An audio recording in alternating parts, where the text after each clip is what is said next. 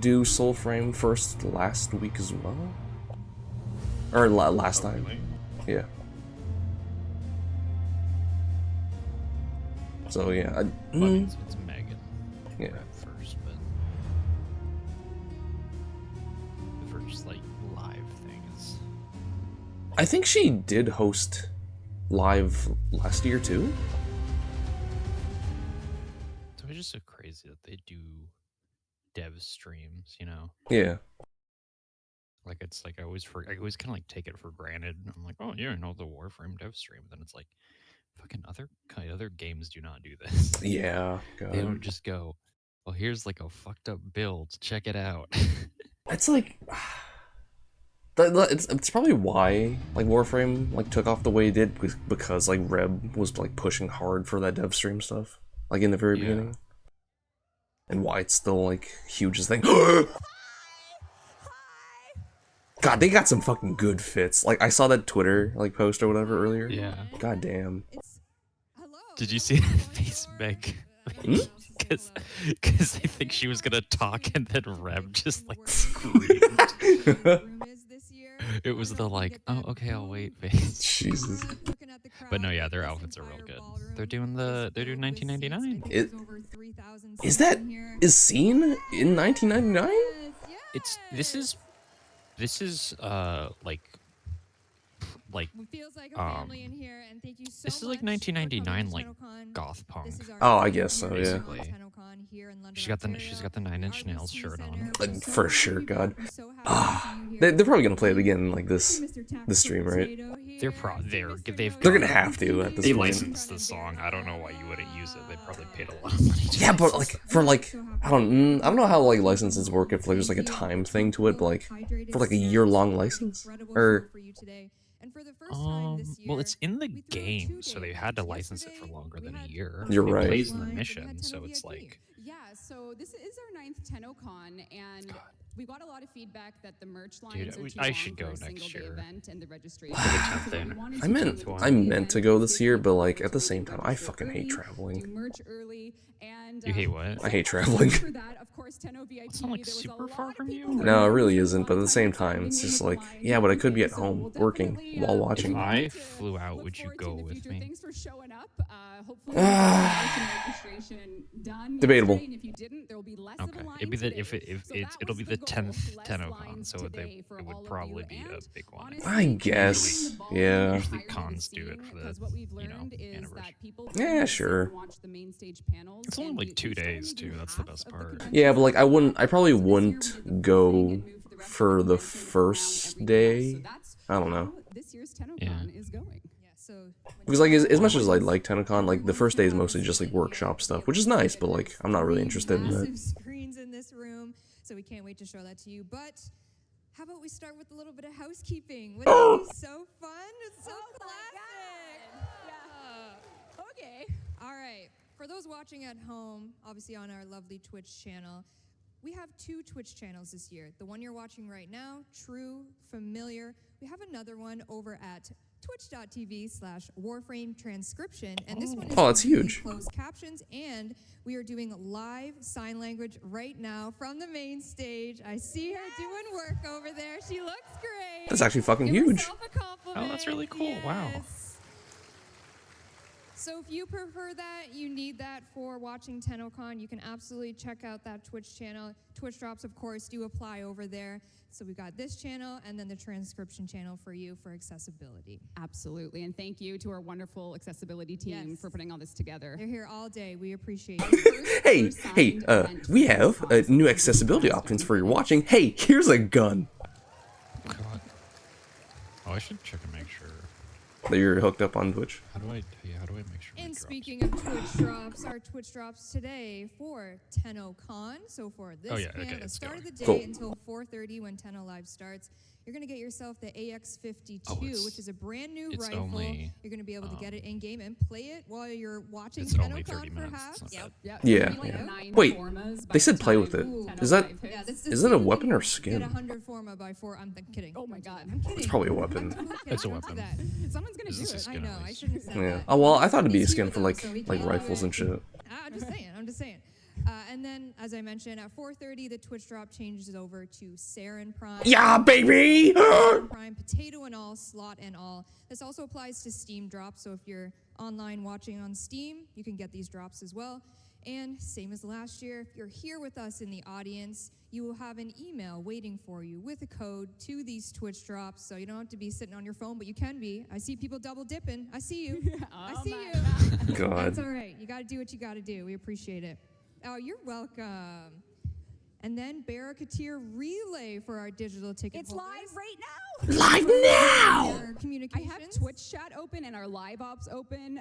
We have, let's see, BarrowCon Their Tenno Relay boots are is crazy. live. Yeah, you See fucking- Jim yeah, they went Johnson, all out with the Barracuda fits. Relay. That wasn't me. Barrow. We can blame Barrow Yep. for that. We'll keep an eye on it, but he is live, and he has everything he has ever sold, and he is ready for you. He's here until my notes say July 27th, so he's here for a long time. So our friends here in the audience, they can't get in Barrow right now unless you have Warframe on your phone, your iOS device. God. Oh, there you go. You can check out Barrow and get everything he has ever sold. You can still get digital packs as well if you want to partake in that and be kitted out like Excalibur here. Yeah, and just to repeat, if our servers are starting to feel the force of Tennocon, Barrow's around for 7 days, so just sit tight. Hell yeah. And he'll God, be they here recently for added a thousands bunch of mods Yeah, I was to playing Barrow. last night and Very it was important having thing about issues. I was like, Tennocon, damn. every Really? single Oh, yeah, year that makes we're sense, able 'cause to everyone's, like, fucking rushing. literally because of all of you here, all of you at home, doing the digital packs is a charity component to Tennocon. And this year, we were able to support 2 organizations. We have Sick Kids Hell and yeah, Able good Gamers. shit. Let's give it a round.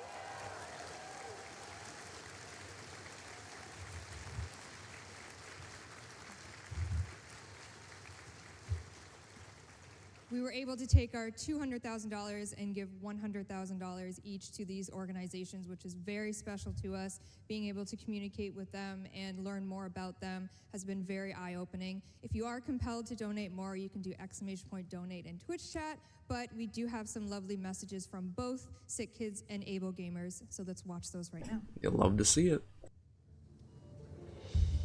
I think I was interned at one, yeah, I was interned at the Sick Kids Hospital once because I had a fucking, like, eye problem. Oops. Oh man. Precision Child Health is not just a shift in care, it's a transformative leap. I just see a hospital and I think about work. Oh. Oh, did you have to go to hospital for work recently? Unique, right down to the molecule. This new approach is having massive impact on patients. Patients like Atlee, Daniel, and Chitra. Thanks to monthly donors like you, we will be able to diagnose faster, predict better, treat smarter, and one day even stop illness before it starts. And with that, we will be able to save even more lives than ever. I was on a group chat yesterday and one of my friends was like, in response to like the big outage yesterday, you know? Mm. My name is Steve Small. One of my friends was like, I am hope the this doesn't Senior affect Director of hospitals, and I was like, Business It absolutely will. God, We're you creating know it. opportunities that enable play in order to combat social isolation, foster inclusive communities, and improve the quality of life for people with disabilities. Now, I'll let you in on a little secret. That's what the lawyers make us say, but what we actually do is we help people with disabilities be able to play the same games that you love with just a little bit of technological help. Thanks to our friends over at Tennocon for inviting us here today to participate in the celebration of games, the environments that we all love and enjoy. But you know what makes those environments amazing? People like you and me getting to connect. Who here hasn't had a moment where you got to hang out with your friends and make a lasting relationship thanks to the video game worlds that we all love? That's what I'm doing right now! Sometimes disabled gamers, they're not able to participate in those worlds without a little bit of technological help. So we bring people into our headquarters. We reach out to them virtually over Zoom calls, and we meet with them to find out what their challenges and their barriers are that are stopping them from being able to play video games. And we give those technologies that allow them to play to them free of charge, thanks to your donations, your dollars literally changing someone's life and enabling them to play the video games that have made such a difference to you. Now they can make a big difference to them too. Thank you so much for inviting us out, Tennocon. We appreciate you. Every single day, Able Gamers is out there trying to make the world a little bit better place, and it's only thanks to your help that we're able to do that. There's a lot of good charities out there asking for your help, so the next time you consider making a donation to a charity, please consider Able Gamers. We need your help. Disabled people need your help. And I hope you have an amazing Tennocon experience.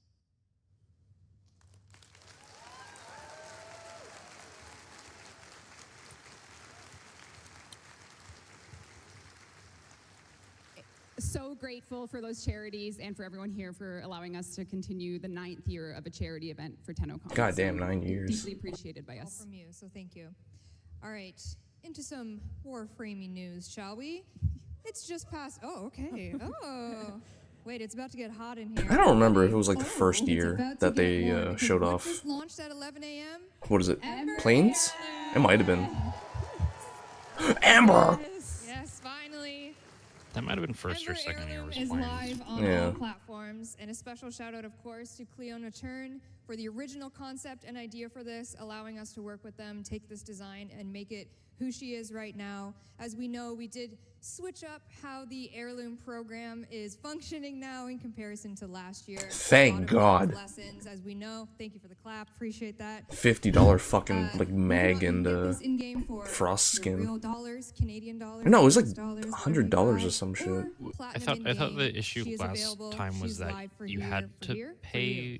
Yeah, or it's gonna be Money what was the only, issue? yeah. So heirloom will be And in now the market it's for plat, platinum too. forever. Yeah, plat or money, so this is that's a way nice. for you to either buy platinum cash, like Megan said, and you can buy the items individually. So, Yeah, baby, thank you that's so the much for two. feedback on last year's heirloom launch, I should say, and we're glad we were able to redesign this program for you. The I'm glad that community. they're Thank you very like much for they're your not like feedback shying on away this. from like And the happy issue that they relaunch. had with it. Yes, Thank thank you. I see a lot of Clem in Twitch chat, so it's Oh. kind of interesting. We put heirloom Ember up on screen and still Clem. Clem, so that shows you the power Is of Clem Clem. hotter than I won't say. I won't What? go there. I won't go there. What the fuck was that sound? Ooh. Yep. And You turned into a little balloon. tidbit.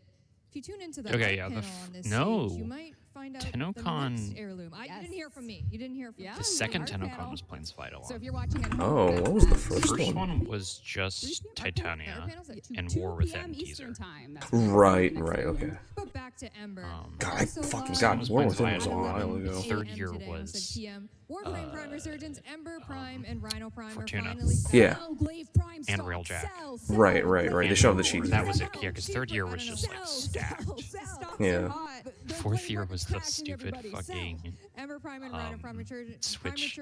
Oh, That wasn't me. Yeah. was the one that was like Steve was just like pulling up with a fucking switch on? Prime Yeah. Yeah. Resurgence is live, so you can get yourself. Ember Wait, no, that was Prime and also then maybe Railjack. Ember Yeah, that was Heirloom. It's up that to year you. was I don't tell you what stacked. to do. Yeah. This is all 2018. for you. Another piece of Warframe news on Monday, maybe when you return. Yeah, home 2019 from this was lovely just event. more Dog Railjack Days will stuff. be Yeah. returning. Oh, for and your Duviri summer Paradox. They showed it off. Yeah, like I guess Yeah, teaser, but the This Monday, original July teaser. 22nd, Dog Days is back. Yeah. We've got Lob Blobs. We've Oh, got yeah. your classic Soaktron. Still no. 2020 was Heart pool of noodles. Deimos. No, it's been hard. I mean, Steve's good at making the engine, but he can't code a pool 2021 noodle. So was- Can't code a pool noodle. It is a skill issue on Steve's part. So Yeah. We'll talk. We'll talk. yeah, we'll figure it out. Amongst a bunch of 2021, new what the hell rewards, did they this show? year for Dog Days, we Oh, it did was work just with more new community works. artists They were just like Relax about make to some really put it fun out, summer basically. songs.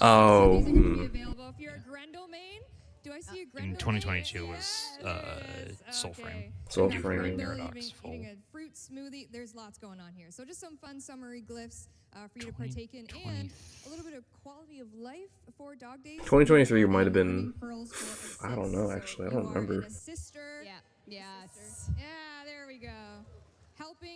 Helping is good. So assists will get you pearls. You can get some new glyphs and a whole bunch of really great stuff with Dog Days.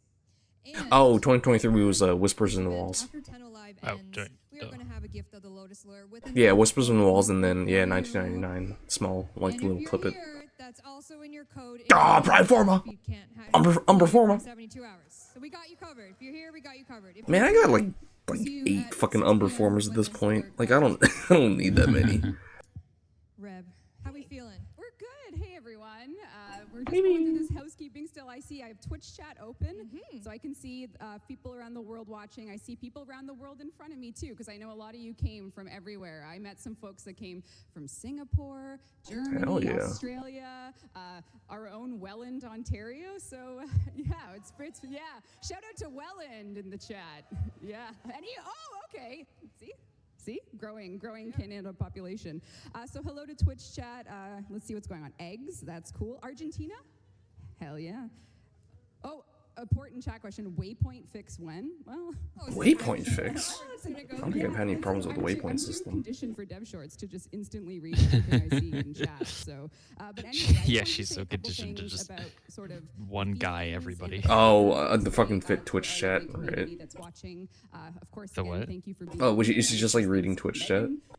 Yeah, she's just, like she said, because of Devstream, she's just conditioned to like read out every question. Yeah. Like really, because you know how she like would do. She just like she would one guy somebody and then like read it out. Timeline how this journey's been, and it's kind of crazy. It's actually only been 11 months since our last Tennocon, so this is like we usually wait a year between them. It's only been 11 months because it was August last year, and in that time, we showed you Whispers in the Walls. We launched Whispers in the Walls. We launched Dante Unbound. We launched Abyss of Daggeth, and we launched Jade Shadows. So we've done a ton in that 11-month period.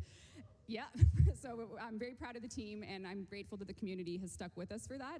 And also just, we get to tell you about everything that's coming next. So today is really all about the world and the places we're going to take Warframe from today on. So they mentioned what is it, 1999 is going to be releasing soon too, which is nice. As a community, I really what if they do that today? I mean, they could do it today, honestly. They could, they really could. Like the Warframe community, nothing in my life will ever feel as rewarding as having people to share our journey with as a development team that's learned with you how to do some favorable things, and then sometimes some, mistakes happen, but we get through it. So today it's all dedicated to the team and the community, and we have a great show lined up for the rest of the day. Hell yeah. I had like random other notes about facts about Warframe, but I feel like I'm just going to get a little too emotional, but what I will say is 9 years ago, we had our first Tennocon in 2016. And we only had the budget for this ballroom, so the room you're in now was the only area we had for that Tennocon. And now I think we're about to have our biggest Tennocon ever, and that doesn't. Yeah, it's like a 2-day event now, so that's crazy. People that are you. So literally, thank you for everything. Thank you for the team for also taking a risk and trying a second game. Making a second game like Soulframe takes a lot of serious commitment to do it all over again, and I want to thank the Warframe team for believing in the new places we're going, and the Soulframe team for starting over and making a sister project so Warframe isn't an oldie child anymore. It feels good. We got a little brother. Soulframe. Oh, there you go.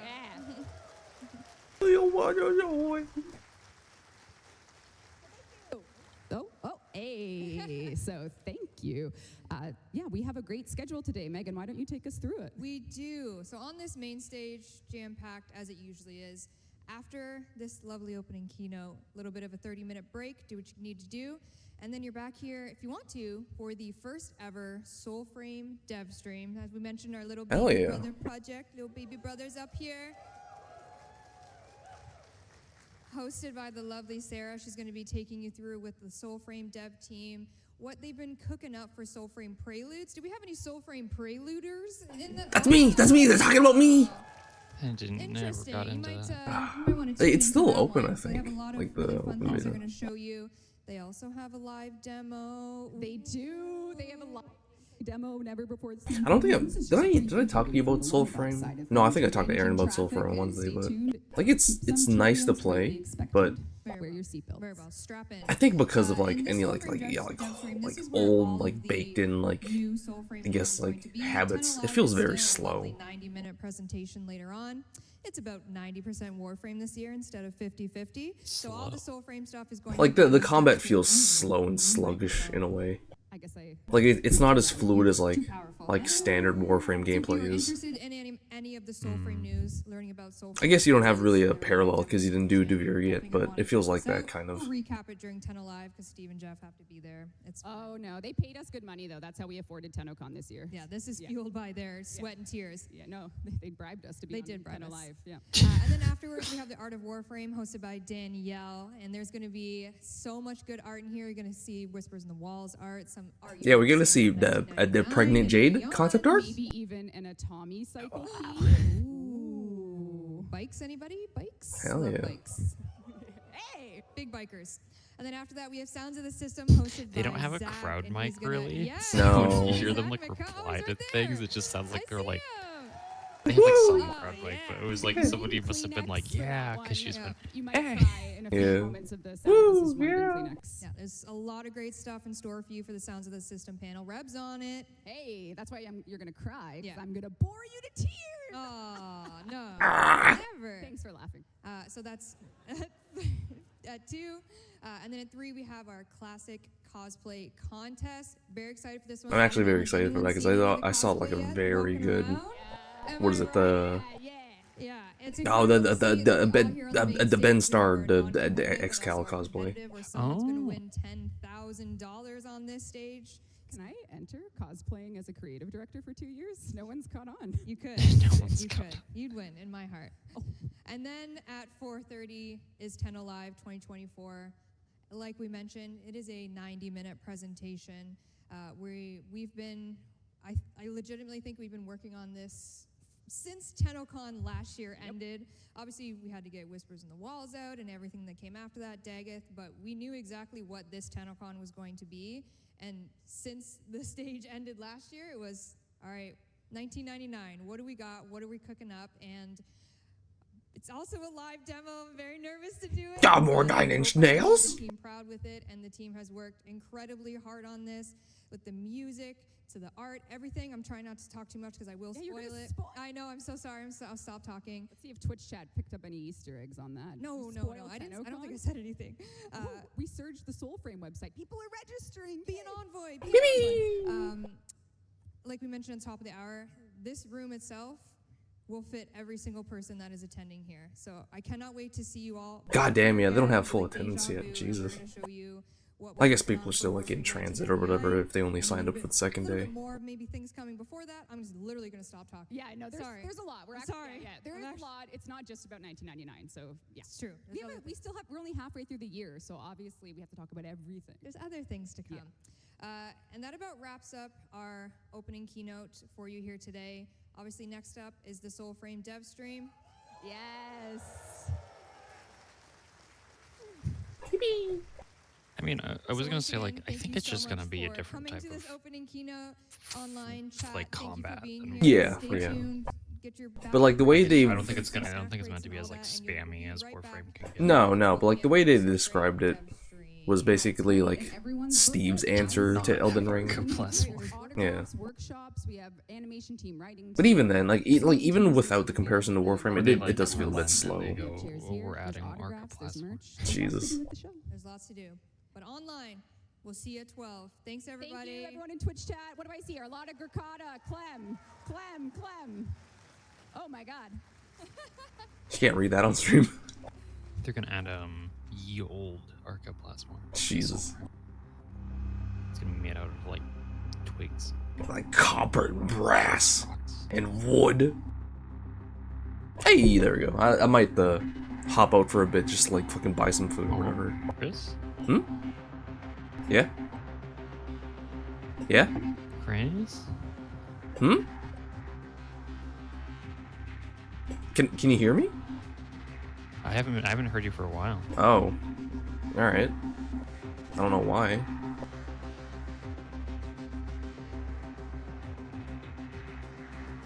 Are you like away from your mic or something? No, I'm right here. Oh. Yeah, I don't know why. 'Cause my fucking the OBS is capturing my mic and it's peaking in red right now, so Weird. that's odd. I was like, damn, hates the joke. What? I didn't even fucking hear you. You didn't hear me? No, I think it's just because I have the audio for Tennocon so high up. Oh. Sup, Tenno? I was just saying for Soulframe, it feels like they're just gonna do like a different style of combat. Yeah, and I think I did reply to that, like somewhat. And it's just like, even without the comparison to Warframe, it does feel like pretty slow. And did you hear my bit about Archiplasma or no? Yeah, and then it's made of wood and copper and brass. And... Okay, so you just didn't reply then. No, I did reply. It just didn't fucking capture it. I don't know why. Oh, okay. I was like fucking screaming too. Oh yeah, I didn't hear shit. Jesus, man. Fuck OBS. Goddamn. No, it's not OBS, and maybe it's Discord then. Maybe. So you didn't hear me for some stuff. I don't know. Yeah. Actually, wait. Do you want to rejoin the Discord call? Because I realized it's on my server. I don't know. Like it's on a California one. Yeah, sure. Yeah. Let's see.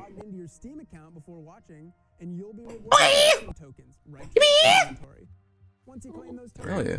Maybe that'll be better. Who knows? Yeah. Oh, did you catch the bit where I said I was gonna hop out for like a quick bit to buy food or whatever?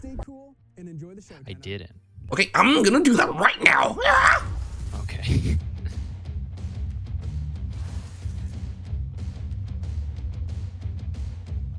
Okay, BRB.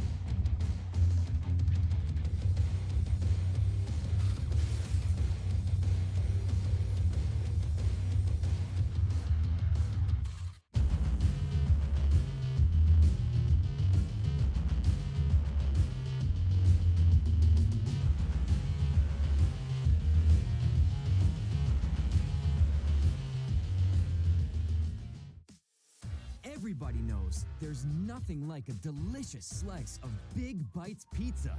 And it's perfect just before online hits the stage. My favorite bite? Pepperoni with extra cheese, of course. What's yours? Let's connect over a slice of Big Bites pizza.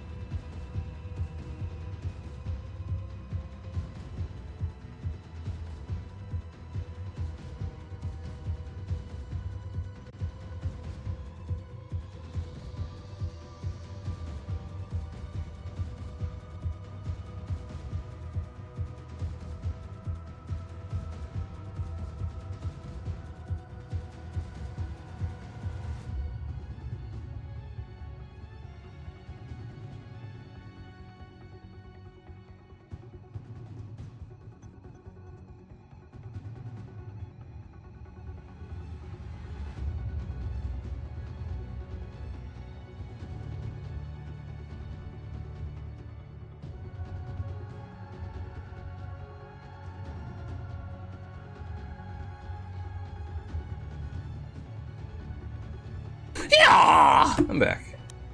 Got some food. Got some drink. Dominic's internet seems to be funky, so they'll probably be back later. Oh, God. Hell of a time to be awake at.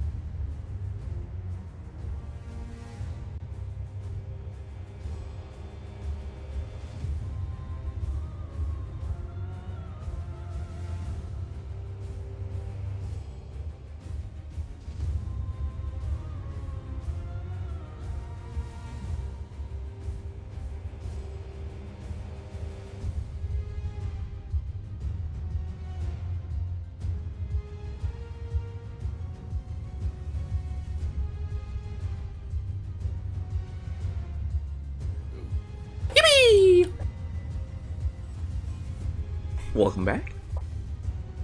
Yeah, sorry, I've been like testing out a new internet setup, so I'm still working. Oh, right, because you just moved into the new place, right? Yeah, so I was doing a power line adapter, but that was only giving me like really not high speeds. It was Oh. fine, but now I moved to a mesh network. Yeah. So I'm seeing how that holds. I'm having like some hiccups, so I'm like still working on it, but Do you think much that's faster. do you think that's why the audio was cutting out earlier because your internet? Yeah, maybe. I don't know. I'm not sure. And also my computer did something weird, so it might just be my computer. 'Cause, Oh. my What mouse happened? started like moving in slow motion, and I was like, Oh, ugh. yeah, it was weird. Did you have like a controller attached or whatever? No. It's quite odd. But hey, I got food. I probably should have got more, but I don't want to risk it. What'd you get? So I got two sausage egg McMuffins. Basically just like 2 breakfast combos. Oh, you went to McDonald's? Yeah, because there's one like 3 houses away from me. Yeah, I also went. I ate it before I hopped on that, but I got a McGriddle. Oh hell yeah! What the fuck is McGriddle again? It's a bacon, Oh. egg, and cheese, but like the patties are like little pancakes. Yeah, right. It's kind of fucked up. Yeah, I kind of like the egg though. No, the egg's good. Hell yeah. But yeah, what is it? If I really wanted to be hungry, or if I really wanted to like get full on these, I'll probably get like 4. But yeah, that's a bit too much money to be spending on breakfast. Yeah. And we got fries too, because they didn't have hash browns. So Did you have hash browns? no, it's too late in the day now. They don't make them now. Oh, right. You're ahead in time. Yeah, I it's was like looking at the 11:40. clock, and I was like, Ooh, it's real early to be out of hash browns, huh? yeah, I was like, someone went in and was like 500 hash browns. Jesus. Yeah, the fucking Star Trek clip. Yeah, 500 cigarettes. And you see, like, there's also, like, another one, like, just, like, floating around. There's, like, they lied, it's not 500, there's, like, 400 something. They did the math, yeah. God. It was only, I think it was only like 260 or something. Like It was like something weird, like 365. But hey, I got breakfast. Yeah. What do you usually drink for, like, mornings? Coffee. Mm. Speaking of that, I actually used the bathroom. That's Oh. because I drank too much coffee. I'll be Yeah, right go ahead. back. God.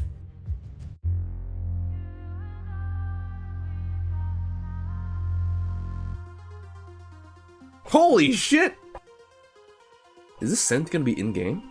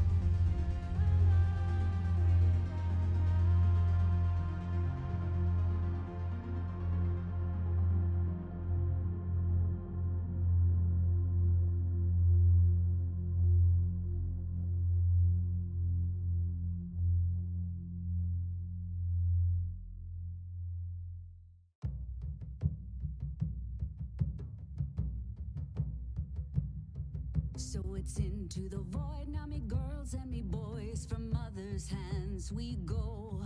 We'll be sailing to the sun till the voyage is done. Then we'll be sleeping in the cold below.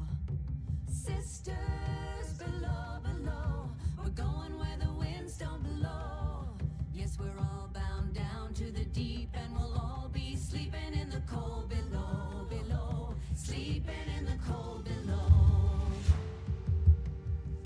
Our sailing ships for the hard and the quick, we roll our load and go. There's a living to be made, or there's hell to pay when you're sleeping in the cold below. Sisters below, below, we're going where the winds don't blow. Yes, we're all bound down to the deep, and we'll all be sleeping in the cold below, below, sleeping in the cold below.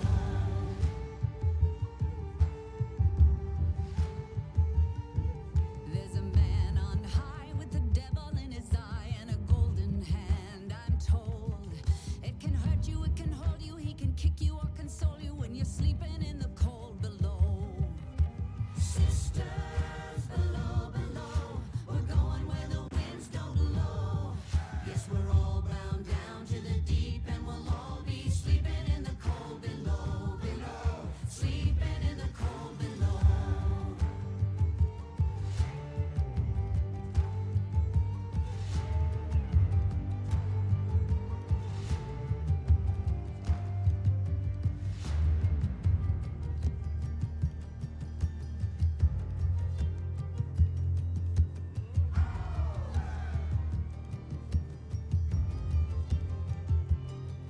Oh, sisters, you so wise and true, when it's my time to go, won't you lay me down under granum crowns, and I'll be sleeping in the cold below, below, sleeping in the cold below. Sisters below, below, we're going where the winds don't blow. Yes, we're all bound down to the deep, and we'll all be sleeping in the cold. Sisters below, below, we're going where the winds don't blow. Yes, we're all bound down to the deep, and we'll all be sleeping in the cold below, below, sleeping in the cold below, below, sleeping in the cold below.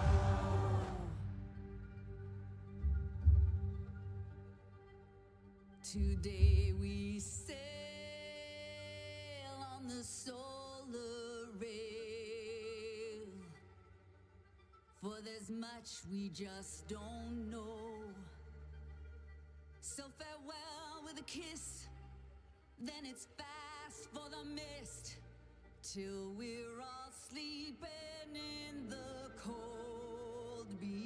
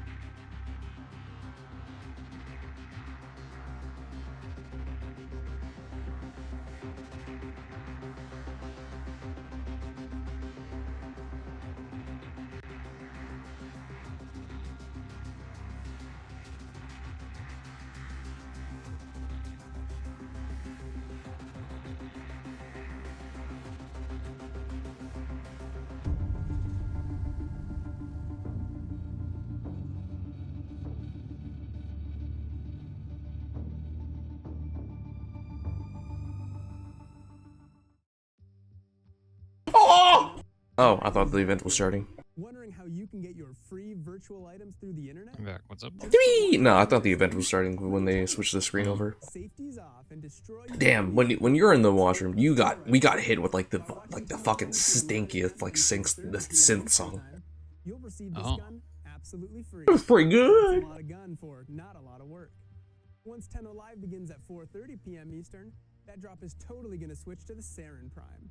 Watch for 30 What was I minutes gonna and say? you'll receive Was this I have Prime a Warframe for free. bathroom in my Spread room those now. spores I think you and mentioned those that. damage numbers go Yeah. up over Yeah. But it's also 19.99. dangerous because when I do Never gotten a Twitch blow drop it up. before? Yeah, I did notice you had like mic off for a second. Linking your account is Yeah. wicked. Well, no, not even that. It's just we're just like, damn, it's like right there, and I gotta like freeze it. Oh, true. Is there? You don't just like leave the the fucking HVAC on in that room, right? Little fan, yeah, but it's only like a little like. I guess, yeah. We can close the door. Then it, like ferments.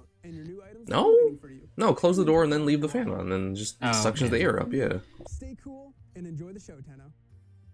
Yeah, I'm so fucking tired from last night because I was like, yeah, against my better judgment. Yeah, I'd spent like most of yesterday just like watching Teeny play Nikkei again after like the first stream they did. Running through the summer of it. Oh yeah. Summer, that's good. So, what was I gonna say was, yeah, I drank too much last night. I was definitely like I'm not like ultra hungover, but I definitely have like a little like, my body's like, you fool. What happened? Well, it's more like I just didn't drink enough water. Like right. I had a margarita, and then I just don't think I drank enough like water afterwards. Yeah. My God. favorite bite? Pepperoni with extra cheese, of course. What happened? What's yours? Let's connect over a slice of Big What was Bites I gonna pizza. say was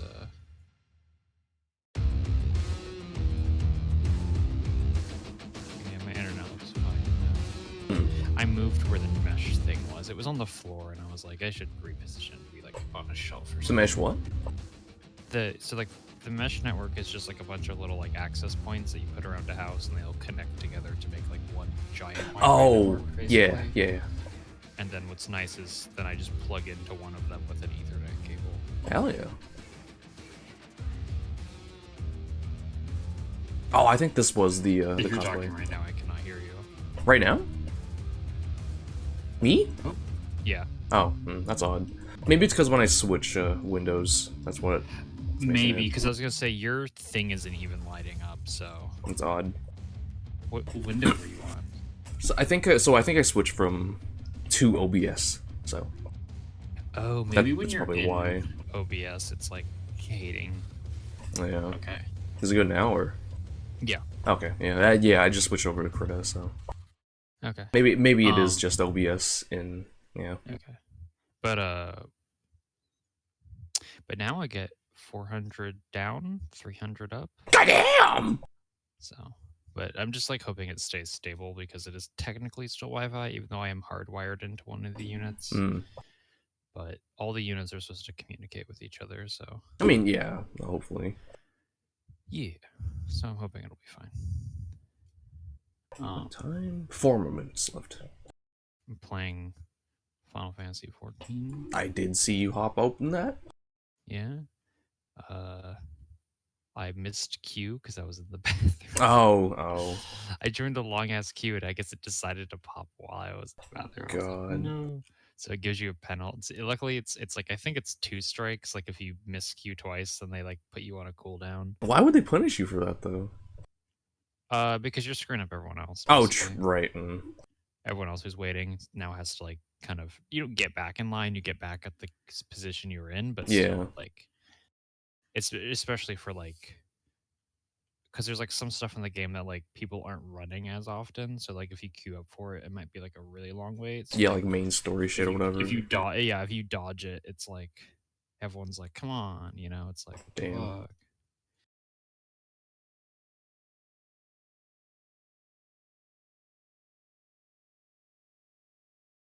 Two more minutes left. Got that little like subway segment, or like the thing that they have in the video right now feed.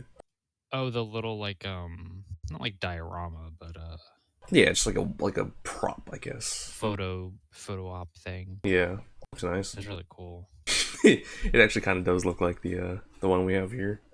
I guess they probably based it off of that, like just like they probably based it off of your guys' subways, yeah. Yeah.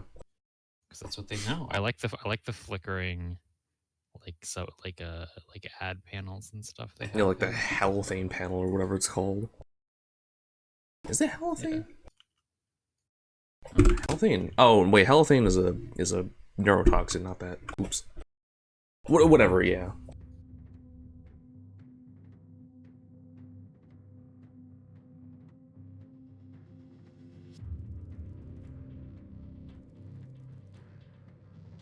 Oh my god. Oh my god. Hmm? Doing this Final Fantasy trial, Yeah.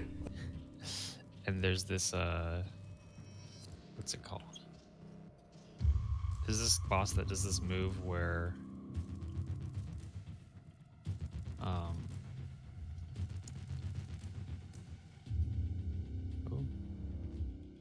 You can't attack him from the sides. You can only, or you can't attack him from the front and back. You can only attack him from the sides. Yeah.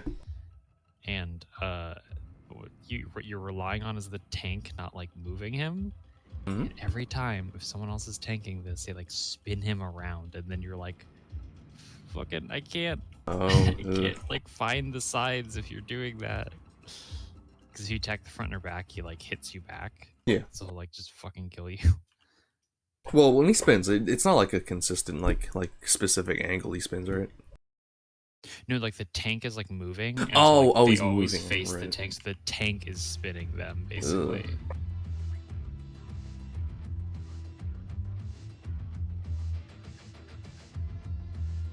Yeah, I've been slowly inundated into doing like raid mechanics because I kind of have to do that for like Nikkei co-op stuff. Really? Yeah, there's actually like raid mechanics because they have like larger like co-op bosses you can do together for fights and stuff. Hmm? So it's like, like shoot circle, don't shoot the gray circle, do the specific movement, and all that shit. It's like all about the pop circle before the fucking wipe gets us. We're live? You're live! Does this work? Hello. Hi, Steve. Thank you for coming. There he Thank you is. for coming. Rue, are we good on Twitch? Can Okay. we see your little Doyen thing already? Oh yeah, that's Oh yeah, where's our little Got intro like a vid? cool little hut That's with like a us. pink cape thing. all right. Okay, well, welcome to Tennocon. Oh wait, A bit quick on the draw.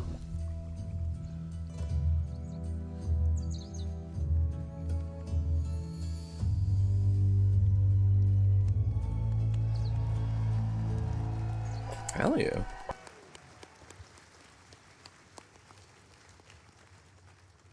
yay!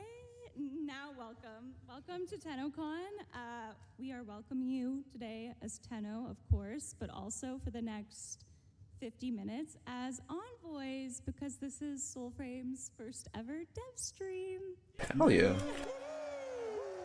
I thought they did do a couple of dev streams in the past, but just solo They focus did on it. like I think they did like little mini ones, kind of. Oh, kind of like piggybacking off of Warframe, but not like Yeah. themselves. Okay. But first, as you may see, I brought quite a crew up here. I think this was the max amount they would let me have, but we thought for the first one, let's make it a party. Hell yeah. So if you can just go around and say who you are and what you George do. Spanos. Hi, I'm George. I'm the audio director. Thank you. Thank you. A lot of fans. I appreciate it. Thank you. Just yours. Yeah. Hi, I'm Scott, and I the lead designer on Soulframe. There he is. There he is, the guy who wouldn't let go of Universal Pickup. Hi, I'm Penny, and I am a kill him. designer on Soulframe. Hell yeah. And I'm Sarah, community manager. I may be losing my voice, but nothing was going to stop me from being here.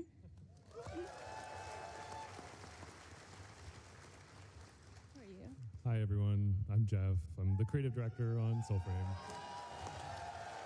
Damn, he's been going gray since the last time I saw him. Stressed my out? name is Too much Rosa, frame? and Yeah. I'm art director of Soulframe. I do like the art direction in Soulframe a lot. It's very alien, even though it is like a fantasy setting. Thank you for being Well, it's like classically DE, but also like being different than Warframe, obviously. Yeah, What yeah. are we going to talk about, Sarah? Yeah, so we have a lot to share today. We have some concept art pieces that the lovely Rosa has brought for us to look at. We're going to seek to answer some of our most asked questions, share some development updates, And maybe we're gonna have some sneak peeks of what's to come. Hell yeah. Actually, not maybe, we are. Maybe? No, we are. Gameplay demo in just a little bit. Joe doesn't have a microphone, but that is Yeah. Joe. Give it up to I wonder if they can show any more. Is she pregnant?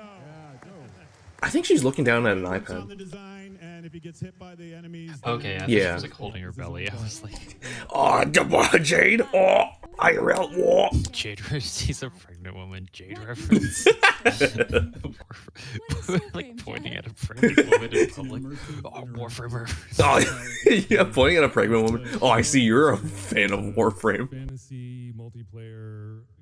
Bullet jumps at me and kills me. Jesus. But I think you guys are familiar enough with us. To, Yeah, points at pregnant woman. Oh, I love contraction mini games as well. Fuck. Game it was. Did you do the mini game yet? Popping his head into my office. Hey, what name did you choose? And I know when he gets up out of his seat that it's something a bit bigger. You know, usually if he slacks me something. Fuck, that's a cool poster. I can't. And he just randomly Did pops you, his head and said, you've seen like the little free art that they give you for.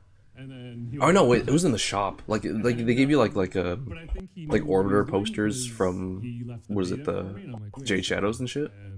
Fuck, they look Yeah, they good. give you those for like and just to give you every now and then for quests. That's good. They look good. Yeah. You know, we started talking about it and said, okay, if we're gonna do this, how can we do it in a way that we love it just as much as Warframe? So we started talking about themes that we want to embrace. You guys were a big part of those themes that we discussed. You know, if we're going to make a game like this that involves a community, we really want it to be impactful to the progression of the game.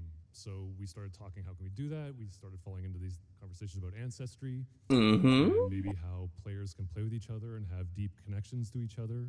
Can we put family trees in the game and maybe... I am interested in what they're gonna do for the co-op or like the multiplayer aspect of it. Their gameplay, and you know, okay, if this is a Because it is very silly thinking of like having like a fucking like 100 people just like on the same map, just like jumping around swinging swords like dumbasses.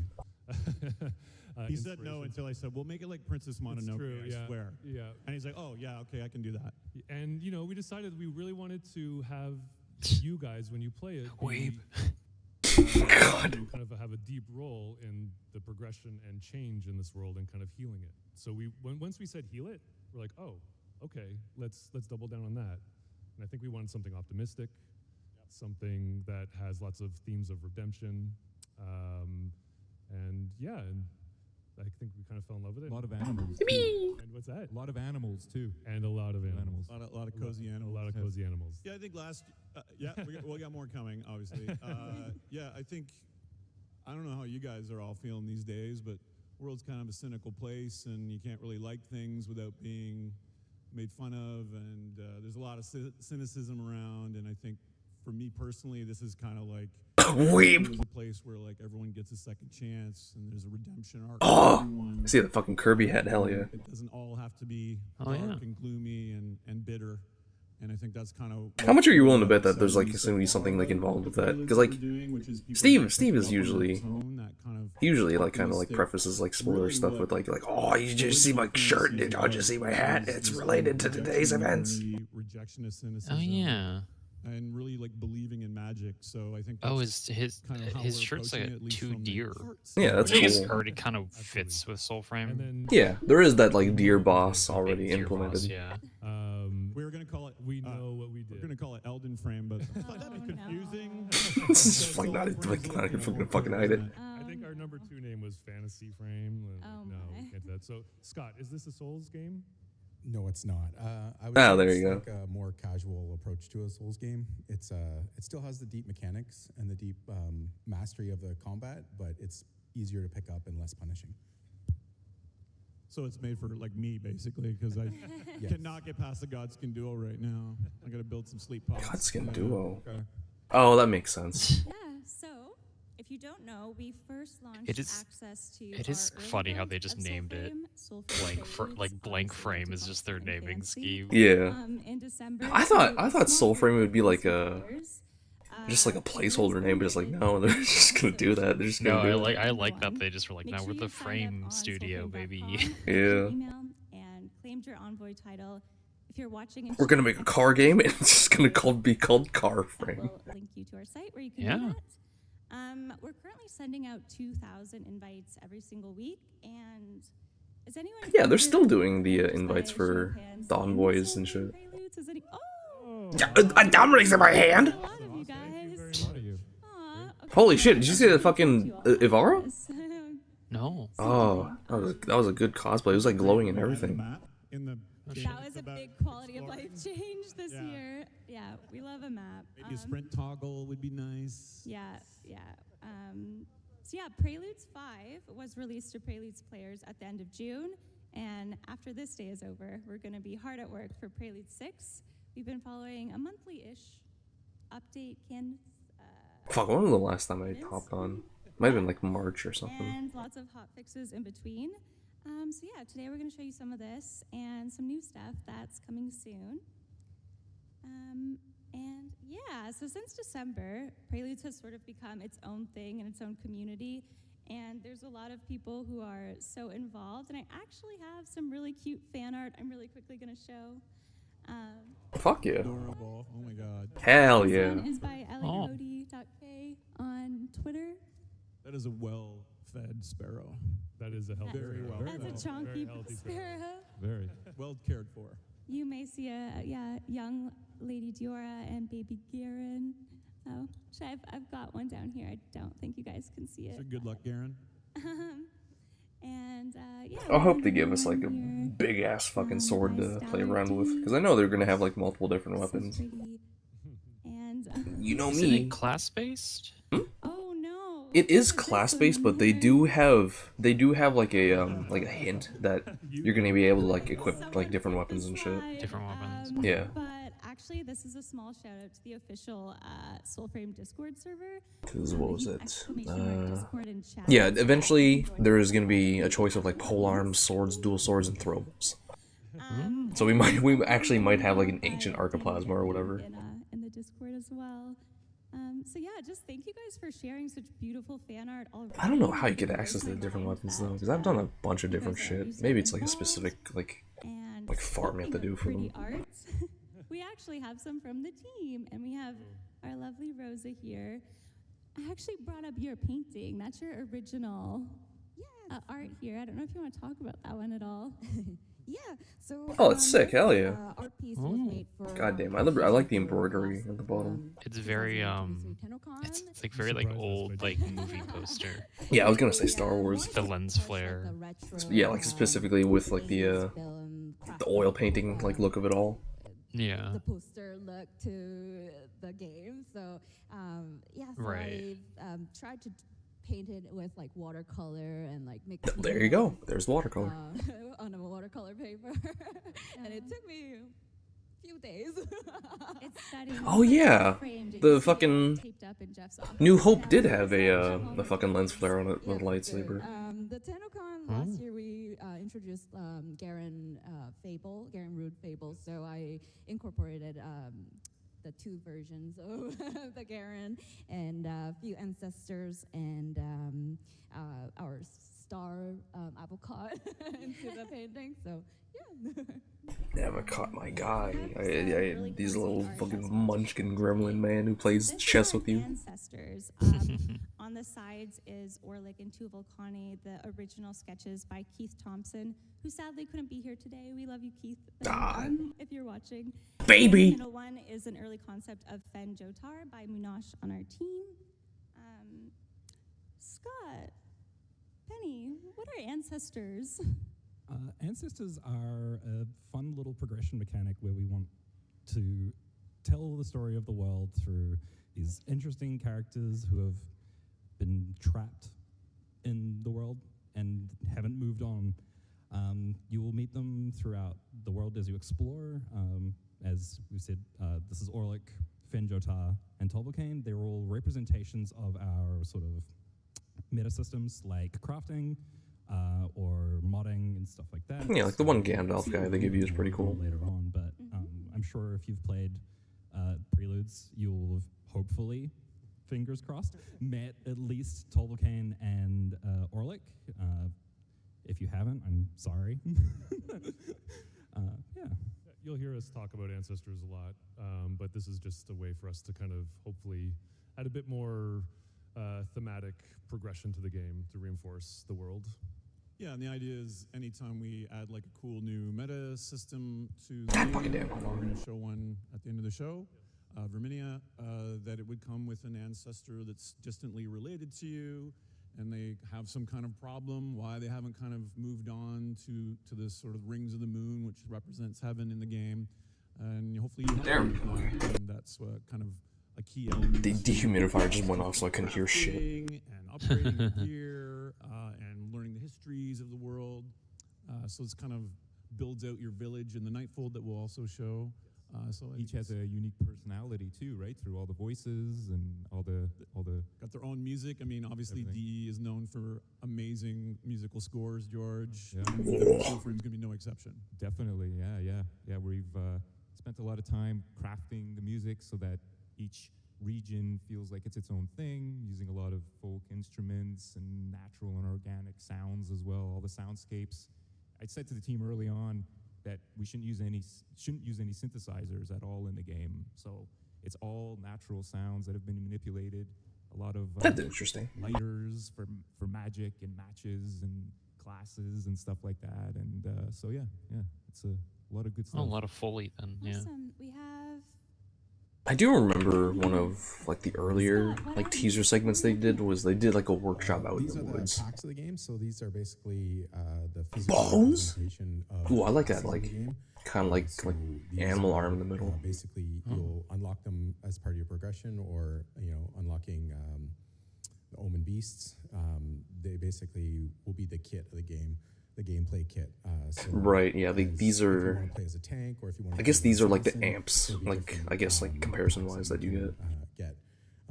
Kind of one of the cool things we're doing with this system is the packs come with an idol, and the idol is basically, if you've played the game, it's the ultimate of the pack. But I would say this isn't the amp. This is your. This is it's like your basic like kit or whatever. But the way they said it was like you get it from like quest completion, like when you meet like an animal or whatever. This was funny because obviously Jeff did the original. I'm not sure if anyone played Dark Sector, which was another game that we worked on. Yeah, okay, thank you. There's dozens of us.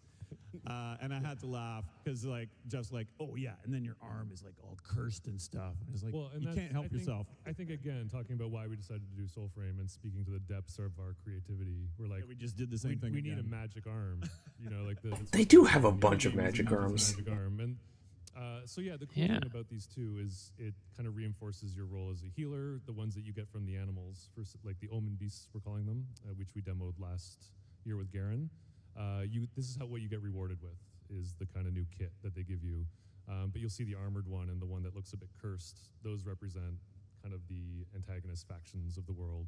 So yeah, that was one of the questions we got last year. Was like, is there?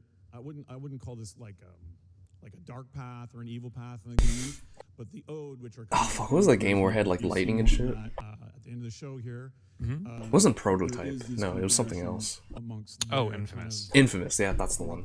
Polluted technology. Yeah, where's the path where I can play as a sicko? In Soulframe, you can. So there's some really great choices there. Yeah, and we're hoping to make those choices a bit meaningful on the player. Yeah, this is like a really expressive system as well. Like I was gonna say, like, a little bit haven't they released one like a while ago? And it's like, oh, it's the fucking like the PlayStation one. Hopefully let or was it like the role that they really want to play, but still PS4, right? Okay. Yeah, Infinite. Sorry, speak up a little bit. No, I was just like wondering, like, didn't they release one like a while back? And it's like, oh, Infamous Second Son. Oh, that was 10 years ago. Ooh. Yeah, that was a while. God damn. To try something new. Yeah, Rosa, this is a early piece by you, which may not be entirely new to the audience, but it's my favorite piece you've ever done. And I think it represents our theme so well. Can you tell us what this is of? Yeah, so this is also one of my favorite art that I've been working on. And it's huge. Yeah, it's when we first worked on this, we wanted to establish like the first impression of the game when you log in and have like capture the influences and the theme that we. Oh. Oh no. Oh. Oh wow. Ooh.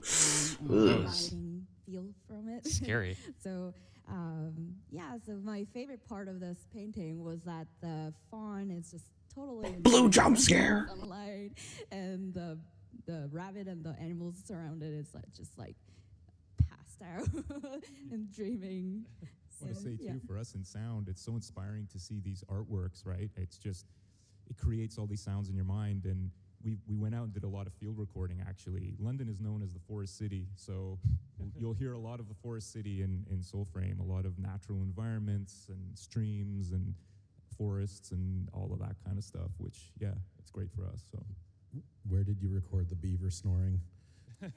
that's a trade secret. You don't have a captive beaver in your house. That's God. very illegal, No, George. not at all. Not at all. That would be illegal, yeah. No. Yeah, Well cared for. this scene was important because it's the first thing you see when you log into the game, and this is kind of what we wanted the kind of impression to be. Yep. And the number of animals around you is based on your consecutive logins, which is kind of weird and cool.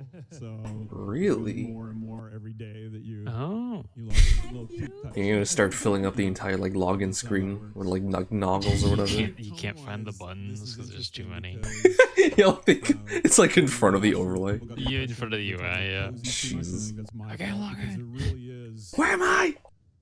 I think what it needs is these cozy elements balanced with the suspense and the danger.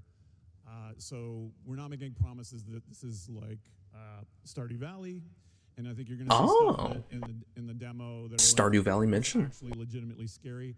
But then there's moments of levity, and there's moments of softness and peace and connection. So it isn't just one note. It's going to be kind of this ebb and flow. So I wanted to warn you that there's kind of a bit of scary stuff in the demo. Huge. I love that. We found some early concepts of the dendrit farmers and the architecture here. Oh wow, yeah. I'm on the Reddit right now, and they added a bunch of shit since I've played. Fucking armor sets and everything. A bunch of what? They added a bunch of shit since I've played. Oh. So yeah, just like armor sets and all that, a lot of different weapons. God damn. Enemies too. And the mood and atmosphere to the painting. And yeah, so this is a dendrit concept of dendrit village or the architecture of a dendrit village or a hamlet that we are planning. And dendrits are a little poor, a little bit poor. So we wanted to make the materials that can be easily found for them in the woods or in the farmlands. Oh, I get to do base building? And the genre was such a big pivot for us. The stuff like this was really helpful for the world building teams to kind of understand the setting and the kind of time range we wanted to go for the world. Yeah, and I always try to add like a little flowers growing on the moss and grass because it kind of shows that the flowers can bloom in like a harsh environment, and you know the nature can be very strong. So. We have one of the dendrit forest as well. I feel like I'm in the game with this one. Yeah, also really pretty. So this is also a concept art done by Munaj, and this is a concept of a path to the dendrit fort, and you can see the friendly sign that will direct you to the shrine or to the dendrit fort. And testing all Steve's cool lighting. And the cool lighting, yeah. It's not just mine. I'll take credit for it though. And there's also, of course, another part of our world, the Undercity, which you guys saw a lot of last year. And this is an early concept art of that one. Yeah, maybe Scott, like, can you kind of talk about what we do? No way! Yeah, with the structure and what this is an example. Hold up. Yeah, so the Undercity and No, I just saw something on kind of our on Twitter that's very funny. This is where we can randomize the environment and really leverage. Okay, Gutex shit himself in an elevator. So this is missions will be down here, exploration. You know what? We were just talking about because he was on like stage for one of his pools, and when he lost, so people Yeah. were like, "Oh God, you had to see him." And you know how I went to Evo last year? Yeah. My friend, I forgot that like my friends were like in pools with him last year, and one of my friends, she was saying like he looked like sickly. Like he No, looked yeah. like- my friend was saying like it looked like he just like donated blood or something. Like he just was like he looks not well. And Yeah. I'm like that dude's probably like he's taking all those Joe Rogan like he's whatever ointments. pilled or whatever. Yeah, he's you know how those guys are. They always Yeah, like that, yeah. like basically snake oil, right? Very cult mentality. Probably destroying his insides. God damn. Yeah, like I see like a comparison like picture of like what he looked like before and after. He looks like he's on crack. Yeah, he looks horrible. He looks fucking awful. Well, it not like the hair loss and thing. That's like pretty normal, but like the bags under his fucking eyes. No, yeah, he looks like sickly. Yeah. He's ugh. I'm safe now, and you exit into. I guess it's fucking anti-vaxxing. That's where you get. That's what happens. Yeah, because like And I didn't know that was in either. So it was like 1 a.m. and I was. the hair thing is whatever, but it's it's like he Yes. So the exits he looks are like Just like his overall complexion. You will end up in a randomized location in the overworld, which is really. Yeah, he shit himself at Evo in an elevator. Let's fucking go. When I play it, it's like, oh, always a new, corner to turn around, and you're like, oh, geez, I haven't seen that before. It's pretty cool, actually. Even working on it all day, you get lost in that world, right? Which is awesome. It is a very big world. We are trying to go outside of our comfort zone, obviously, and challenge ourselves by building new, kind of on top of some of the systems we thought were really good for long-term play, like in Warframe, those procedural dungeons. I think like one of the larger complaints I have about DE as a whole is that I guess both open worlds that they have like in Warframe and in Soulframe, they feel very empty, like in a way that like evokes a bit of Fallout 3 or just like Fallout in general. Open world's hard. Yeah. I get why they want to do it, but it's also like I don't know. It's a very like big endeavor. It's a hard endeavor to like make feel full and like, but also not like crowded, if that makes sense. Yeah. Because that was my issue with PSO2 New Genesis, which was the Phantasy Star Line 2 like open world update. Yeah. Oh. It was like the overhaul / like. Uh-oh. Oh, there you go. That's probably gonna happen every so often. Yeah, but overloading the Torch servers. But is it was like it would feel really empty, and then you get to a hub town, and it was so crammed with NPCs with like exclamation points above their heads and all that, and you just were like, Yeah. It's like, yeah. Maybe it's a bias for me, like playing Elden Ring, but I think they do it well. But then again, they give you a mount in that game, so it doesn't feel as like empty. So yeah, I think the thing is I unfortunately really do like Genshin's open world. Yeah. But Genshin has fast travel, so it's also like right, there is that. It's not that bad to like get around, because that's the other thing is people will have open worlds and then like getting across it will just be like a fucking slog. Yeah. Yeah. That's probably why they added a fast travel to the fucking open worlds in Warframe. Yeah. Because even with Arcwing, it's like fucking slow as shit. But I unfortunately do think the way, not unfortunately, but it's like for Genshin being Genshin, they really did a good job with the open, because there's a lot of they make it feel really nice. Of there's kind of clusters of enemies and like other NPCs and stuff. Yeah. In good places, and then there's a lot of secrets. They got really good about like actually making you like explore and shit. Yeah, look around, because they started doing a lot of like subterranean stuff. Like, oh, if you find this cave, you can go in here, and then there's a whole area down here, and blah blah blah. I mean, it makes sense because like both Genshin and Elden Ring, that's like the game. It's not like a little like side segment like Warframe is. Like it's the like main aspect of the game. Yeah, that's the other thing, is they're tacking on open worlds. It's not the main game. Yeah.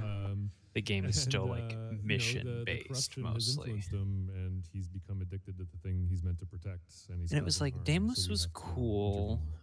Fortuna was cool. I didn't Plains of Eidolon. I was always kind of like, it's a big dirt field. I don't know, man. It was their Like, first one, so I can't it was really their fault first them one. for It just that.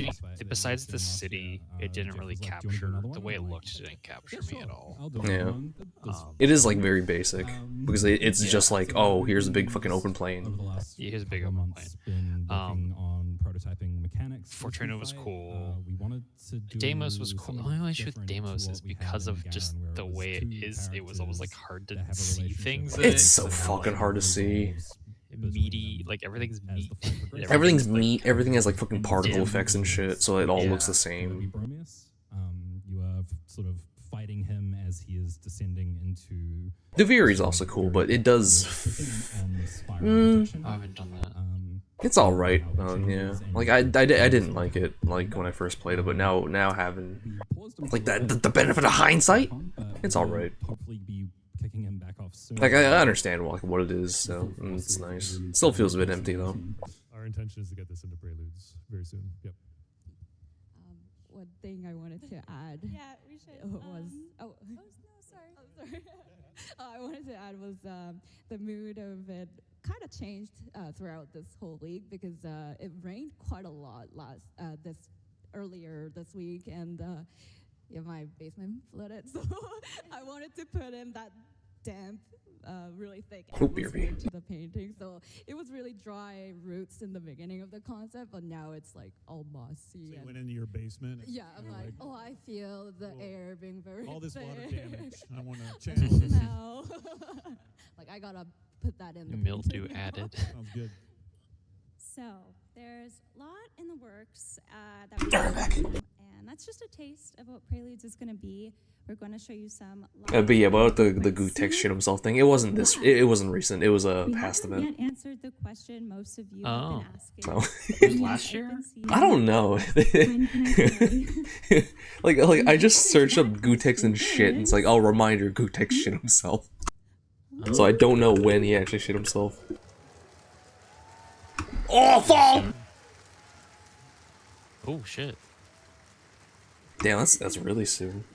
So yes, we are gradually opening up this Soulframe Preludes build of our game to the public. That's huge. That is our hope and dream. And what does this mean? So anyone, hopefully, by fall 2024, who wants to play Soulframe Preludes and get in, instead of waiting for an invite every single week, we are going to have it open to everyone. And at this point, we'll be leaving our earliest testing phase, I would say.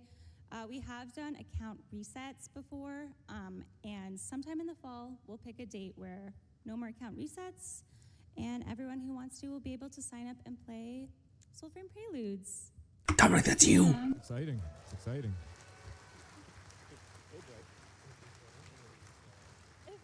But if you want to reserve your in-game name, your envoy title, you should do it today. We're still sending out invites. Because we're still sending out invites, and of course, that is a way to reserve. So, And that'll be ramping up, right? We'll be, as we get closer to we'll the be ramping that open, up we'll be as well. letting the people that have signed up early and in early. first. Yay! Okay, so we're about we're about to play our live gameplay demo. But before we begin, one more time, show of hands. Who is in Preludes in the live audience? That's me. Okay, can you? Yeah, you see the VAR on there? What? Yeah, because we're inviting everyone here in person. We just wanted to thank you for coming out. Oh. God damn, that's a packed theater. Jesus. That's why I'm like, I kind of want to go because it doesn't look like depressing. Because that was like kind of my worry with Tennocon is like, would it be a little sad? Hmm. It's like, no, we got a good amount of people. And you are gonna get an email with more details. Maybe it's because I actually have interest in Warframe, but like every other like large event I've ever seen, like oh BlizzCon, man, it kind of like it kind of feels sad to be there. Tennocon 10. Yeah, it's tough with like hyper focused events like this. Like they can either be a great time or they can be like depressing. Yeah. Last night when I was mingling. I mean, BlizzCon like isn't happening. Did you know that? No, really? I didn't know that. Did not happening this year. Oh, wait, for the first time or? Pardon me? Well, I think they missed 2020, right? Because that was like COVID era, right? And I think 2021. Really? If you are on console, obviously that's in our plans, and we are looking forward to that. And we have been talking to partners on that side. But this fall is going to be PC. Just to warn Oh you. wow, they did it. Yep. BlizzCon only Soulframe happened Preludes, in. and I think it's just been really cool and exciting and unique to build this game alongside you guys. So if you want to play Soulframe Preludes, you all can soon.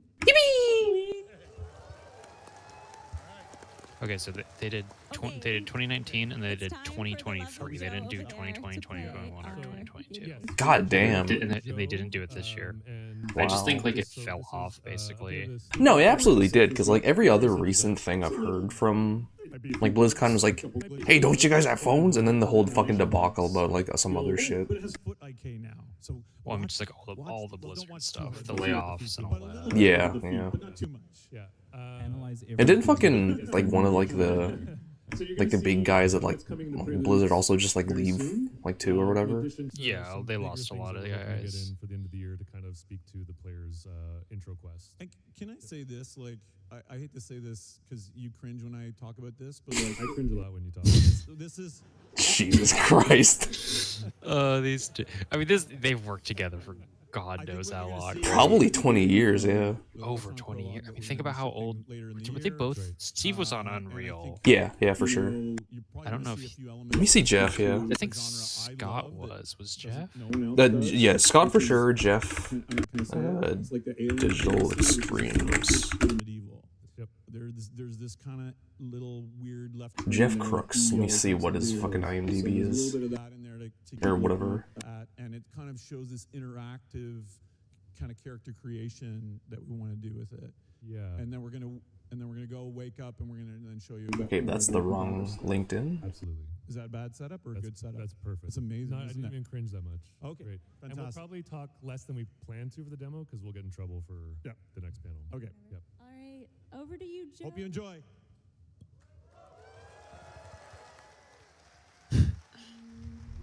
Since 2013, it says. So. Okay. So at least like. Actually, wait. He dates back even further than that. Oh yeah, he's Unreal Tournament like 2003 or 2003. Oh God, yeah. So, Yeah. Okay, yeah. God damn. Over 20 years, yeah. Jesus Christ. Yeah, he's got a fucking. Yeah, he's got like He's got a picture at like Moby Games as like oh here's the person that they worked at. He looks like he's fucking like straight out of an indie band. Probably straight out of college, maybe. Yeah, like look at that. Oh, that's hilarious. He had hair.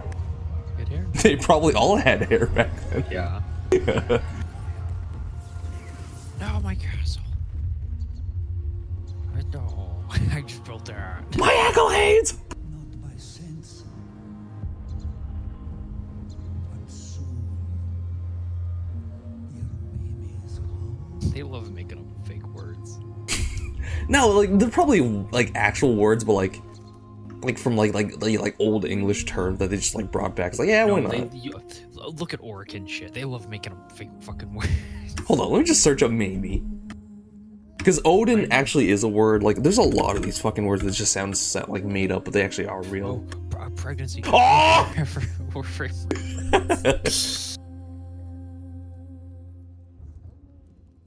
They're like, we had the tech left over from Jay. Yo, hold up. Breastfeeding on stream for the first time? Let's go? Jesus, that's loud. Wait, you can... You choose No way! You choose their skin No tone. fucking way! Let's go! There's something funny about skin tone, like, flower. Yeah.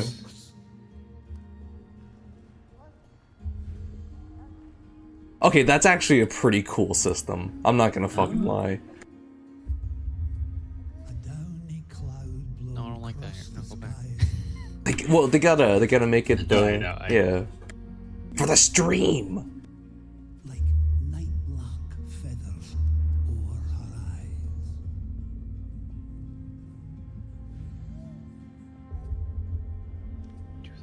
Do the when they give you the blue eye stare. Yeah, white woman jump scare. No, she's not white. No. She was. Wow, but there's like that fucking like what is it, like famous TikTok of just like the black guy just like in the forest like staring at you. Yeah.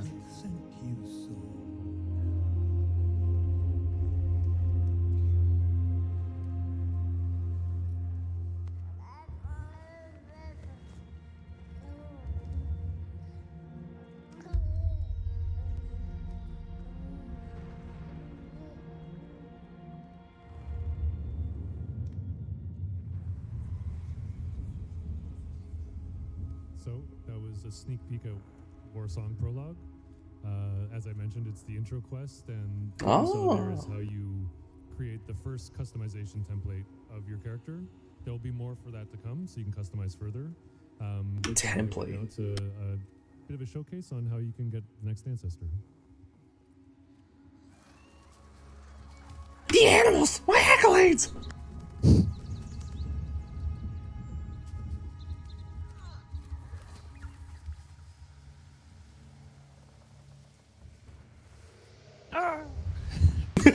I forgot about that. Oh, it's so fucking funny. What's really cool if you're in Preludes is you can go here anytime. It's kind of like having Yeah, Grandpa. The snap of a finger. So you can go in here, you can talk to your ancestors. It is funny how it's like explain this in Warframe terms. It's your orbiter. Yeah, it is. It's your soul orbiter. Yeah, it's like they explain in American terms or whatever. Oh, guy who's only ever played Warframe. Oh, it's your soul orbiter. Yeah. Yeah, you can rock over to them. You can maybe show them the blacksmith, and then just run. There is something about like Mindscape or like just like mythical background that's just like extending endlessly. That's like cool. Hold up. Hold up. She just has straps on. It was a shirt. Oh, is okay. No, it was like the shadow. There's like, oh, huh. Chris starts biting into your desk. No, it was like the oh my god. Yeah, it's like the shadows. No, you might yeah. be right. You know, you're right. Never mind. It's really, it's like just strips underneath the straps. Yeah. I thought. That, no, I see. She has a tattoo down the center. I thought that was like a. That's a like tattoo. rib. No, Skin, yeah. That's okay. Oh, yeah, that's what I thought. Like it was like a seam line or whatever. Zoomed out, see, it looks like a ribbed sweater. Yeah. And then when it zooms in, it's actually just straps with cloth underneath, and then she is in fact. Golly, golly. Never mind, you won. Most important. You gotta have that petting. There's like like they give us a big dog. There's no way you can't have petting. If they don't do it, they get shot. They'll fucking crucify you. They come a long way with the fucking fur tech though. For like a free to play as well. Hair in general, god. Some of the early like human-ish NPCs in Warframe. Trash. And you're like, oh, even honestly, some of the like Blades people, you're like, oh boy. Yeah. Kanzu kind of. Is Kanzu? Yeah, Kanzu look like fucking Gootecks over here. Kanzu kind of be looking like shriveled raisin of a man. Him, I know he's supposed to look fucked up because aren't they like descended from Grineer or something? No, there's like everyone like in Warframe is descended from like humans, so like they're very like post-human.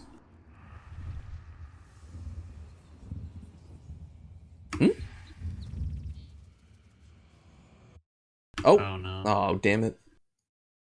But yeah, like everyone is like post-human. Yeah, like what, like Grineer?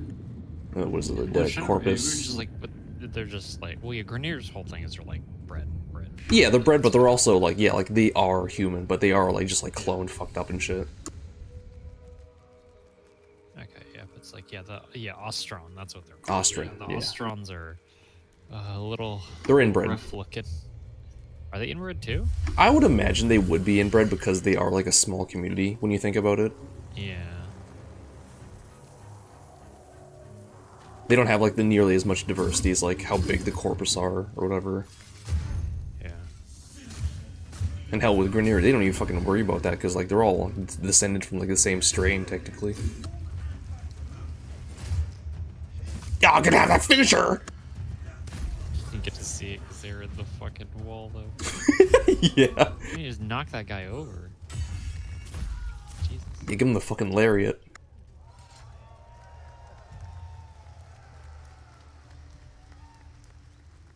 That's a cool set. I like the shield on the back, like gaining like more flowers as you kill people. Oh.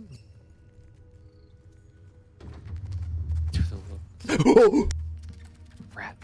Yeah. What if he just went? Slurp him up. Oh. Ow! You little bitch! Did it actually make his health go down? God, that'd be really fucking funny. He lost a little, so I'm just like. Imagine you have so little health it just fucking insta kills you. No! No! Nimrod? Yeah, that's real. I know. That's where I'm like, Nimrod.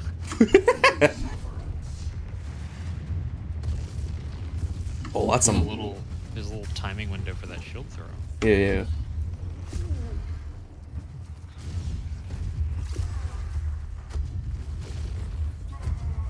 You didn't jump, Eddie. I feel like the camera's like a little too close. It is, yeah.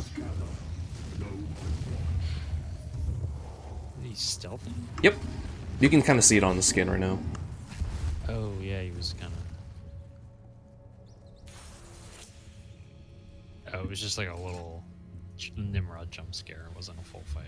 Yeah, like a brief encounter. Glowing rat! It was like a while ago, but you see the Rat Queen like art that they put up? No. Oh, it's very funny.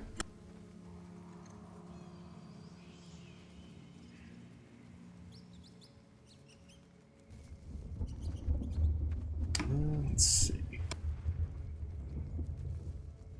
Yeah, but it's just like, yeah, she's an ancestor that they released or whatever a while ago, but her art is just like she's decked out with rats to the nines. Oh, they showed this at some point. Yeah. Pretty cool.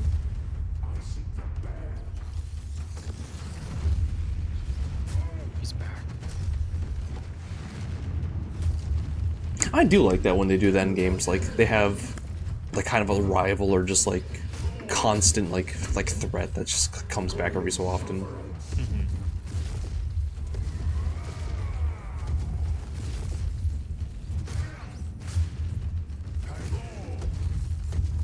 Bro, you're getting fucked up. Yeah. You gotta dodge. Oh. Oh, you fucked up! Fuck! The little like prone spin that they did. Oh.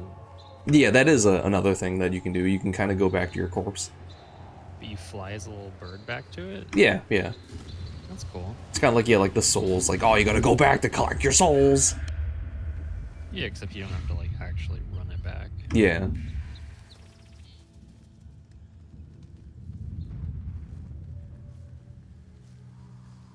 You know what? You know what's like really like kind of evoking like a feel of the Shadow of Mordor. Oh, I can see that. Yeah. I mean, they do like that game, obviously. They do like Shadow of Mordor. Nemesis system. Yeah.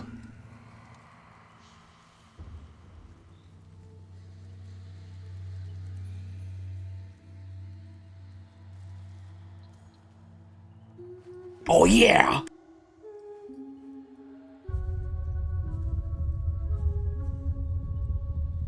Love my little mini like rhythm game segments.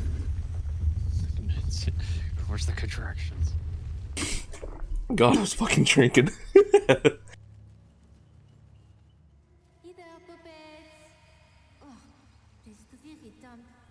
will catch a chill.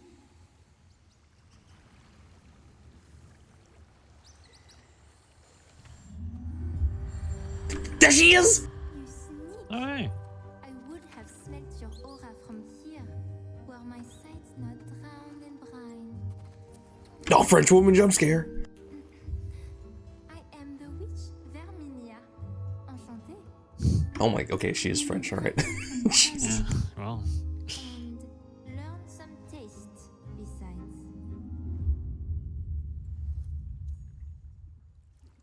Heart? You know, smooch the hand? Oh. Oh, is she gonna be added to like your orbiter? Yeah, because like the whole thing with ancestors is that they're basically like, I guess like your skill tree or whatever. Or like, yeah, like they add on to like your repertoire of skills eventually. Oh, my flasks!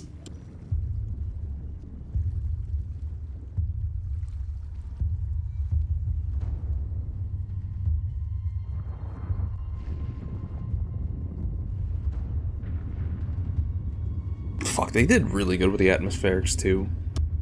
Fog and everything. It runs pretty good. And this shit's all free. Oh yeah. Ooh, flash bomb? Ooh. Oh my god. Oh, it made it daytime. That's fucking badass. That's smart.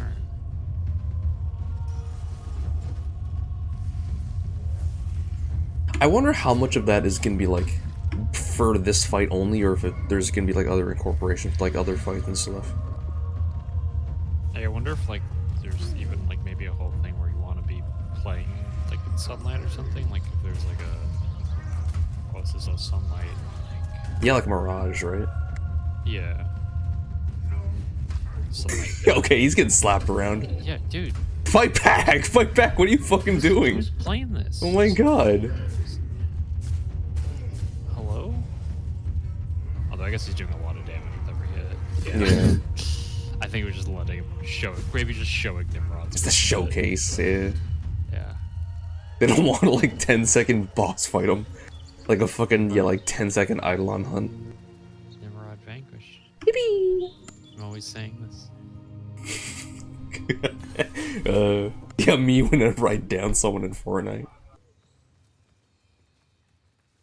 It is interesting how like I guess like the use of the name Nimrod has like switched from someone who's like wicked fucking smart to like to someone's like fucking wicked dumb. Well, you know why, right? No, I'm a dumbass. Oh, is it? Is that why? It's Bugs Bunny called Elmer Fudd Nimrod. Oh, I didn't know that. As a joke, ironically.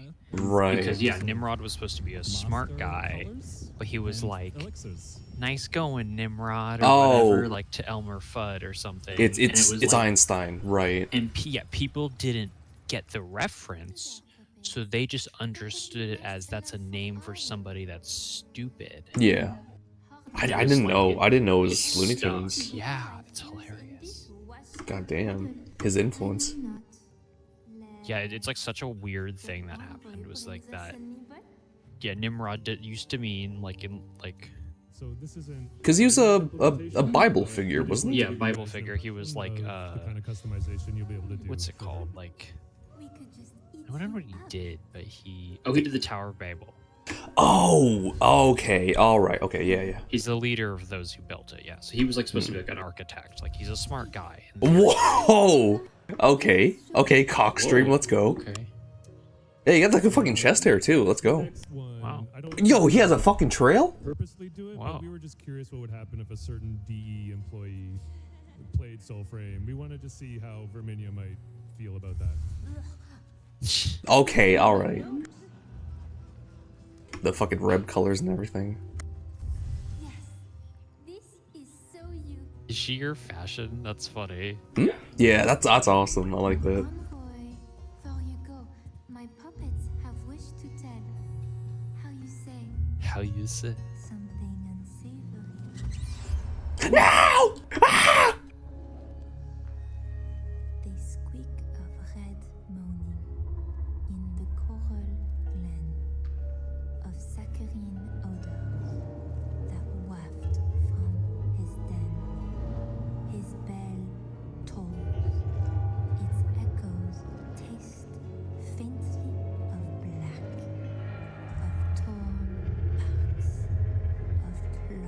Oh, that's his head. Okay. Oh. Oh, heads. Okay. Oh. Oh, it's a bear. Right. Bear. Interesting. Right. So it's probably gonna be like the deer from the first game where he's like all corrupted and shit. Yeah. That's cool. I like that. I do like the like whole like environmental kind of like reclamation thing they have. Yeah, like you said, it's about like redeeming them or whatever. Yeah. But I didn't think like the main theme was gonna be like that literal, like with the environment as well. Yeah. Because Global warming. yeah, we're gonna do it. Global warming? We have our own Twitch channel. Is that what's hip with the kids nowadays? Twitch and chat. It will bring you to it.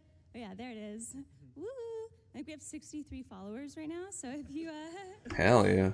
if you want to go. 63. Jesus Christ. Okay. We're gonna talk more about our plans for the fall, our next Preludes update, and yeah, just thank you guys for all your support and Thank you patience so much. as this Thank world you. comes to life. Like, our community is so central to everything we do, and we couldn't even build a new game without you. So thank you, and thanks for listening and being here today. Great show, everyone. Thank you. Thank you. Nice. That's pretty cool. I like that, yeah. And next showcase in 6 minutes. Oh fuck yeah, art panel. They usually show off a lot of like spoilery stuff. Because what is it? I think I'm caught up though. Yeah, you're caught up. Yeah. But like in regards to like future stuff, because I think it was like 2 or 3 years ago. Like, but before, what is it? The new war actually was implemented. They did show off a lot of the like the hybrids, like the whole the 3 frames that you fight, right? Like there was like the mag with like the snake and everything. There was the rhino with the wolf, and then there's the I think there was the frost with the owl. No, when was this? When? In New War, you have to fight the 3 of them, right? To get the shards back for Lotus. Oh god, it's been so long. Oh. Sup, Tenno? 90 Zach here. Wondering how you can get your free. Yeah, it was like the first part of where you're playing as the Drifter. Oh, yes. Yeah. The art for the 3 of those were the Archons. The 3 of the art for the Archons was like released a long time before New War actually like put them in the game. Yes, okay, I remember the Archons. Yes. Okay. Yeah. That drop is totally gonna switch to the Saren Prime. Watch for 30 minutes. Yeah, because they were like, it was like they took a Warframe and like put a Sentinel on them basically. Yeah. Phone and hop online. Linking your account is wicked easy. Wicked easy. Head over to www.warframe.com/twitch. The fucking granny typing. Follow those instructions and you're set. Ah! Watching on Steam. Just make sure you're logged into your Steam account before watching, and you'll be rewarded with items. You're linking everything. Inventory. Once you claim those tokens, log into your Warframe account, and your new items will be waiting for you. Isn't technology wild?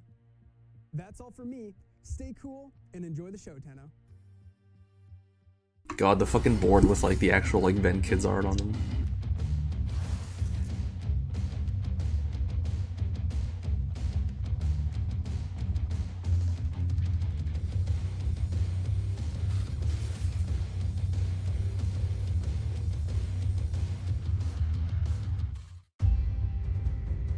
You could print your name on that wall.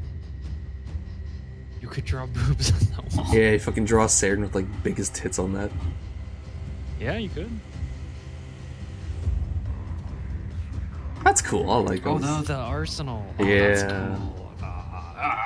They might have had that last year too. I think they've had it before. It's so cool. Yeah. Oh, the fucking Tigris Prime. Tigris Prime. You shoot it and like kills these kids. It just like fucking like mists Why is them. it loaded? Your best cyber self into the new millennium. Ways the greatest machines. You gotta do like a fucking like inventory check with me on Warframe to tell me what items I can just delete. Oh, yeah. I have too many weapons I just like kept, and I'm like, why do I have it? Like, I finally got rid of dual ether daggers. Like, Dude, those are fucking worthless. Yeah, as soon as you're like 30 of them, they're that's over. what I mean. Is like which ones are worth keeping after 30, and which one? Like, obviously, most prime ones I think are fine. Yeah. Right? Yeah, it's like just like stream them one day and then I'll just tell you like which one to delete or not. Hey, Ticker, we love her. Oh yeah. That's a cool prop. That's nice. Yeah. Like I was like that's like baffling. That's not like neon, like what is it? Like light bulbing. It's just like your like plastic urethane or whatever. With like LEDs running through it. Holy shit! All right, goddamn. Oh yeah, did you see that? No. They just announced it like in the one pre-show. I think it was before you hopped on. They showed it. It's like this. I can't tell if it's leather or if it's a cloth. It probably is cloth, right? Because I can't imagine they could do like multicolor with the leather. Oh, that's true. Yeah, but that's cool. It's built by Voltaire. They do like sports stuff, right?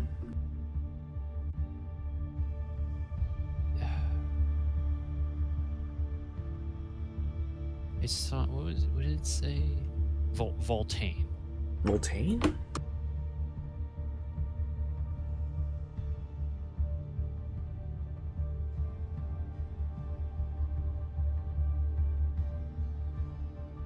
Oh, Volante. I can't fucking read.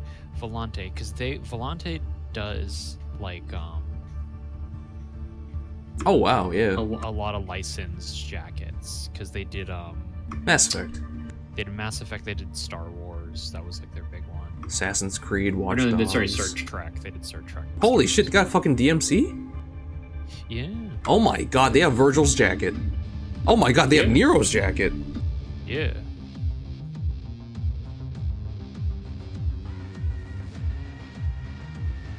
Yeah, that's a clean fit. The fucking Virgil jacket especially.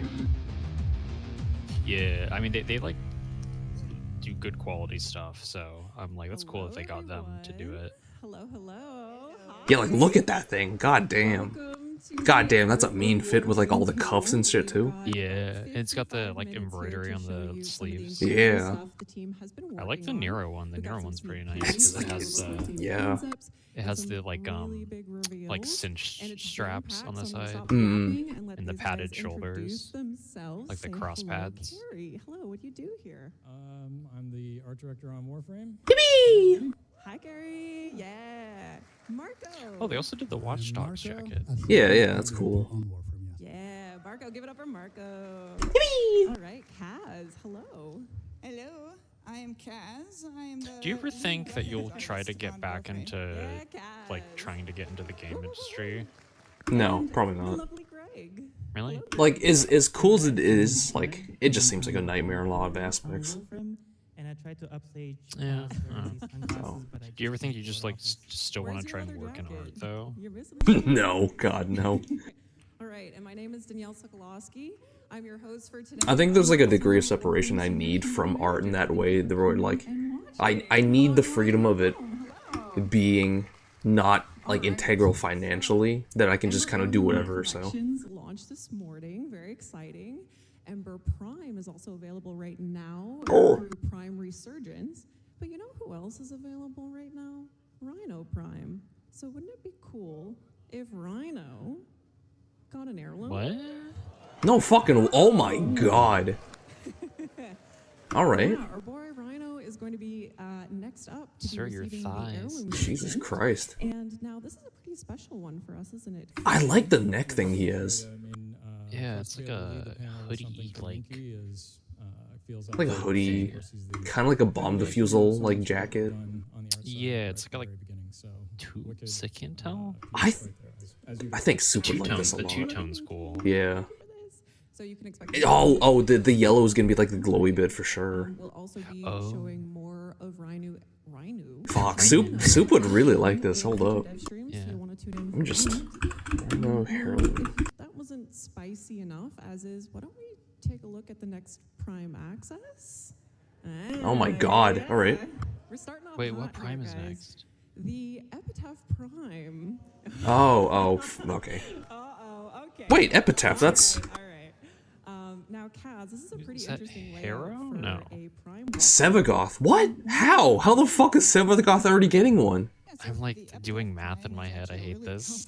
I hate that. I hate that. Like every time I look away and I look back, it's like a Prime Warframe that I was like, yeah, this is gonna be like 5 years out. Yeah, they're really fucking catching up now. Or no, Sevagoth's old. What the fuck? He is old. That's the issue. Because he was the Plains, wasn't he? No, he wasn't Plains. He was the Sisters. He's the Corpus. He's yeah, he said Sisters of Parvos, the Corvos. Corpus. You know how old Sevagoth is? 2021. Yeah, he's over 3 years old. Fuck. Fucking god. He came out like last year. He did come up last year. Fuck. Although maybe some of you in the crowd already know. Show him. Come on. Come on, show us this fucking JoJo stand already. I'm sorry, I don't really care.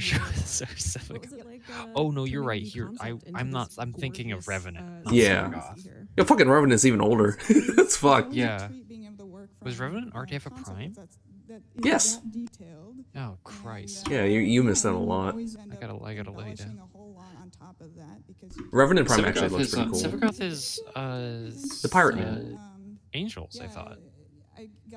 No, he was the Corpus Liches.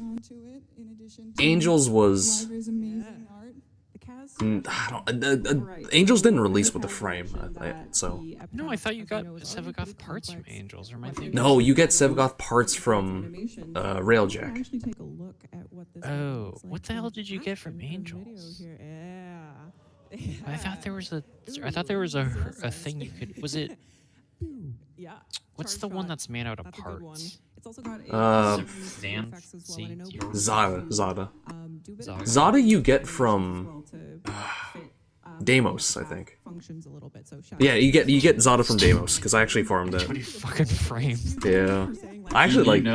You know they're gonna show a new one later. No, for sure. Yeah, like this is absolutely Harrow. Yeah, like Epitaph is Epitaph Harrow? Epitaph is Harrow's signature weapon or a signature sidearm. Crazy. Yeah. Yeah, I was. Or no, not Harrow. Fucking Sevagoth. It's Sevagoth's the signature sidearm. Yeah, that's a fucking cool firing though. That's a cool fucking wrist-mounted gun. God damn, I forgot they have wrist-mounted guns. You know, I told you I like Grimoire. I'm really liking Grimoire. I hope they do more. Didn't what? I like Grimoire. Yeah, Grimoire's cool. Yeah. I hope they do like a variant of it. More specifically, the Nautilus Prime. They probably will, but there already are, I think, like, what is it? Like, more books that they're adding to frame. With this little guy, the Nautilus will be coming. Nautilus Prime, rather, will be coming with its There you signature go. weapon, the Vergless Prime. I didn't even. Okay, all right, okay. That's a bit much. That's just the Warframe. What? The fucking Sentinel. It's just the Warframe design. Yeah, it's just. Fucking god. Hey, you like Worm Prime? You just want to add more shit onto it? That looks so fucking good. God damn.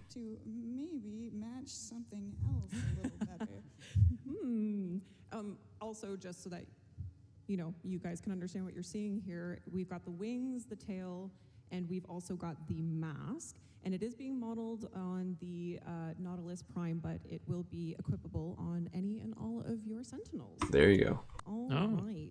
So Yeah, that's what they did with like all of the Sentinel access or accessories and stuff.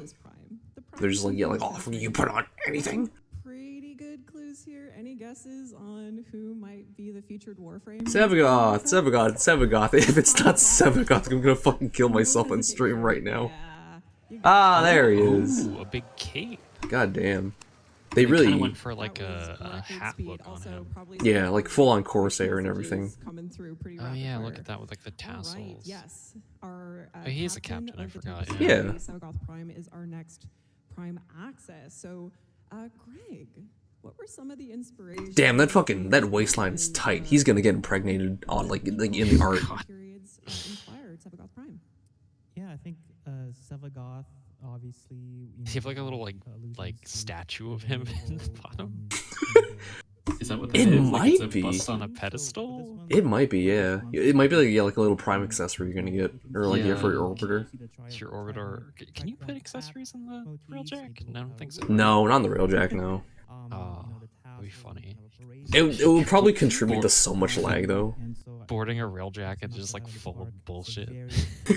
Yeah, there's just like noggles on the floor everywhere. You can't move because there's too many noggles. Jesus. I'd fucking put the what is it, the vacuum cleaner drones. No one can. It like blocks enemy spawns. God. Yeah, I'd put like little vacuum cleaner drones everywhere. God, yeah. It'll lag my screen so much. It'll lag everyone so much. Wasn't there like a thing where like Reb was like putting so much like accessories in her ship that was just like fucking starting to lag shit? Oh yeah, they couldn't use her like account or something, right? Because it was like if you went to her orbiter, it would like fucking take a while to load. God, yeah. What's your fucking problem? Instant 30 FPS drop. Yeah. Suddenly you're doing a powdered wig in Warframe. Yeah, super special for our concept artist. Yeah, he looks good. God damn, his shoulder pads are nice. The hat looks cool. I'm interested into what the Sevagoth Shadow, the He's Exalted, is gonna look like. Or maybe not. On the end there, we'll get back to If it's just gonna be like that little coat thing in the second picture in the middle. Characteristic is yeah, here you go. Yeah. Oh my god! All right. This is crazy. God damn. Shadow. Yeah, Kaz has got the got the claws on lock there. This is obviously very, very cool. What was the direction of the shadow in comparison to Sevagoth? Was there some kind of like additional resources or? Oh, he's got like kind of like a serpent thing going on, like kind of sirens. Excuse me. Maybe like a sea serpent. Some of the quilted, tufted leathers and fabrics. Obviously, some deep sea creatures, some fins, and the shawl.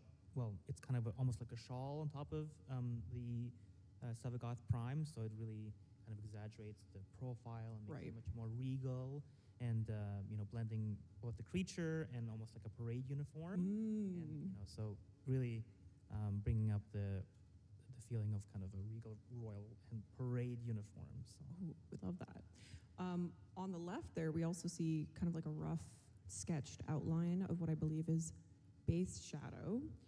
So how does the team create such extravagant designs that can still fit on the base mesh that is already need to consider, this is a playable character, it has abilities, it has its own set of abilities, you still need to be able to see, nothing needs to obfuscate player's view. So how do you guys go in achieving that and getting something like this?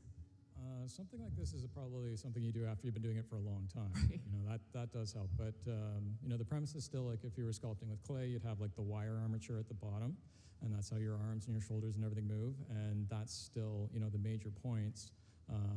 But then beyond that, it can get more and more complicated as time. And I think Greg, you've had to do these things for years and years. So like, is there 3 top tips for that?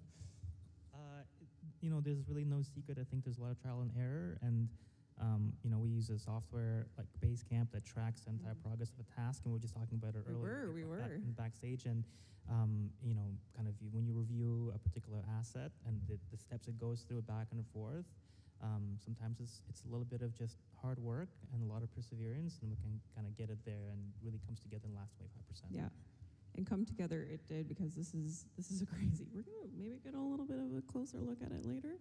But why don't we get into an accessory coming with Sevagoth Prime Access, which is our first Prime Signa to ever come in a Prime Access. Well, there it is. And I also believe what's the Signa again? The Halo thing that I have. The the olive branch thing. Stylings that we've been doing yes. thus far. So why did we want to take a new direction with it with Sevagoth? That's pretty cool.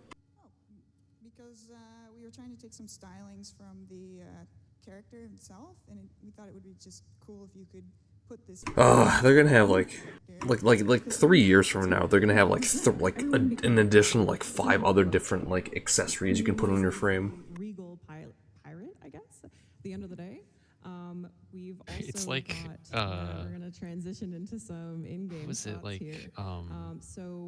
Do you ever like Gaia Online? Well, funny you say that. Gaia Online is actually going to be making a showcase on the gambling stream. Oh, why?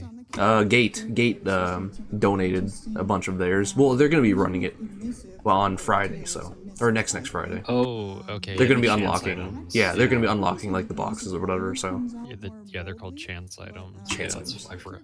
Hell Yeah, they're yeah. just like these little like items that like you randomly get stuff. But Gaia was like really basic stuff, and then like if it came to a point where avatars were like so loaded with shit that it was like you can't even see the like base avatar underneath. It's No, like, yeah, until, that like, makes sense. God. Warframe's kind of like now it's just like Weren't they like you can like it was like creator made assets too, or was it just like it's like site made or whatever? eventually for Gaia, yeah, they started adding just like creator made items. Oh, they have them already. God damn. Antonio is a Oh wow. His fucking tights. His fucking glutes are tight. Look at his fucking thighs. Oh yeah. Well, Jesus, his ass. Also, he has kind of like an abs look going on with the like the kind of the grid of the kind of design coming through there. Check the cum gutters on that man. God. Base model is fairly complex as is. So, how did you guys make it possible to kind of push the limits of how Sevagoth could look? Yeah, I think He's got some mean calves too. Jesus. challenge. We obviously want to preserve some of the original. For It kind of looks like there's like reasons, right? So some people want to mix and that match type it of out. pant, you know. It's like what are pantaloons? I think so, yeah, with like a whole captain thing that's going on. Yeah, yeah.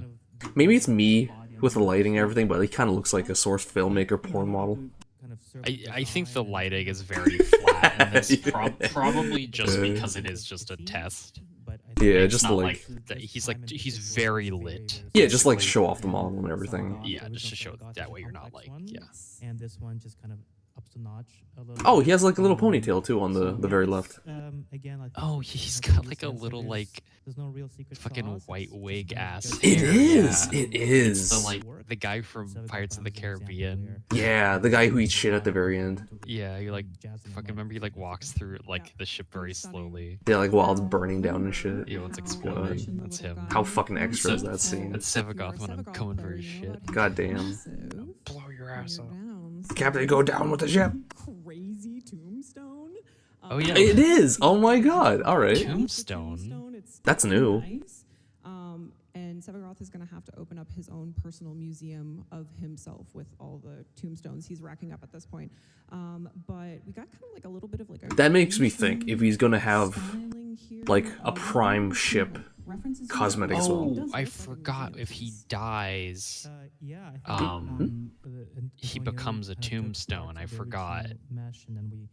Does he? I thought that was Inaros. No, that's what the tombstone is. So I just googled it. He becomes like this. If he dies, he becomes a statue, and then you control the shadow. And if you kill 5 enemies, you get a free revive. Right. So kind of like Inaros then. Yeah, that's cool. But he has a separate model for the tombstone, which is why they had to make this. Yeah. I absolutely thought it was gonna be like an orbiter thing. Maybe it might be as well. No, this is like his holy past shit. Yeah. Wow. Goddamn. Fucking You know, god. like light veins on the claws. That's cool. Are they bigger than the base Sevagoth? No fuck yeah, no way. Absolutely, he's gonna be bigger than the base model. Well, it is hard to have anything look worse when it's in gold. So, Great point, Gary. Great point. The Hey. little padded shoulders. on Looks it. fucking Make good. a really good Lunaro player. It's still baffling how the like Warframe is just a free fucking game. At this point. Yeah. All right. So, also the tail. The tail is really fun. The tail does kind of swish around. A little bit The spinal cord's really fucking cool. Yeah. Like in the middle, you see kind of like the kind of like a dolphin or what, like a porpoise or whale thing. Of Sevagoth Prime in Sevagoth Prime Access. Now, why don't we get a 360 look at Sevagoth Prime and his exalted Prime Shadow? There he is. We'll give him a spin. All right. So, Look at the curvature of that man's legs. Jesus Christ. Sevagoth Prime, Goddamn. his exalted Shadow Prime, the Epitaph Prime, the Prime Signa, Nautilus Prime Sentinel, the Sentinel Prime accessories, and those are all coming in our next Prime Access. All right, we're going to let him complete his spin there, but it wouldn't be an art panel without. What's that? The Tempestari Prime? Oh, there you go. I fucking called it. I guess a prime captain does need a prime ship. I fucking called it. God damn it. Carry. I don't know. That's a big ordeal. Well, it's an idea. Are they gonna show it? It's an idea. All right, I'll keep that in the back of our minds. Oh, then they don't actually have it. Damn it. Without showing you guys the next deluxe skin, right? All right, we're gonna introduce you now to Caliban Deluxe. No! No! Nobody has Caliban! Oh my god! Which one's Caliban? Caliban's the fully half sentient, half frame one. Oh. Is he like a pain in the ass to get? Is that why no one has him? I think you get Caliban from... I think it's like, yeah, like missions from like an open world, I think. Caliban. Armor bounties. There you go, yeah, an armor. Because armor bounties are... I'm kind of not into this one. I kind of like it. I get like a conquistador like look of it, but... Yeah, it's the same, it's like Conquistador, which I feel like, I don't know.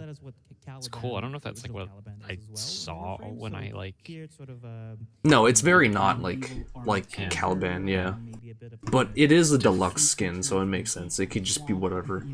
Yeah, it's true. Blending those two elements together. It still looks cool though. Like I think all of the deluxe like skins I've seen have just like kind of like popped off because Mag's Deluxe looks really fucking good. Trinity Straga, she looks good. I have the Valkyr Deluxe. It's so fucking. It's fucking good. Yeah, like what is it? The whole. Yeah, what you said about the Sevagot's like shoulder panels, just like that's just all the arms of Valkyr Deluxe. Well, yeah, she has like the anchor arms. Yeah. Thumbnailing stage, and there's lots. Big ass jacket. Be a wimp. Now I have anchor arms. Want to make a point on one of the other themes for it?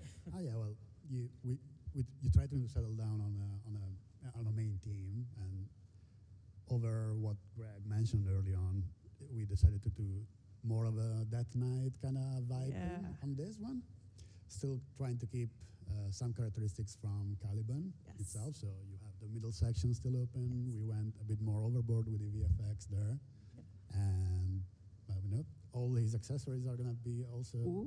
But yeah, Nara bounties are a big pain in the ass to get because like I think on top of the bounties, like regular bounties that you get from like planes or like Venus or whatever, like Nara bounties are like the highest level, like maxed ranked ones. Which, so as you can see here, have also been deluxified. If we come back over to these, Jesus Christ. Yeah, so for that looks so fucking good. to their baton, they don't have toes. To their that looks cool. baton arms, they got a completely new look. And you guys really went the extra mile with this deluxe because I think originally the Conculus maybe weren't going to get deluxified, and then some you guys were like, nah. Oh, that's a fucking summon? So how did you go about creating such a complimentary Oh my god. Caliban Deluxe? Well, you still try to keep some of the characteristics from the original character in this case. Yeah, yes, okay, so Caliban's ability, he gets to summon some sentience as like little ads, right? Like just on the field or whatever. This is a skin that's just replacing them. Of the original asset, which in this case was the Conculus.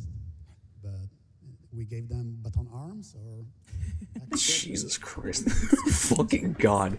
Okay, alright. So obviously we need a equally deadly weapon skin to complete the look. No, no fucking way. Insanely cool Scythe Deluxe skin. Scythe Deluxe. Yeah.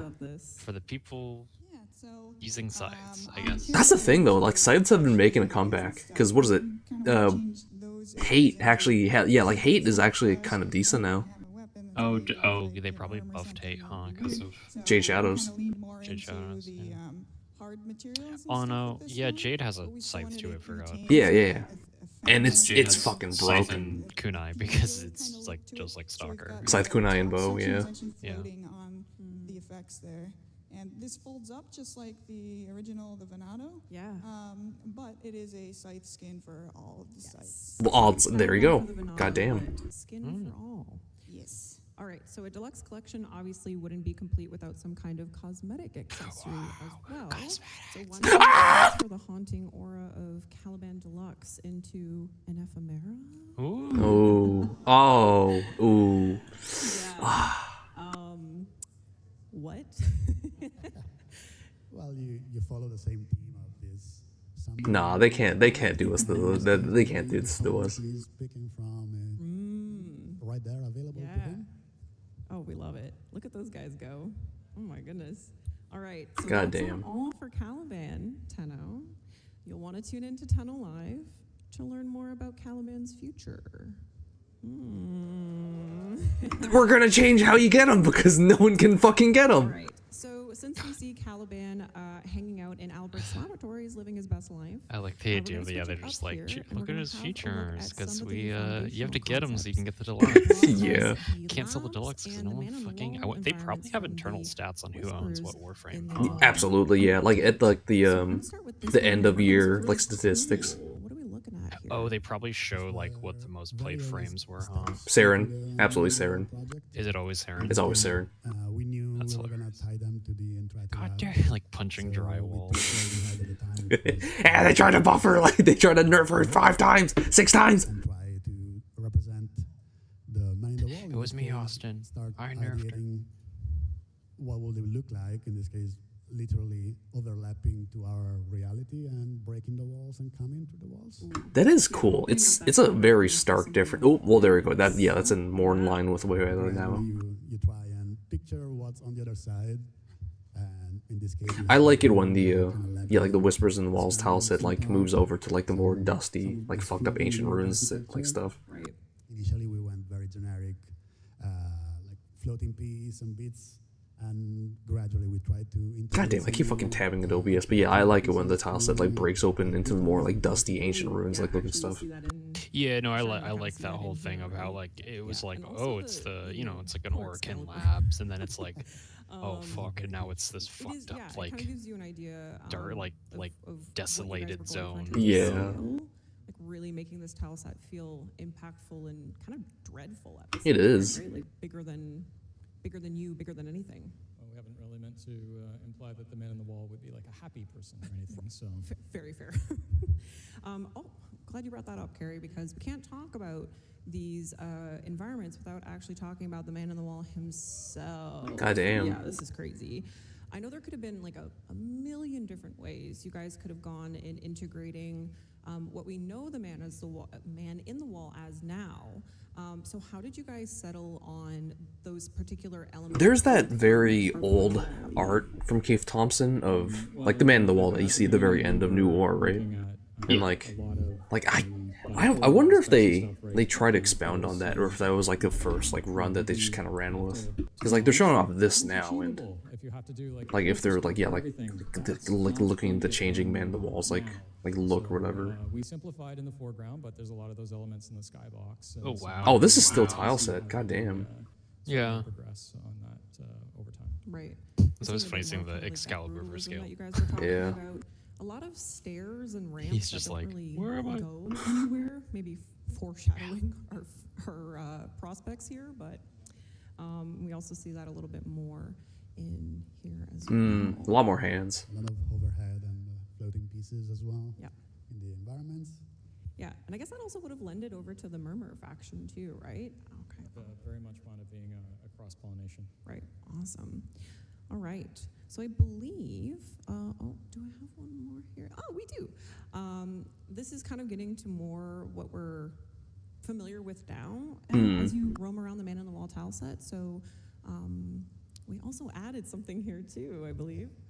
Gradually, you try to add elements to the original theme. In this case, we started implementing like sand floors and sand flowing up, weirdly enough.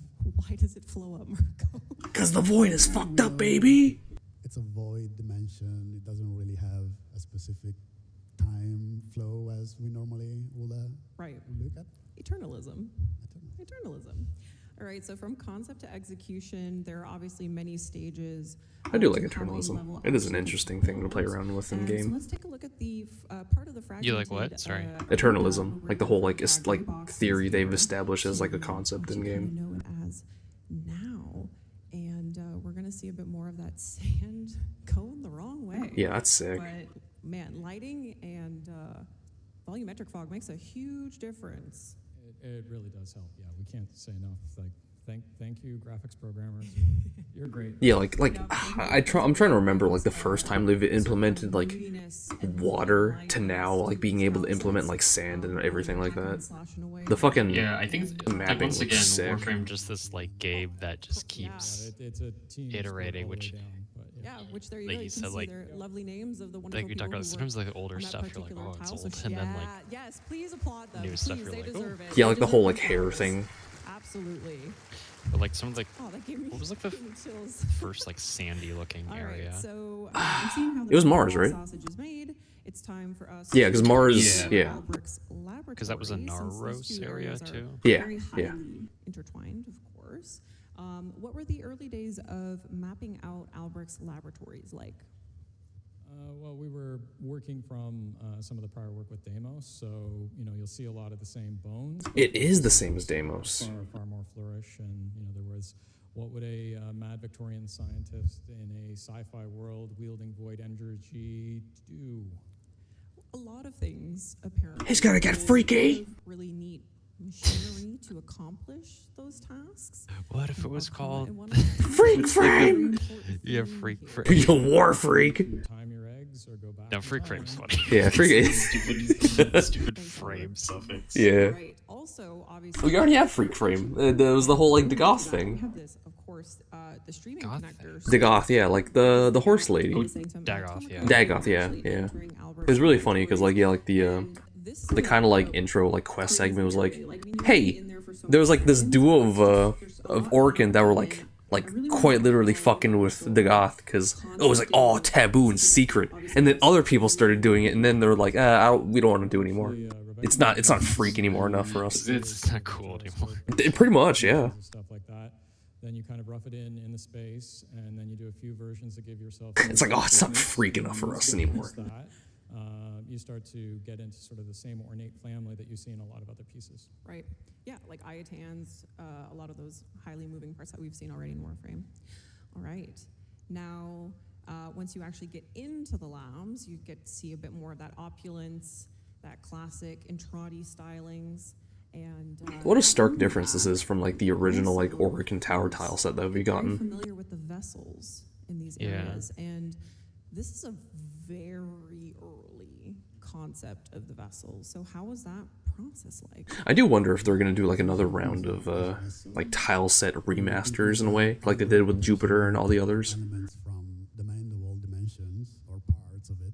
Jupiter especially, because I think that was the only one that they did like a revamp of the assets. Research in general. They probably will in the future, considering how old a lot of them are. They've already done some, right? It's mostly just Jupiter, I think. Happening in the labs.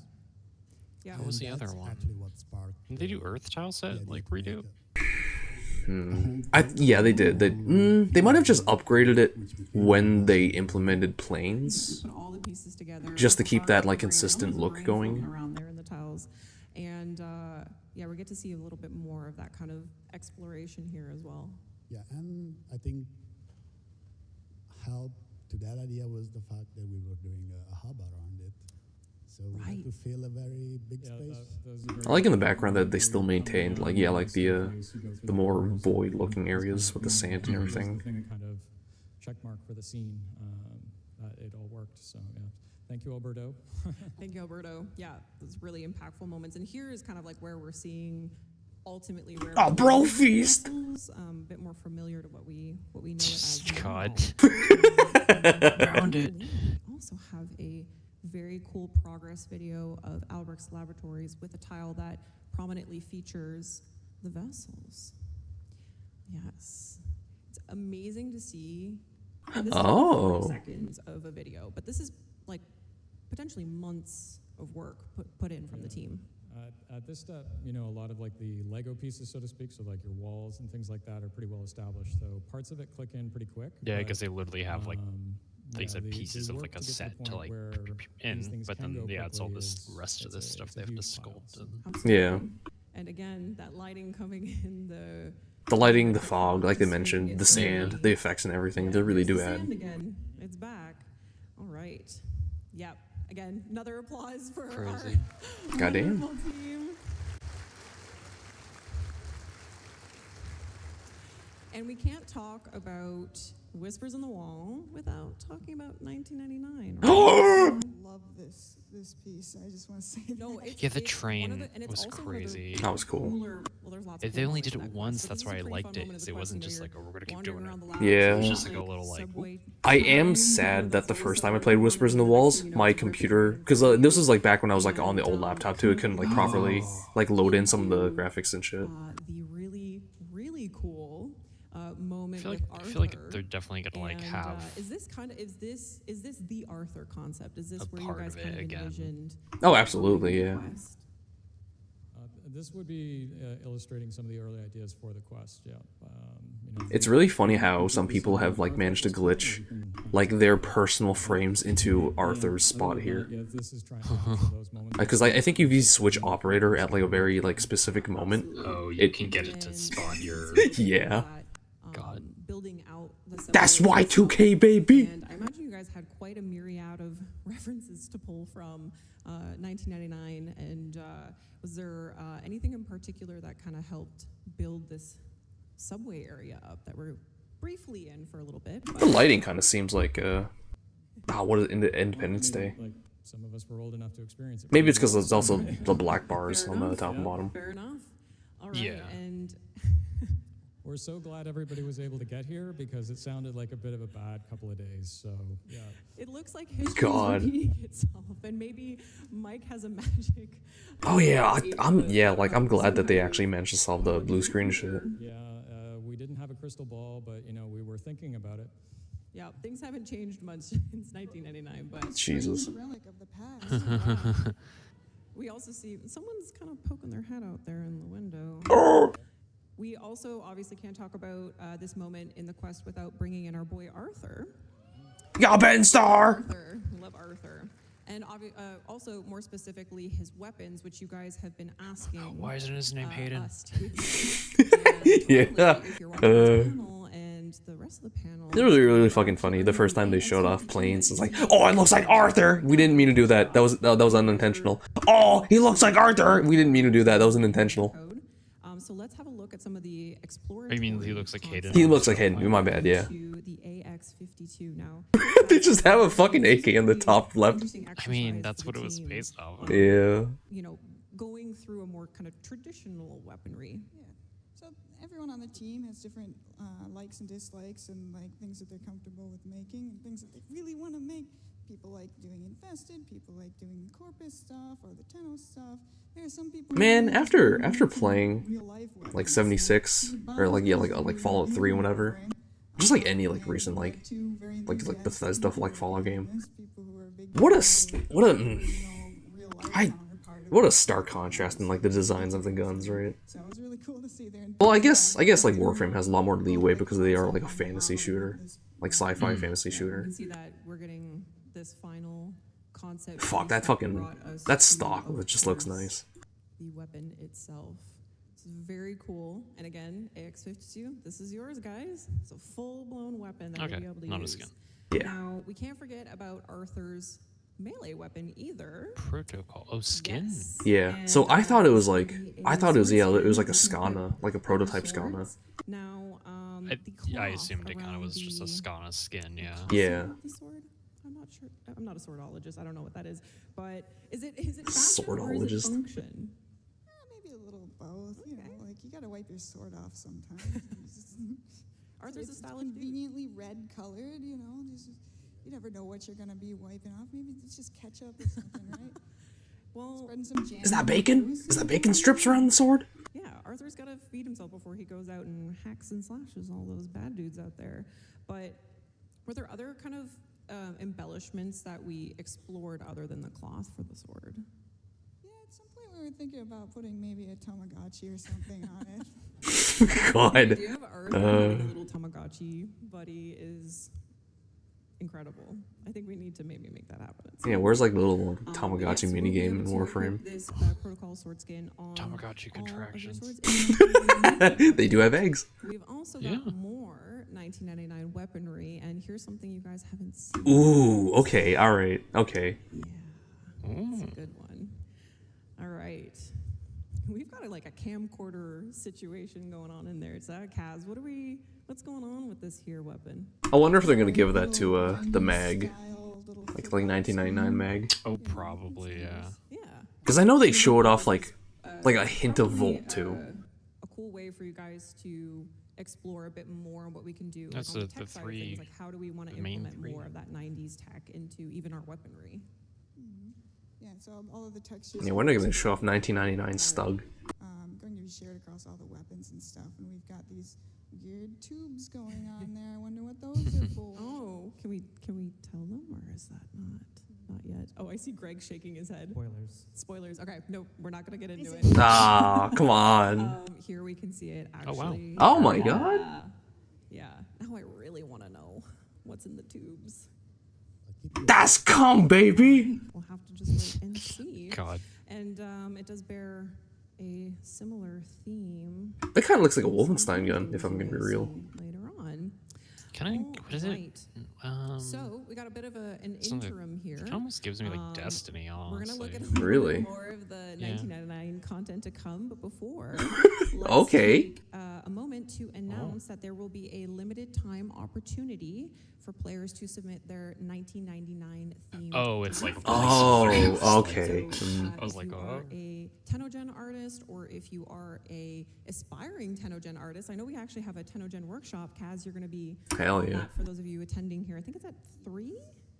So I think like very briefly last year, they started cutting off the crossplay, well, like Tennocon thing. Like if you buy on like console, it only stays on console. If you like buy on PC, it only stays on PC. Like it doesn't transfer or whatever. We will have a more detailed post after. I think it has to do with like the payment like problems. They don't have to like switch between the two. You guys want to see our Tennocon artists do for 1999 content? There's so much. Well, obviously Shutter Shades, all right? Yes. Yes. Yeah, I think she was originally a Tennocon, then they actually hired her for like a full-time position, which is cool. I could be wrong. I could be misremembering things. Put that in just for you. We're going to take a look at Warframe's next vehicle, the Atomy Cycle. Oh! Since Aoi was introduced with the Atomy Cycle earlier this year, it only feels right to also introduce you to her flute. Oh my God. Okay. Everything's a fluke. Yes. Ah, you like Coraline? Adorable. We have Arthur. Now we have Aoi. Greg, what's it been like for the team to kind of venture out in floofs? Yeah, these are really fun. I don't want to spoil too much, but these might not be the only floofs. That might be cool. Oh. But yeah, we made one for Arthur, and Aoi was a logical choice. But again, I don't want to spoil too many things here, so. Okay. We'll keep it safe. All right, so we're going to take a closer look at the Atomicycle that Aoi was leaning on. We've got a really cool video to show them off. She can do the cure slide. She can do it. Yes. Yes. That's just the bike. I don't know what to say. It's just a bike, yeah. Actually, I mean, it's very funny to like actually ride bikes, which came in handy. to just see it going around And, places I know, is the Kaz, thing. Yeah. You're a fan of motorcycles. Oh my God, different Also colors? You're a really good friend of the Stug, so. Oh, I'm hearing oohs and ahs. Yes, did the skin change? Yes, there will be skins. Got a few skins. Yes, we do have a few skins. Fuck, they're absolutely gonna have this as a vehicle in like planes eventually. Oh, Kaz, keep it And it's gonna be even. It's still gonna be slower than to Arcwing. bring this new vehicle into Warframe with the team. So when I got word that we needed the Atomicycle ready for the PAX trailer pretty Fuck, that's a quickly, mean decided decal. I like that. I needed to become a motorcycle expert very quickly so that I could lead my artists to create the motorcycle. 'Cause there's no way I was making it that fast. So I recruited 3 of my guys. It was Andrew, Fyodor, and Vladimir, and we worked together to bring this to life. And then I did the final textures on it, and then we started making skins, and that's the really fun part. Yes, that's the fun part. And I as I understand it, there'll also be color customizable to a certain degree. That's nice. And we love that. Yeah. Oh, a clap. Yeah. We love fashion. We love fashion in Warframe. Yeah, it's like how the horse was like. Oh, you could fucking get like cosmetics for the horse too. All right. So, with such a cool bike, you're you're gonna need an equally cool set of keys. Oh my fucking god. And I don't know if the camera is able to get like a cool shot of Kaz, but Kaz, you always come with the props, and Kaz made a real Atomi Cycle. Well, real. Atomi Cycles don't exist, but yeah, I don't know if you guys can see that, but looking fresh. Now, obviously, I think we can tell which of the keys is the Atomi Cycle key. Do the other keys do anything? Are they anything special? House keys? Something scratched out there on one of them. I wonder what that one says. Okay, take your screenshots, y'all, and try and see if you can decipher that. All right. Now, we also have a video here from our animation team, and I don't believe this is the first time you guys are actually Akira slide? seeing some Akira of slide, it. please. Oh, man, yeah, okay. This is the first time you guys are seeing some of this. So let's see a little bit of it. Would it like hop on? Nice. Nice. Oh my god, alright. Yeah, yeah. This is Turn. Oh, like a heel turn. Ooh. Orthopedic Ooh, surgeons the all the hop way. off the front. Ooh. Yeah, incredible. So that's just. Ah, damn it, that's They're it. gonna. They've got to save. If this slide's gonna be in a trailer, you know. It has to be. It fucking has to be. I'm They're gonna gonna make not Mag do it, basically. Yeah. All right. What's her like the voice actor name? Alpha Takahashi? What a mean name. That's a fucking cool ass name. How about the mall? Oh! Yeah. What? What's Kids were going shopping. Yes, actually. Yeah. Imagine they make a mall like as like a player hub. How funny would that be? Because this was my old stomping grounds as a mall rat myself, but this is not what I would expect to see in Warframe. So it's going to be kind of hard for us to talk about some things without spoiling anything, but can we say anything about this hallway? That's a mall, baby. It might be very familiar at some point for players. Okay. Oh, it does get more familiar. Ooh. Yes, it does. With a little hint of something new, though. This isn't exactly the infested we're entirely familiar with. We went from something like really pristine and polished here to kind of a mess. And I'm just curious, what's going on here? What we're looking at? Well, we know that the infested are a part of the 1999 experience. So in this case, we were trying to see how we could make them a bit more spicy for this section. The infested get spicier than what they are right now. Oh my God, I'm terrified. Apparently they do. Oh my God. Corey actually let me know as well. I'm gonna just read a quote here. You wanted to create anglerfish-like lures to kind of pull out any potential victims. You pulled a lot from arcade games and other electronics to kind of merge in with that infested style. That is an interesting thing that I've noticed about like the first like implementation. Like instead of like faces, probably because like it was like an early strain of infestation, they switched over to like electronic screens to actually display any kind of like emotion or anything. Hopefully not the ones you get at Cetus. Sorry, I have to turn the stream down. What? No, it just like like the early like what the infested did, they showed off at the first like teaser of 1999. They just have like screens like instead of like faces to like show off stuff. Yeah, they have like the monitors like kind of attached to them. Yeah. We've got pizza. Yo, get shawarma, let's go. And a high chance of food poisoning, I'm guessing as well. Yeah, the graphics are very fun for this. Actually, this might look familiar to you guys. That's the pizza. That's the Big Bites pizza. This a little bit. Yeah. All right, so you fill up on pizza. You fill up on burgers. You take your greasy, grubby fingers over to the arcade. Ooh. I hope they let our like operator drifter eat the pizza. Carpet through the screen. It's just feet. This is cool though because we have a chance to make some games within a game. Oh! So any games that we can spoil anything. Yeah, they put David the Diver in Warframe too. This is some folks' childhood right there as well. So it's. Oh, what if they make like a fake Street Fighter? They did. No, they did. Get a kick out of it later today. Yes. Yeah, the Frame Fighter. Yeah. Thank you. Yeah, you will be visiting Good. us later. They just end up making a fake, like Third Strike in 1999. This is true.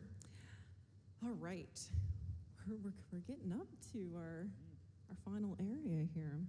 What's the time looking like? All right, so now who might you meet in 1999? What characters will you come across? Maybe even in a place like this.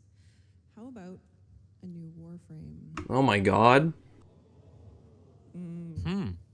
This is a Keith Thompson original. Keith, hello, Keith. Is Keith here? An old one. Yeah, this is an old one. What can we say about? Is that a policeman? Yeah. He's like a officer kind of deal. Yeah. This is one of the more original Keith Thompson's interpretations for Side 09. You can probably see we were going for themes of maybe like a weapons specialist, military war veteran perhaps, like an infantry, expeditionary marine. You can kind of see a bit of like an army boot, bandoliers, layers of armor. Obviously, Warframed up. Nothing is ever quite so generic in Warframe, but those are kind of the themes we're playing with here. Right, and I know Keith had shared with me that the pose is pretty integral to his design, and that he couldn't really imagine another frame posing quite like this, so it's going to be a pretty interesting character, I think. And also we see a weapon in Side 09's hand as well. Now, Kaz, is that going to be a weapon that players will be able to grab? Yeah, so we did make a weapon based on this, but we wanted to change the belt feed there so that it's a little more interesting player angle, and because it's pretty flat from if you're looking at it third person and stuff. We also wanted to bring some more very Tenno things into this to give it some contrast with the rest of the 1999 world. So we added a wooden stock and some of our old, like more classic kind of nods for Warframe into this weapon. Right. And we're not going to dig too much deeper into the weapon, but you might see it later, potentially. Now, we also kind of took another step here. Yeah, we have a revised concept here by Corey. And what were some of the things that we obviously held true to the original design, but that was kind of reviewed once again for purposes of putting them in game? Yeah, from what Kit gives us, we usually still try to get another pass to back view in this case, eventually an alt helmet, a color pass as well, material maybe. So that's the extra step to get it closer to the finish line. Yes, the bells and whistles. You can really see the fabulous details here as well. And do you guys want to see him in game? Yeah. Yeah? Show us. Here's our boy, Site 09. I've noticed that Oh, the wow. color scheme has shifted away from the revised concept. What was some of the thinking there? Not really. Nothing No special, thought. just stepping away maybe from more brownish colors into what we went to more green. Something a bit more neutral. Yeah. Anything else we can say about potentially what players could expect from him in terms of maybe abilities? I hope he does. He's not a pain in the ass to farm. That's people later. God. I'm trying to learn things, trying to get It looks things pretty out of you cool. guys. It's cool. All right. I'm not like This into is the very cool, policeman very aesthetic, exciting but for us. yeah, cool. This is, No, but I do like the hat. 9 is going to be coming out. Yeah, the hat head. The 1999 update. Yes, and you might again learn more about him later. Right, we're about to wrap up here. We're about to wrap up. So we've made it to the end. We're about to close the panel off, but while we do that, we've got a 360 look at Site 09 here, so you can really get a feel for him. Yeah. Yes. God damn the fucking knee pads. Fabulous. Jesus. There is also, I believe, hopefully, hi editorial team, if you can hear me out there, there is an article up at warframe.com that features some of the artist's work and kind of a blurb in their own words on working on some of the things that they saw here. So if you would like to learn more from the artists themselves, you can if you go on over to that article, and shout out to our artists who Cool. to share that with you guys. And yes, you can clap. Yes.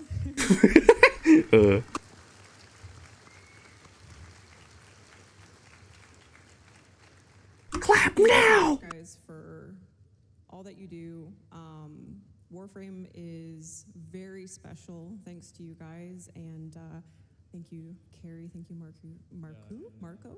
Thank you to the whole art team. You guys and gals are amazing. To everybody involved. So thank you, and thank you, Danielle, for putting together the presentation. She does so much work to make this look smooth because I would not be smooth. So. They made my life easy because they get to make this cool stuff here, and I just get to show it off to you guys. So yeah. But yes, thank you, Carrie. Thank you, Marco. Thank you, Kaz. Thank you, Greg. Can we hear another round of applause for our incredible panelists on stage here? Yeah. Yeah. And like Carrie said, thank you to our art team. We're so lucky and proud to have you share your talents with us and with the community. And we're so excited we got to show you some really cool stuff today. And of course, thank you to the Warframe team in its entirety. And I like that in the midst of like a lot more game companies or just like companies in general, just kind of like eschewing credit for like individual artists within the team. I like that they like credit the individual name for like the pieces that they show off. We've got the Sounds of the System panel up next with Zach and the sound team, so you're not going to want to miss that. Yeah. Enjoy the rest of Tennocon, guys. Thank you so much for coming. Thank you for watching. Have a good one, okay? Bye. Thank you.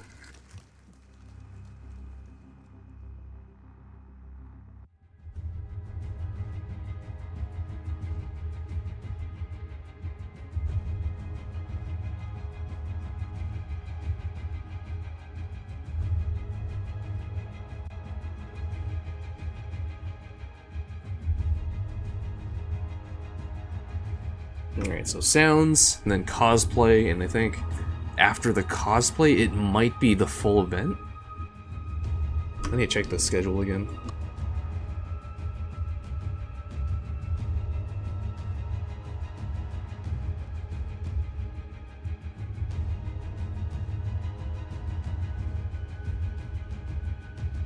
Okay, yeah, so art, sounds, cosplay, and then full TennoLive. But TennoLive is 4:30, so there's gonna be like a half an hour intermission. Sounds the system. Is that gonna be like right now? Sounds the system. Yeah, yeah. Oh. And then yeah, after Cosplay Contest is gonna be like a half an hour intermission before like the main event. Wondering how you can get your free virtual items through the internet? Just from watching Twitch or Steam? Let me tell ya. Safety's off and destroy your enemies with the AX-52 rifle. Hell yeah. Watching Tennocon between 11 a.m. and 4:30 p.m. Eastern Time. I should probably claim that on Twitch right now. That's a lot of gun for not a lot of work. Once TennoLive begins at 4:30 p.m. Eastern, that drop is totally going to switch to the Saren Prime. Watch for 30 minutes and you'll receive this Prime Warframe for free. Spread those spores and watch those damage numbers go up over $19.99. Never gotten Connect. a Twitch drop before? Tell the fam to get off the phone and hop on. There we go. Log in. Making your account is wicked easy. Just head over to When you connect them? No, I thought I already like linked my Twitch account and everything, and it is. and you're set. Tubular. Connect your game account to receive reward. It's already connected though. Maybe if I just like disconnect and reconnect it. Watching, and you'll be rewarded with item tokens right to your Steam inventory. Once you claim those tokens, log into your Warframe account. Due to high demand, account linking is temporarily disabled. Okay, that makes sense. That's all for me. Stay cool and enjoy the show. But it already is in my Twitch, I guess, like inventory, so I can just kind of get it whatever.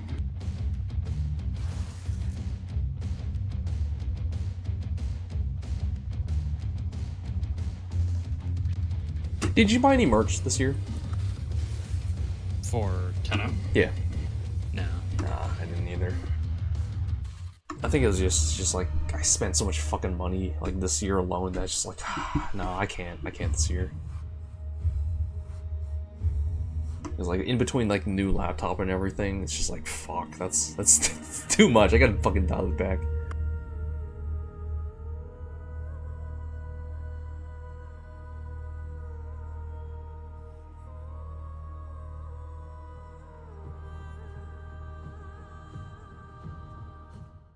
KOL just made it easier than ever to get connected. It's hilarious. and stay KOL. Connected. With only 4 compact discs, you can get all of internet at your fingertips. Create your very own Stuff Space page. A space to put your stuff. Stuff Space. For you. Feeling overwhelmed? Don't worry. Here to help you is our virtual assistant Drippy for all of your KOL needs. No need for waterworks. Drippy is here to help. KOL. Get connected. Stay connected. Jesus.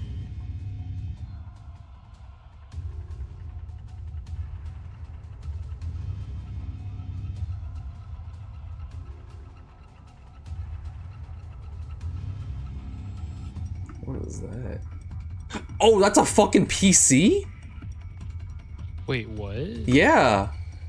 Oh. OTAC is a PC. Because I know last year they had the, like the XCal. Oh. Holy like shit. That's like a little game, yeah. Oh, I thought it was a PC. Okay. Maybe it's because, yeah, like they showed off like an XCal, like kind of like PC last year.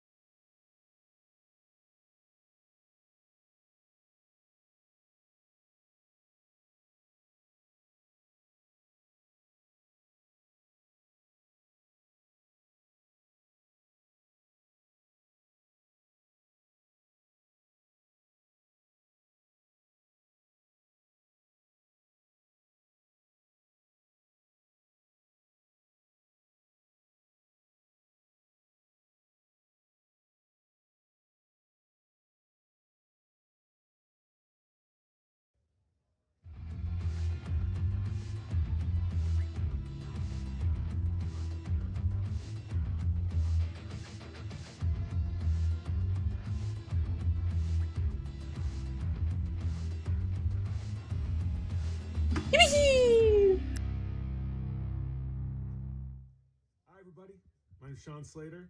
I'm the voice of Tagfer in Warframe. Thank you so much for playing. It's so exciting to be part of this amazing community and have a great Tenno conference. Hey Tennos, my name is Micah Mason and I had the absolute... Hey Tennos, my name is Micah Mason and I had the absolute... Okay. Hey Tennos, my name is Micah Mason and I had the absolute pleasure of voicing... Hey Tennos, my name is... Stupid words. Anyway, I love it when you use the Bang Make Flat. Keep being awesome and have a great con. Greetings, Tennocon. My name is Kieran Flitton, and I have the That's the Yowie man himself. This fellow right here. Thank you all so much for coming along this incredible journey with us. For your continued support, your enthusiasm, and your immaculate gameplay. We would not be here without you. Now, on to the next adventure. Welcome all to Tennocon. This is Stefan Rudnicki, aka the voice of Albrecht and Trotty. I am so proud to be... I love the man of this, like the quality of this man's voice. God. I am so proud to be a member of the Warframe family. Welcome. I look forward to seeing you. Don't be late. There he is. Hey. It's Ben Starr here. I play Arthur in Warframe 1999, and I just wanted to come on here and say I hope you have an amazing Tennocon. I can't believe that I get to be a part of this community. This game would be absolutely nothing without you. So thank you for welcoming me, and I can't wait for us to go on this journey. So let's celebrate it together and have an amazing time. Lots of love. So, you coming to Tennocon, Alpha? It's a party, Tenno. See you there.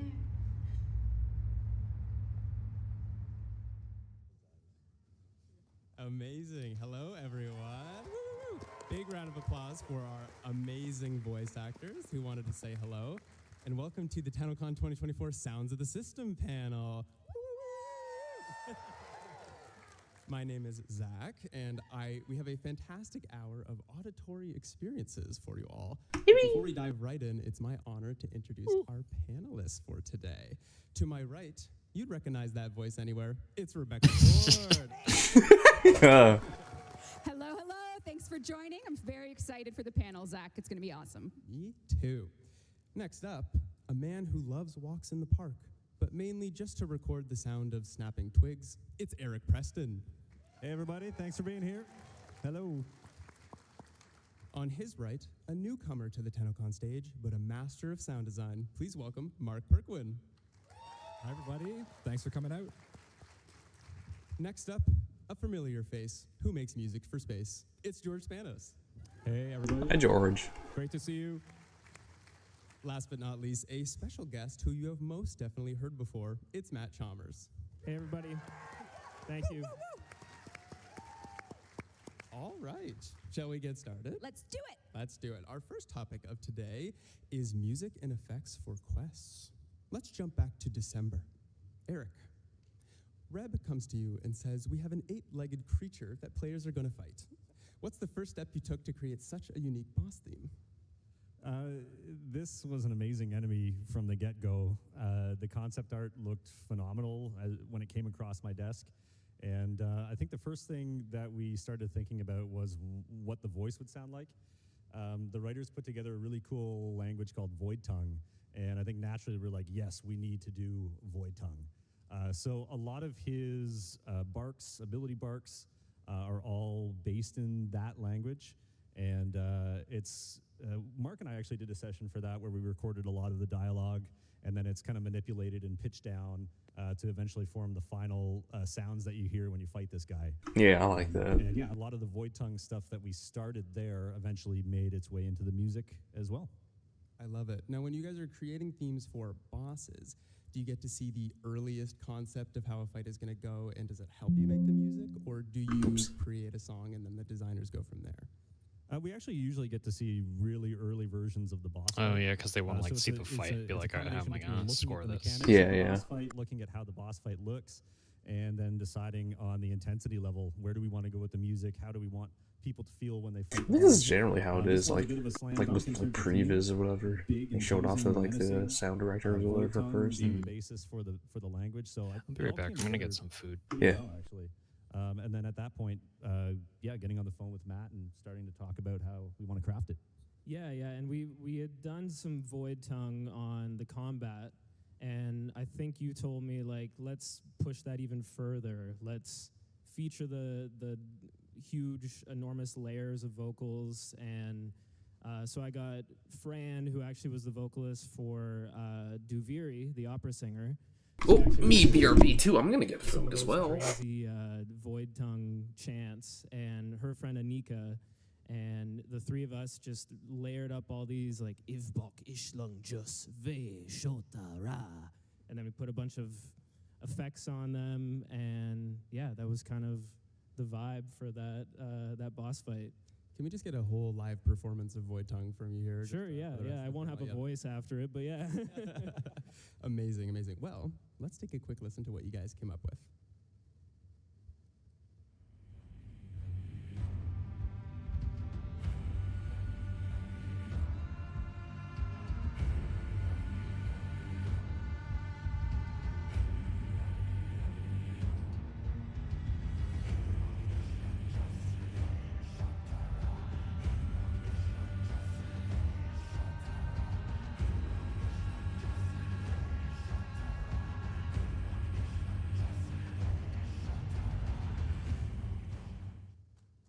Awesome. Love that.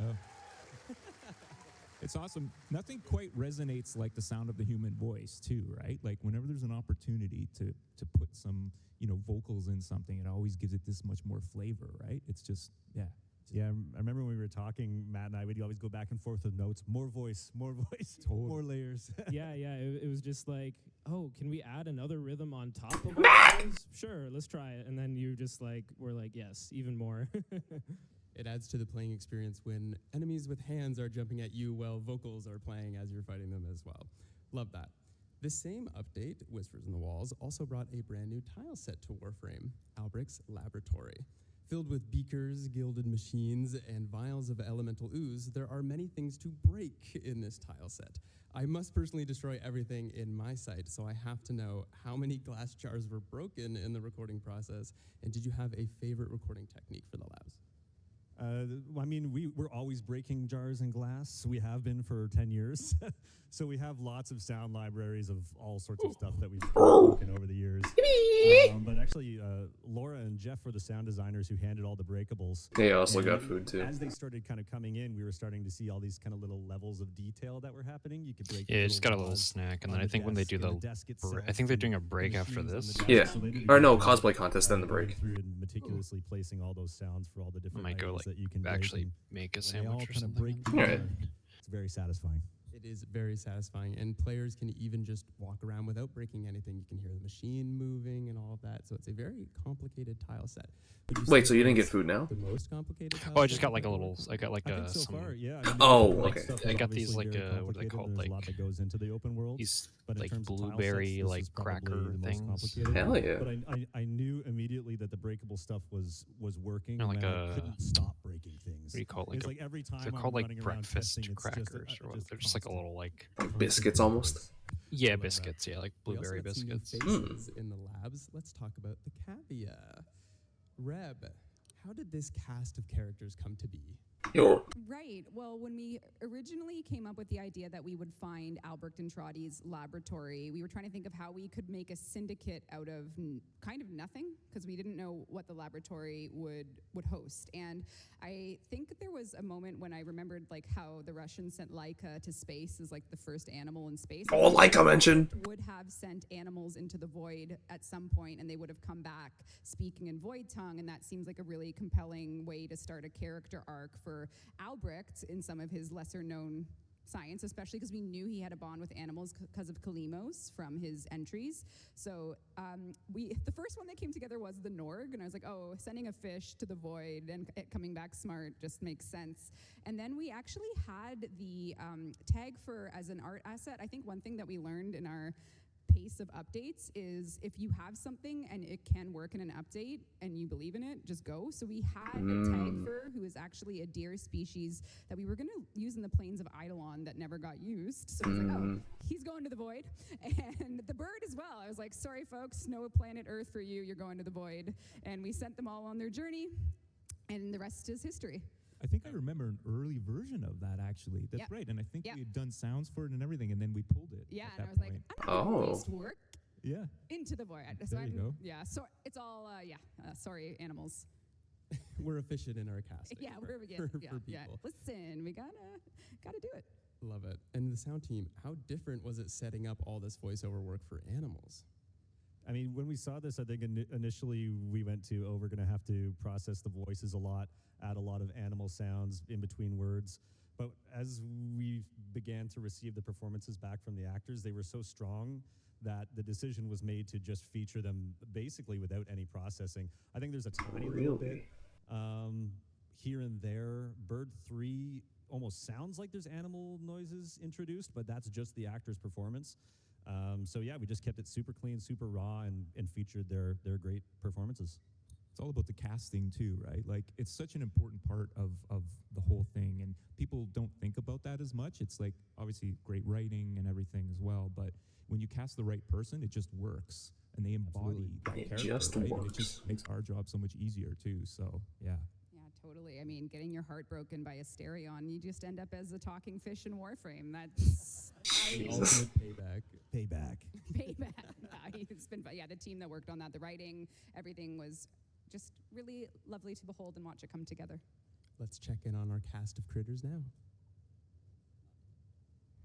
Hey, how's it going? Are we winning? We all got something to do. Mr. Fishinacci's got his thing. Mr. Tagfer's got his thing. I got my thing. It's so nice.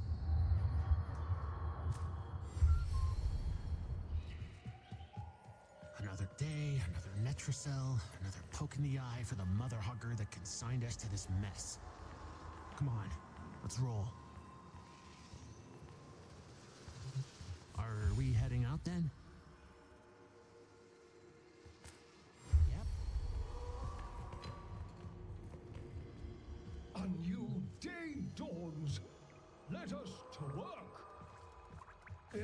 Still good. A good day to you. I love you. I love that line so much. I love you. As you know, we had a follow-up update to Whispers in the Wall, Dante Unbound. Yeah, baby, books. The team had a chance to cook up some unique vocals for this update theme, and they bring such a great tone to the update. Matt, tell us a bit about how the process of setting the stage for Page Master Dante went. Yeah, well, we had a piece that I think we actually showed this at last Tennocon. A friend of mine, Alex Samaras, sang on it. And it was a section of an ambient track that I did. And I think it was actually word from Reb that was like your favorite section. And so we were like, how about we make a combat section or a combat track out of that section? So I got Alex back over. I wrote a new piece and featured the same melody, but like the combat version of it.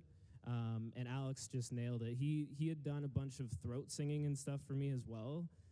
So he has like the ability to do the really straight, beautiful melodic singing, but then he can also do the really intense. That makes sense. There was like like the whole like the murmur stuff.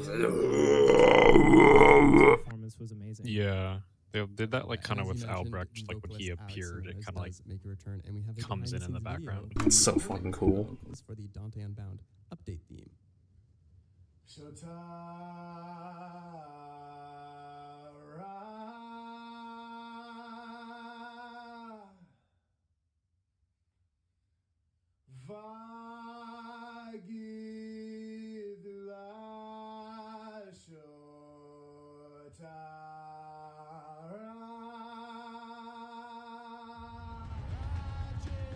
Yeah, what a difference the fucking like post processing does to that.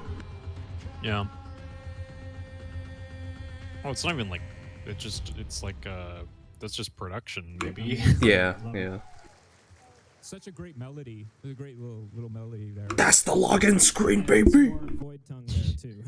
Yes. Did Alex mention it was hard to sing in a language he's never read before? It was actually okay because he's also. Oh, what is it? There was kind of on a similar note, like when the like the voice actors or just like the vocalists for like Splatoon like had to like fucking sing in like a language I wasn't like real or anything to. What you imagine, but in this game? No, in Splatoon. It's Splatoon. Oh yeah, the singers, yeah, they have to learn like the Splatoon language. That's so fucking funny. That is heavily processed though. They do yeah stuff for the voices. But I feel like Jazz just it's like I always think about Emmy Evans who did the stuff for Nier. Oh yeah. How she made up that whole language. Really? The vocalist? Yeah. Oh, it's like a fake French basically. Like it's supposed to sound vaguely like Anglo, but like it's like not. Like very Western. Well, or it's not Anglo, Latin. It's like Latin-y French, you know, basically. But yeah. It's just like a fake language she made up to sing it. That's badass. The other one, you know who else is crazy is Utada Hikaru. I know the name, but I don't know what they've done. She did Simple and Clean. That right. Okay, yeah. And so and she also there's the other song Sanctuary. Yeah. Yeah. So there's a part in Sanctuary in which there's like backwards talking. Ooh. She's just doing that. Oh, they didn't reverse it. She can sing backwards is her like thing. That's badass. She can make it sound like she's like talking backwards basically while singing. That's cool. I don't think yeah, it's crazy. That the story we told in Jade Shadows would have worked with, like, of course, if you can't hear it, that's of course fine. But the music was an artistic choice to pair with the animations that you can see. Oh yeah, like the music was heavy in Jade Shadows, especially like the elevator scene and everything. With the theme for Jade Shadows specifically, I think we wanted to bring together a lot of themes from older parts of Warframe as well.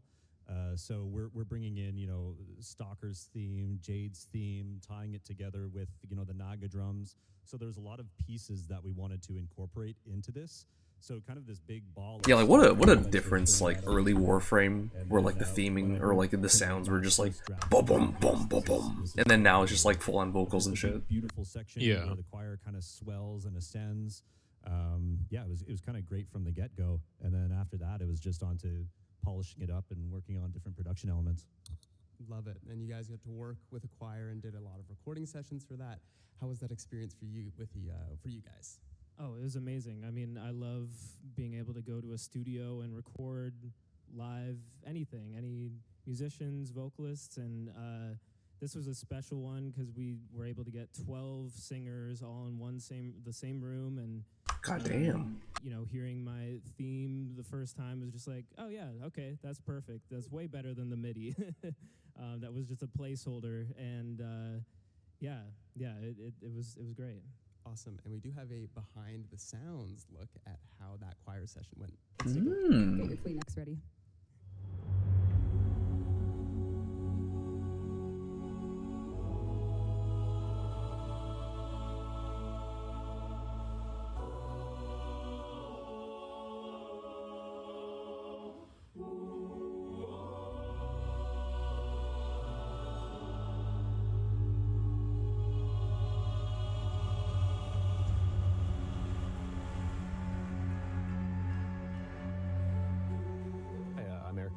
I'm audio lead at Digital Extremes. I've been here for coming up on 10 years. Ooh. And here to talk about the music and sound effects for Jade Shadows. And they kind of do a pitch for her landing, and then I guess you'll take that middle section as the loop, right? Exactly, yeah. I'm Mark Perquin. I'm a sound designer on Warframe here at Digital Extremes. I've been here for just about 5 years. We'll get those shouted as well as like an off. Man, he says 5 years. Like that's like for how long that is. That's still like baby years compared to like some other like older veterans. That's one ability, that chord. Right. Yeah. You can cast any of the 3 F sharp A, C sharp. That's what her fucking kit sounds like? Well, you're up Yeah. You can also cast those, so we need to keep it all in the same chord. When Mark was kind of workshopping his ideas for the choir, he had wanted to record a live choir. We were going to do it separately, but after I'd spoken to Matt and we decided to record a choir for the music, then we thought it was just a natural progression to do a session that included both the music and the sound effects for the Warframe. So, yeah, bass, tenor.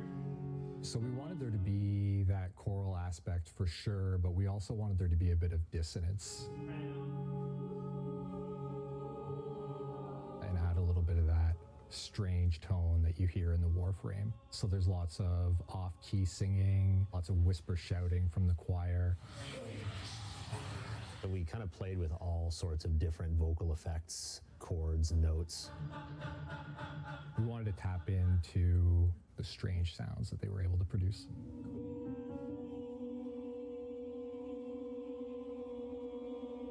The choir is so talented that whenever we would suggest ideas or want to try different ideas, they could reproduce that very quickly on the fly. It felt like sort of having your own live synthesizer, except they're human beings and they're amazing. Cool. Was the tuning of those chords okay?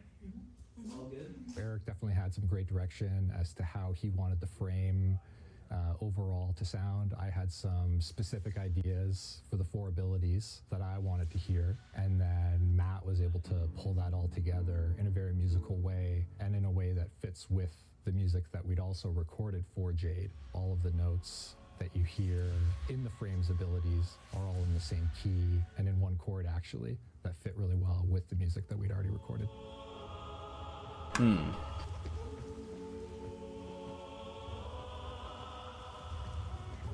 Whenever you're in the studio recording, the magic and the feel that you get from live musicians, you just can't reproduce that. So that's something that we'll definitely be looking to do for score again in the future.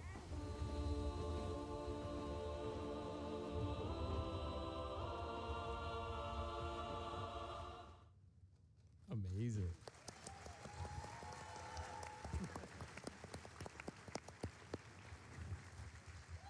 Now, Mark, a choir background. event. Oh. Tell us a bit more about that. Yes. Shout out to Amabile Choirs of Canada. Local choir here. I grew up singing, so I've got a choral background. Yeah, I was very excited when I heard about Jade. I absolutely wanted to grab the sound design for her. How come I'm only finding out about this now, Mark? Come on, where have you been hiding this? Secret. Might have come up in an interview, George. Oh. What were some of the specific things from your time in a choir that jumped out when you were making the ability sounds for Jade? Sorry, say that again, Zach. What were some of the things that you had from your time in choir that jumped out right as you were making these abilities?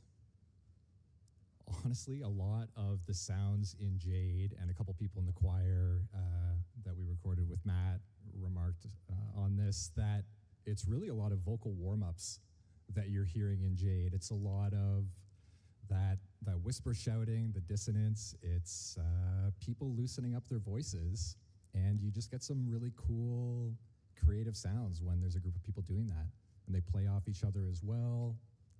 It's just something that you need live singers to be able to do. Like Eric said, you can't just use a synthesizer for that. I love it. Right. Let's move on to our next topic, weapons and Warframe. Yeah, baby! We've seen a Devstream before. We love taking a look at how certain weapons and Warframes are made directly from the desks of our sound designers. And we do have a few videos for you today covering all things Jade Shadows. But before we dive in, Mark, again, you had a chance to do some of the ability downs for Jade, as we were talking about. How did that differ from previous Warframe sounds that you've worked on? Yeah, I guess just coming back to the choral background, for Jade, I had a pretty good sense right out of the gate, the overall tone that I was going for. It wasn't something that I had to figure out or sit down and, workshop. I had a pretty good sense in my own mind of the type of tone we were going for, and that's pretty similar to what you hear. And then for the more, to bring that into the Warframe language of sound design, Eric had some great design direction there as well. And in terms of dealing with the choir themselves, I mean, Matt's the choir whisperer over here. He was able to take what was in my head and just communicate it to them in just an incredible way and try out some new things too. Well, Mark had a lot of great ideas, and I would just be like, okay, let's try that, and then basically direct them. If we're wavering pitch or something, I'd be like, if I go up, we're all going up, or if I'm like going up on this side and down on this side. So we just like got them all doing a bunch of experiments, and you'll hear it in the upcoming videos. They were put to good use. Yeah, absolutely. We got a great library of sounds now with this choir. You're going to hear a lot of it even later on today and some of the 1999 stuff. Oh, yeah. Hell yeah. Oh, my goodness. Hell yeah. Well, let's take a listen to what you cooked up. Hey, I'm Mark, and I'm a sound designer here at Digital Extremes. Today, we're going to be taking a look at the sounds behind Jade's third ability. Let's take a quick listen to how the ability sounds in-game.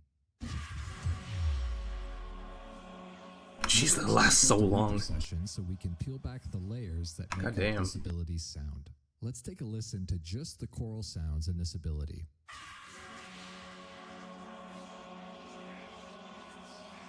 Now let's mute the choir to hear everything else. That's good, but what really makes Jade special is all that choir. And so here's how that fits in. First, we have the initial impact. This is made up of a shout, some harsh whispers, and the choir singing a chord. We also have this sustained section, which represents the eyes that surround Jade during this ability.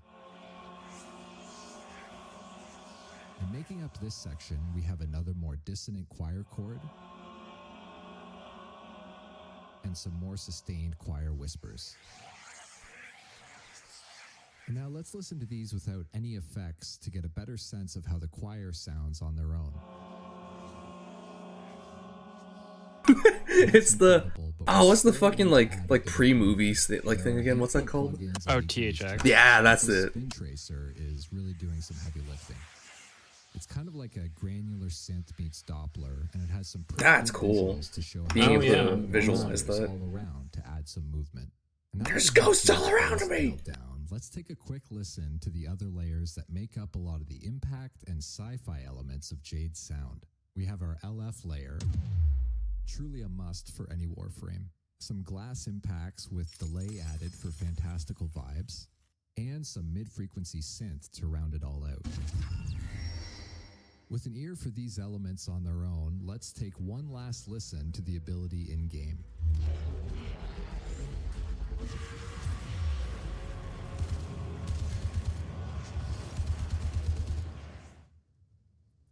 Love it. Thanks, Mark. Yeah, thank you. Thanks. Amazing. The whispering is making it very hard to play Jade late at night because they're all around your head and you're like, someone's behind me. Awesome. Of course, this update also featured a fan favorite character, the Stalker. Yeah, cheers for the Stalker. I love the Stalker.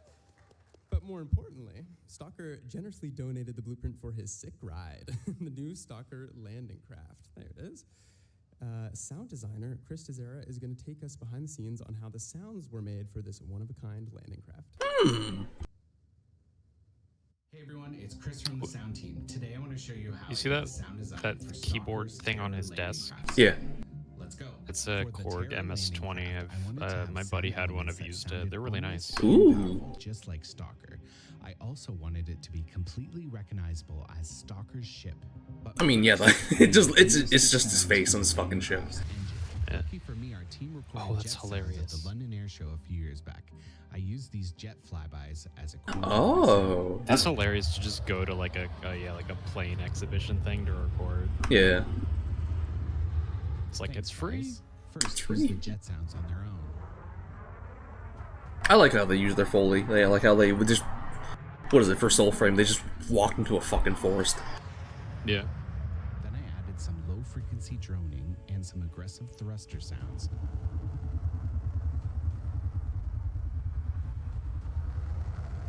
Look, a lot of sentient stuff has that drum fill. Now let's Stalkerize it. Your sentence is death. I started with the Stalker bowfire sound. First, I time stretched it, then I added some processing, then I ramped the pitch up over the course of the sound. That's crazy. Jesus. Next, I took samples of Stalker's breathing, I pitched it down, and I added some processing.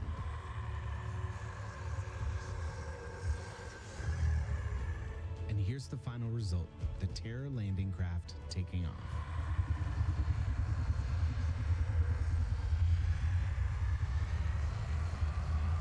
Yeah, that's fucking sick. And there you have it. Thanks for watching and enjoy the rest of Tennocon.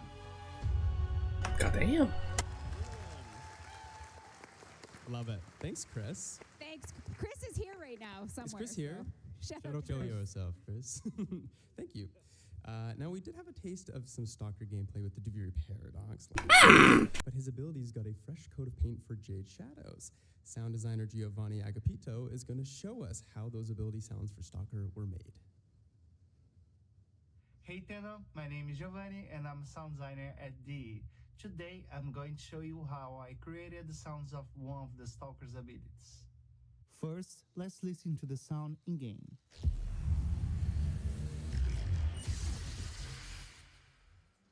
For the Stalker, we wanted to maintain the balance between a very feared character, like an overall dark vibe, but at the same time without losing the game's sonic palette.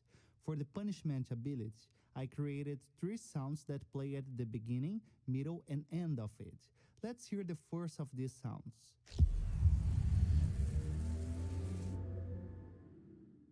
This one has some really cool layers. For example, this energy layer that has a pitch automation and becomes more acute over time, creating a sonic tension until the Stalker releases the projectiles at the end. For the build-up sound, there are more tonal and sci-fi elements, as you can notice.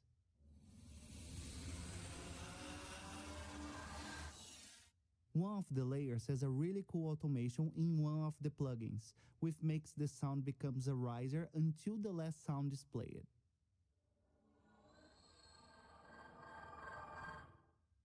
Let's hear the sound of projectiles being released at enemies.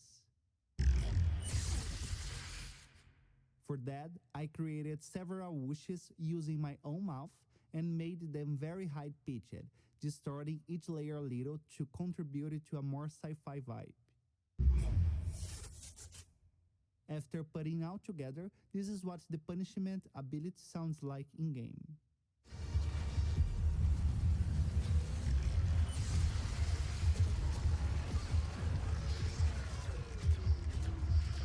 So that's it. Thank you very much for watching this behind the scenes, and I hope you enjoyed the rest of the show. Thank you. Thanks, Giovanni. All right. Before we move on, we actually have an audience question all the way back from a Dev Shorts in April. Oh! The question is, what is your go-to software for creating these sounds? Do you have a plugin or tool that you can't live without? We'll start with you, Eric, unless, Reb, you've been dabbling in some sound design lately. Hey, I just do what Eric tells me when it comes to sound. So get in the booth, cry some more. Yeah. Cry more. Jesus.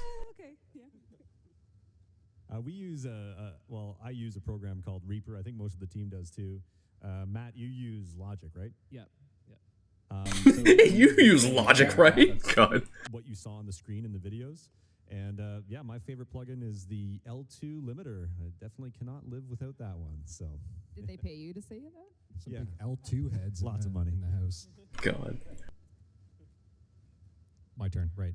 Your turn. Do you see the Spin Tracer? I'm milking every drop I can get out of that. He's also got shares in Spin Tracer. That's right. Another one that I probably put on, it's in every session, almost every track. Kilohertz has this plugin called Haas. Are you recognizing the equipment to use or Basically software? What that does is just delays your left or right channel by anywhere from a few to 100 milliseconds and spreads your stereo image. So you can turn any mono sound into a stereo sound. Oh. I think it already needs to be. No. Or is it? No, you're right. Huh. It's my boss. You're right. Oh yeah, okay, yeah. It's a width thing. You're Yeah. hired. Yeah. Yeah, for me, I think Q3, I really loved Pro Q3, just great EQ. I like Microshift as well, and I use that on A lot of these are this to widen the voices and stuff. company But, called at the end of the day, FabFilter, we get which this is like question a lot industry too, standards but for like it's plugins important for to just DAWs. Not think Yeah, too much about plugins and software and everything, and it's like it's more about what you put into it and where do you start with, what the sounds you start with. Again, like the voice acting, it all starts with good source, right? So you have good source going in, and that's the big thing, and then the creativity behind it. Yeah, don't let that limit you in your creativity if you don't have a certain plugin, for sure. So.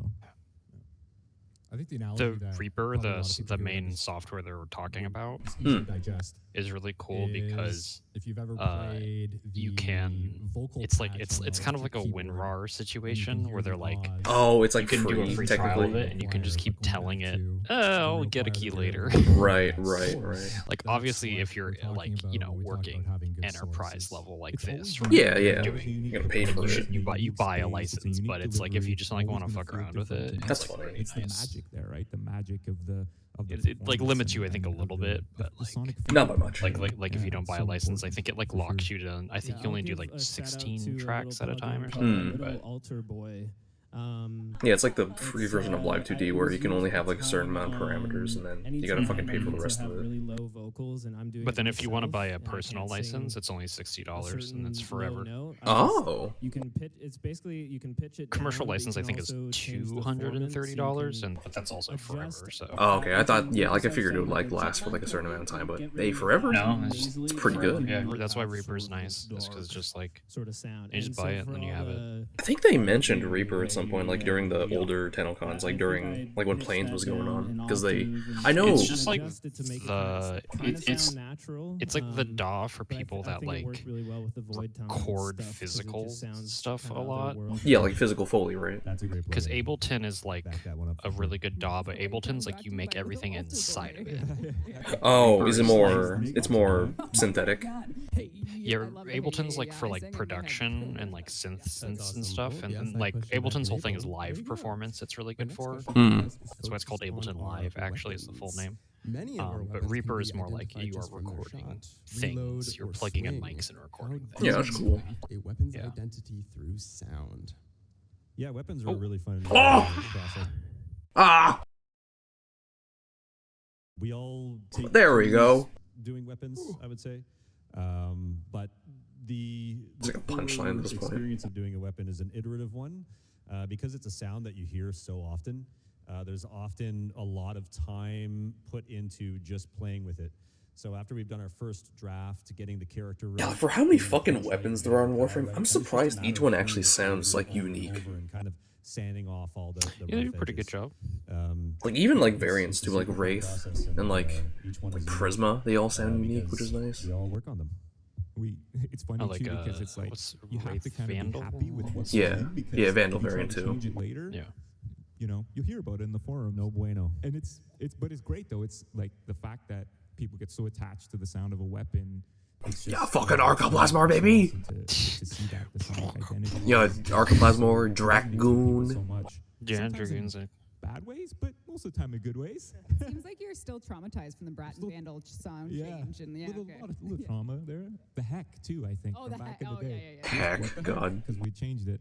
There's been this dude on like who's been like commenting on a lot of like Warframe posts on Twitter. It's like, oh, when is the dual heck?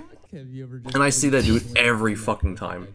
It'd be kind of really funny, is the thing. They mentioned heck just now. It's a totally normal part of the process. Yeah, but I think. Two? With Two? any kind of creative discipline. Twin heck? Run into a block or where the ideas aren't coming as easily.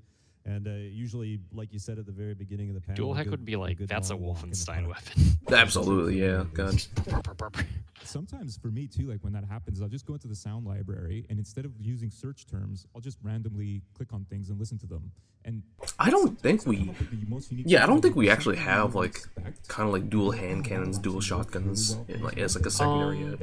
What's the one hand shotgun? Unexpected. I mean, dual. I do that a lot actually. Yeah, isn't there the one? There's Brack, but that's a single hand cannon. Just like, when am I going to use this? But you record it anyways. I've got stuff that I recorded No. a long time ago. What's the and one come I'm across thinking it, and I'm of? like, oh man, I forgot Is it a Grenier this. weapon? This is just perfect here. No, it's not a So, Grenier, yeah, it's, always fun. It's like Christmas every day when you do that. Oh my god. There's too many fucking weapons. Yeah, there's a lot of fucking weapons. I'm like, I can see it in my head home. What does it look like to you? It's like this. It's like the same style as like How was the sound Act design Bolto. process for things that have a Style. real life counterpart? Was it Tenno easier or style. was it hard? Oh, Mark, I'll Bolto? Bolto is the pistol. Right, but I was thinking of like twin shotguns. Oh. Oh. So, oh, Piranha is the dual. Never mind. I thought there was dual Piranhas. No, there's only been single. That's what I'm like thinking. Like, oh, like dual shotgun hand cannons would actually be like a big game changer.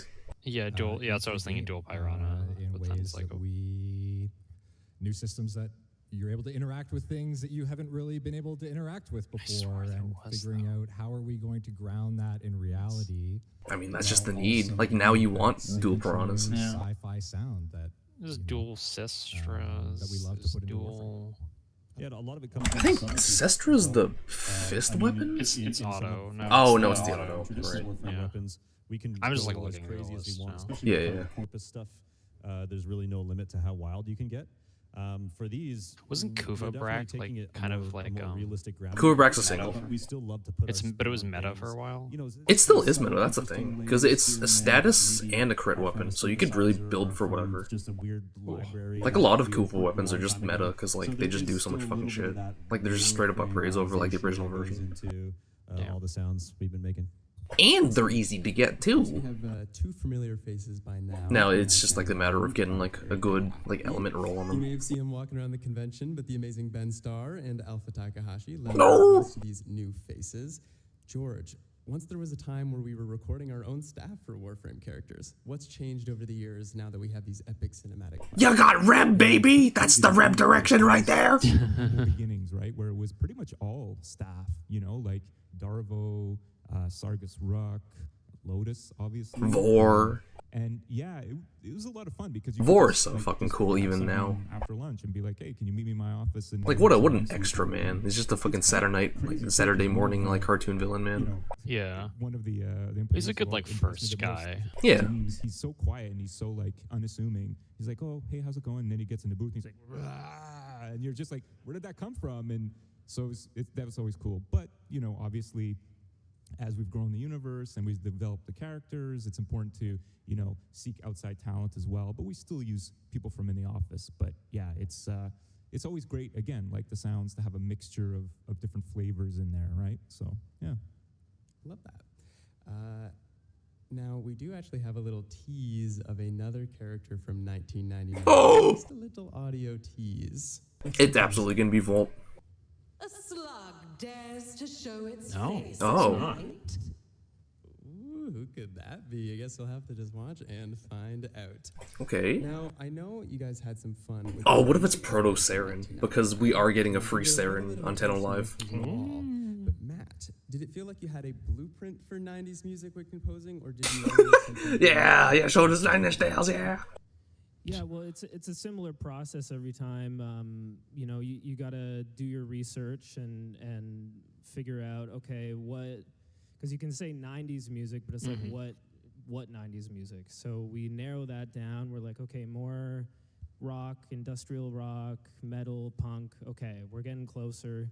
And the first thing I did was that combat track that you saw in the subway scene last Tennocon, and that kind of became, I did a bunch of creating sounds and finding sounds for that, and then that session became sort of my template for where to start with a fresh piece of music. And that's kind of how you do it. You just like start fresh, but you have all these sounds that you can pull from. So if I'm like, oh, I need a lead synth, and it's like, oh, well, I have 10 of them right here. Let's see if any of these work.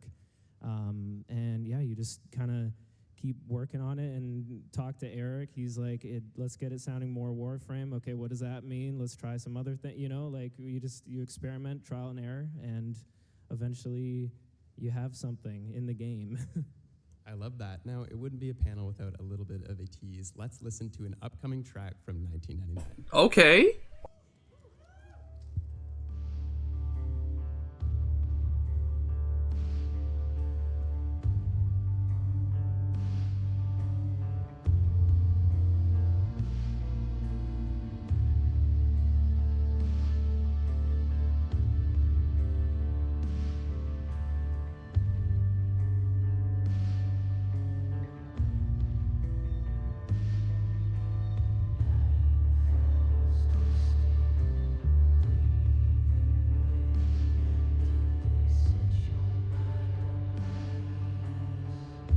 Nice. I like the slow guitar. Yes. Love that. Excited to show you where that will Worldwide premiere right there, right?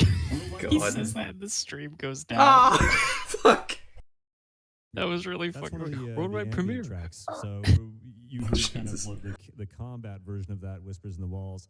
This is the ambient version of it. So Oh, really it's simplified, a as soon as we introduced that into the game, it was like, okay, yeah, locked in. When we got that song, so we have like on our internal channel. Yeah, I love when games have like dynamic tracks that like switch between like a live version and like an idle version. The internal global channel and said, this song, that ambient track, everybody work to it so you can feel the tone of what we're going for. So that was one of the first like established tone pieces, and it's just, I'm so excited to have it in the game. Yeah, and there's a theme in there that kind of became sort of the Warframe 1999 theme. So we'll be using that in other pieces, and that kind of just happened accidentally. It's one of those things where you write a set, you know, you're writing different sections to keep it fresh, so it's not just one thing for 4 minutes and then it loops for an hour while you're playing.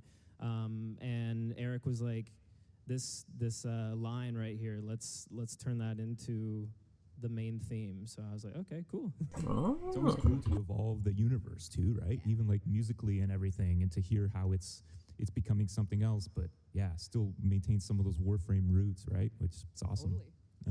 Yeah, we're trying lots of new stuff with the music this time around, and Matt's been killing it. So, Are we saying how many songs are in the demo tonight, or is that part of Oh my god, yeah. Jesus. would you like to? Ooh. We have 5. Ooh. So, Ooh. yeah. Stay tuned. One demo. In one demo tonight. What if they just fucking pull up with like Nirvana in the 1999 demo? But it is Nirvana? I don't know. Is that like reminiscent of the time? Is that age appropriate? It would be. Well, we have arrived at our I think they're final just going more topic of the day, but it's a industrial great though, one. so. Let's talk about the Atomicycle. I don't know if Nirvana would work for like this kind of the synth aesthetic that they still have going on doesn't fit with that. Nirvana's like grunge. Yeah. Okay. I mean, so you're this the is expert when it comes kind to of the thing. music, so. yeah, this is kind of what I was alluding to earlier. This is a fucking motorcycle, like It is just a advertisement. motor. It is just. They kind of like hyped it up, but I like because you didn't have like a good look at it in the one art. Yeah, yeah. And then you see it, and you're kind of like, it kind of is just a sport bike. Yeah, that's the thing. For, Though, like, I like it. Except for like the realistic, and then, what do you call it? Like the brakes. Like the brakes are like Futuristic. Yeah. futuristic. Like the back brake, like the back disc is like that's not how that works. No, you know? no, like ergonomics. Yeah. But obviously, really keep that engine. It's I just kind a of almost sport wish bike. they leaned into it looking weird, but I guess it's still supposed to be. That's the whole point of 1999 is you have more real things in it. Yeah, because like it is like an age appropriate Earth parallel, but they still have their own kind of like spin on it, like with like the AK and everything. Early version of it. I was blown away at that point, even just like with the technical implementation. It's a first for like. Fuck, what if they like? It's like a joke. Remember like a couple of like E3s or like fucking the Game Awards a while ago? They just like had like cars on the fucking stage and shit. What if they just rolled up with a motorcycle? Drive the bike on stage tonight. Yeah, It would be fucking sick. Yeah, Jim's an amazing audio programmer. He's good. Imagine like one of the cosplayers like rolls up with a motorcycle. God damn, they would just. That's an instant win Did right they have there. the Arthur? They have the official Arthur. They do have the official Arthur. Or well, I guess it'd be Aoi. That she's the one with the bike. Yeah. Well, I imagine. Yeah, she is like featured with the bike, but I imagine like other characters will be able to like ride it later. As an engine to show Yeah. Because like yeah, it is. It's absolutely going to be like an open world traversal thing, like they did with horses too. Because like Duviri, if you level up like one of like your categories like far enough, you can just unlock it for like any other like open world. You just get horse. Have an in-depth knowledge now of how like bikes work too, right? Like engineering wise, because it's like you got to make it feel realistic in that sense, right? Yeah, and how do we make it feel responsive as well? Yeah, To You record a motorcycle. Yeah, it's Basically. been a puzzle, but it's been a fun puzzle to work on. Yeah. I love that. All right. Well, before we sign off, we have one more thing. It's time for some audience participation. Ooh. Yes, we need all of you desperately. It's very important. My shirt will make a lot more sense at the end of the night. Oh goddamn! They're gonna do it again. Chant. So similar to last year where we had the New Year's countdown, we do need a chant this year. Eric has the recording, and I'm hoping that Zach, you just kick us off. Here, I got a BRB real quick. I gotta wash some This dishes. is the biggest room Oh, no. we've ever had, Gonna so miss this is the our thing. opportunity to get the most voices at once. Yeah, look at all you beautiful people. Yeah, so this is great. I'm sure you're loud too. What would you like us to say? The instructions are very simple. You just have to chant the word online. Online. On the count of 3, give me your best online chant online. Just like that. And we're going to do it 5 times. After 5 onlines, I'm going to point at you all, and you're going to give your best cheering applause. Everyone ready? All right. 3, 2, 1, go.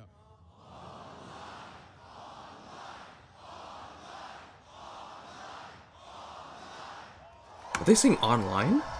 Yeah, they asked him to say online 5 times and then cheer. Ooh. And I guess they're gonna use it for something. I am curious what they're gonna use it for though. Oh my gosh. Wow. Do you think you got that one? They're gonna make the internet, baby. Amazing. Oh, they're gonna establish KOL. Yeah. Amazing. Yeah. Well, we do have just time for It's one gonna. more I think this is gonna be like question KOL launches the on couch. midnight, What is New the Year's or most whatever. That's difficult badass. sound you've ever had to make in Warframe? Grendel sounds. Yeah. Uwu burps, barfs. Yeah, yeah. I love Grendel. I love Goss. I like how the community just meme them into being bros, honestly. Yeah. Stay burping, buddy. Stay burping. He's just like, yeah, you just gotta record burps. Yeah. Makes sense. Okay. Honestly, this bike, there were 3 animals that I had to put into it and trying to figure out how I could fit those in. If you listen closely to the demo tonight, you'll hear a lion, a tiger, and a bear. Oh, oh my. Yes. Octavia, for me, I remember working on that like forever, trying to get all the music implemented, the sequencer, all of that. Fuck, yeah, like all the synthesizer sounds for like her like different instruments too. That one, but it was really hard. Amazing. All right. Well, thank you everyone for tuning in to the Sounds of the System panel. Huge shout out to you guys on the couch for sharing us a look into your world. Huge shout out to the DE Sound team as a whole. They kill it with every single update. We'll see you soon for the cosplay contest. See you for cosplay. Thank you, everyone. Bye, everyone. Thank you. Yippee! Alright, time to log into frame, get that fucking new gun leveled up to 30 in like 20 minutes. Or no, not 20 minutes, like I probably could in like 20 minutes.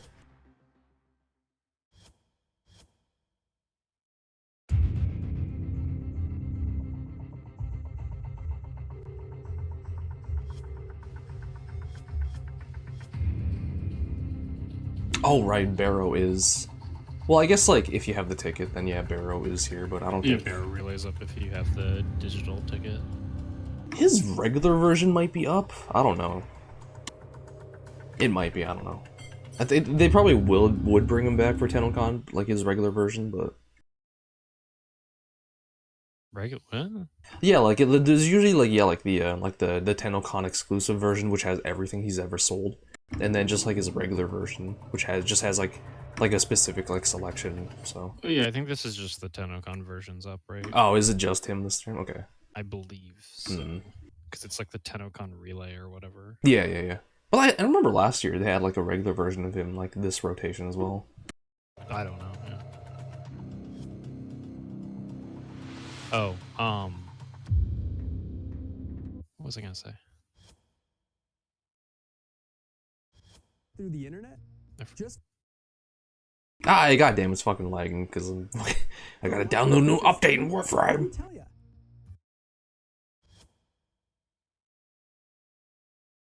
Safety's off and destroy your enemies with the AX-50. But yeah, what is it? I managed to link. I think like traffic on the like Twitch side linking to your Warframe account is actually like lax enough that I actually could link it Prime back. was like one of the first primes I got. Really? I think I got Serum Prime before I got Valkyr Prime, actually. Really? Yeah. Once TennoLive begins at 4:30 Because I like Serum. I like the like AoE kind of like just kill everything. So. Yeah, like the dot and everything. Yeah. Dot the status effect is so fucking broken still. You'll receive this Prime Warframe for free. Spread those spores and watch those damage numbers go up over $19.99. It's funny how it just like took away her like 1 damage dealing like miasma move like her 4. Like it's not bad, but I think I'm just tired of using abilities that just do like screen wipes. Follow those instructions and you're set. Tubular. Watching on Steam? Just make sure you're logged into your Steam account before watching, and you'll be rewarded with item tokens right to your Steam inventory. Once you claim those tokens, log into your Warframe account and your new. No, just like the Steam linking and everything, account linking. Oh, it worked. That's all for me. Yeah. Stay cool and enjoy the show. Because yeah, like Twitch was I guess like traffic was like slow enough that I could relink the Twitch account. Nice. Yeah, I think they like talked about it on stream, so probably everyone did it. Yeah.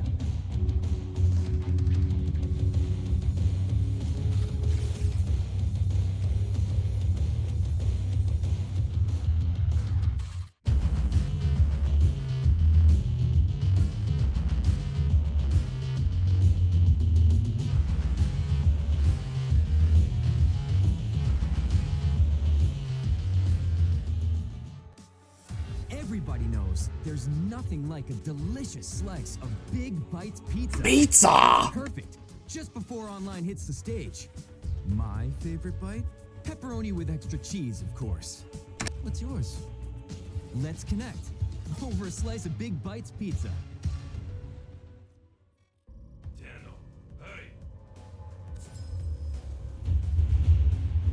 Yeah, that's a really fucking good Lloyd cosplay too. Yeah, this duo is really good.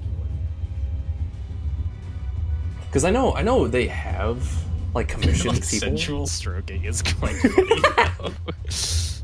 It's on brand. It is funny because you can't quite do it because they definitely like distort his face to get that shot, so it's like you can't really do the like big grit. Yeah.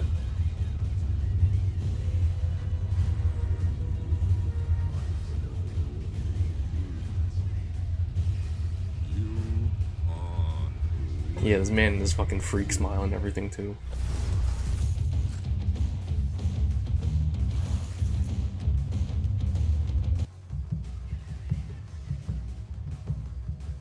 So it's into the void, now me girls and me boys from mothers' hands we go. Yeah, AX52. Sailing to the sun till the voyage is done. Gun. Oh, the AX. Yeah. They said EX 52. Yes, we're all bound down to the deep, and we'll all be sleeping in the cold below, below, sleeping in the cold below. It's so funny to fucking look at. It's just and gun. It's just a gun, yeah, a gun, yeah. Oh god, it's downloading an update. Yeah, it's probably the Barrow stuff. Plus some others, yeah.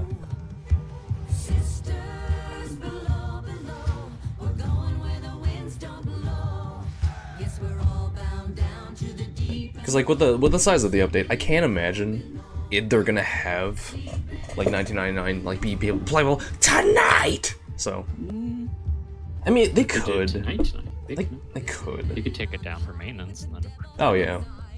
Oh my god, this yeah, this thing is actually kind of fucked up. Hip-fired shots have 60% plus 60% ammo efficiency. Aimed headshots have 100% critical chance. What? Yeah, this gun is unique. It So has it's unique actually traits. like headshots actually work. Yeah, yeah. I mean, headshots always have worked, but Where'd you get it from? Does it just put it in your inventory? in your email. So communication inbox. I didn't get it.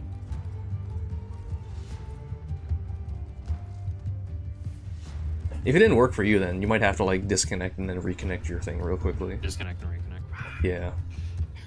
But like, I don't think you have to close frame for that. It just might show up like right after concurrently. Oh, this is a puncture only gun. That's surprising. 26 base crit chance. 2.4 crit multiplier. Status 18% default. That's not bad. That's not bad at all.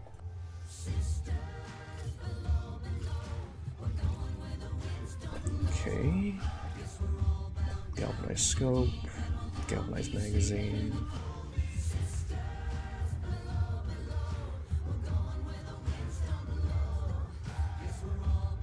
It being a puncture-only gun is... Huh.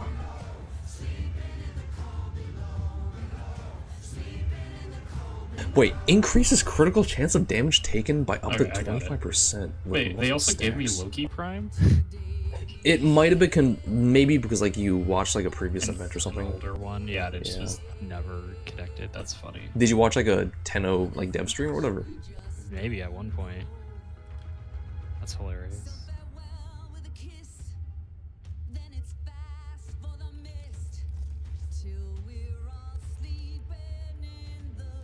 Yeah, fucking Argon scope. Oh, I can't put on Argon scope. Oops. I guess you just give it. Yeah, like galvanized mods. It's, yeah, like if you have like status like mods too, those could also work. Because like it's missing in like weapon types, so it really kind of needs status to kind of buff itself up. Give it like electric, I guess. I don't know. Electric, corrosion, honestly. Oh, true. What's corrosion? Electro poison. Electro poison. Yeah, probably like crit damage too, just because of like that like passive it has on it. Yeah, so I put crit damage on there because now it's get that shit up to fucking 3. Let's go.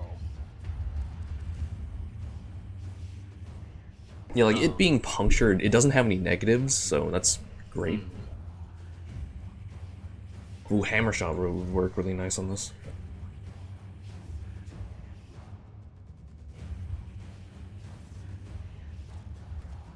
Fucking Oh yeah. enough. Also, Chris. Huh. I sent you a VGen request. All right. I'll check it out later. No, I know. Yeah. Yeah. Yippee! Thank you. I'm funding your gambling addiction. Yeah. Well, I think with like my current PayPal wallet, I think I have enough to fund like all of the CS:GO and TF2 stuff at least. So. I know. I'm only half joking. You say that, but like it actually is gonna help me out a lot. Primary frostbite. Let's put some cold damage on this.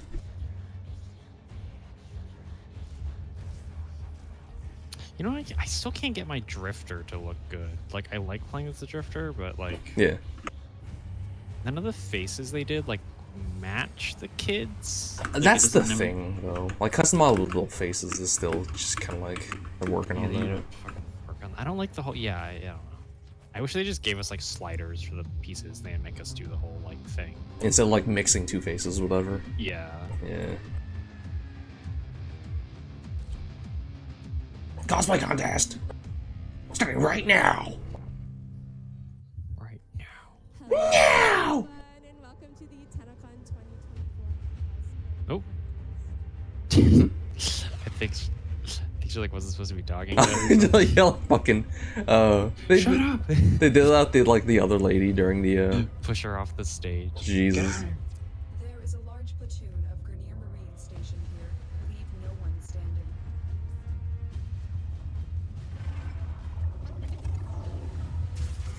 Keep going. Nobody knows you're here. Oh fuck! I forgot to put a silencer on this thing. Oops.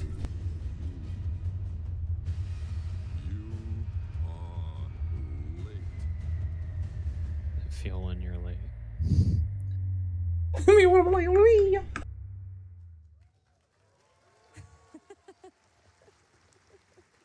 Holy shit! That's bird 3. Wait, is she bird 3? And welcome to the Tennocon 2024 Wait. Cosplay Contest. Zoom out. I am Taylor King. She might be bird 3. Oh yeah. Yeah. Before we dive into the incredible cosplayers all of our entrants have prepared backstage, let's take a moment to appreciate That's huge. We love the that. incredible Plexi cosplay who you might have seen earlier on the Tennocon show floor.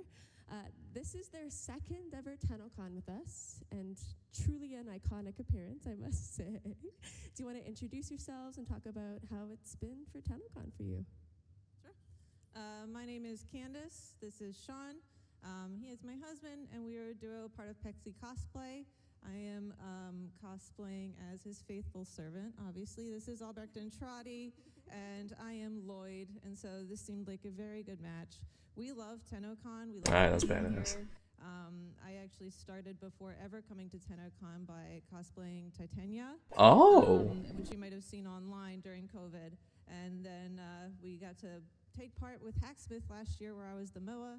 And then this year, Lloyd and Albrecht, as well as the Eros Wings. If you haven't gotten a photo with those, they are out in the tent. But it's a lovely convention. So nice to see you all. Thank you for being such a supportive community through everything, the whole creation process. It's all online, so thanks for following along with that. And it's so nice to see you all here in person. Hi.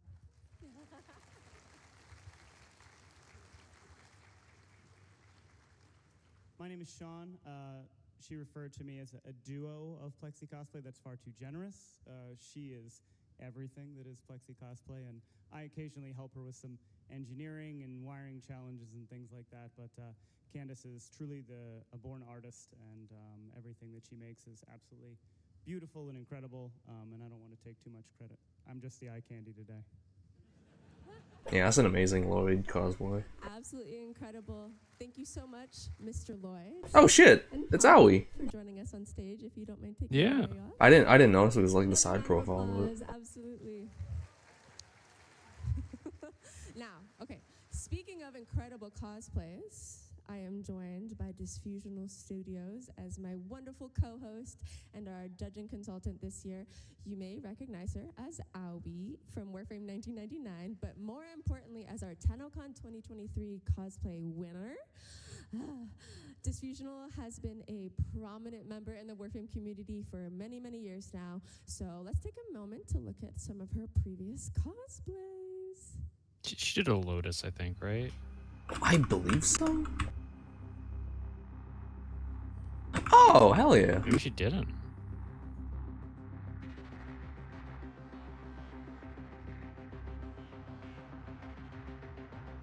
Oh, that's a really good Kayla. God damn. I remember that one. Okay. Oh, the Jade loaded or what do they call it? The Lotus? Like Lotus skin. Yeah. I am honored to be here with you guys today. Now we have one more introduction to make before we get started, and it's our judges. We're joined again this year by Lightning Cosplay, who we'd like to invite on stage now. While they make their way up, let's take a look at the absolute magic that they brought to the Tennocon show floor.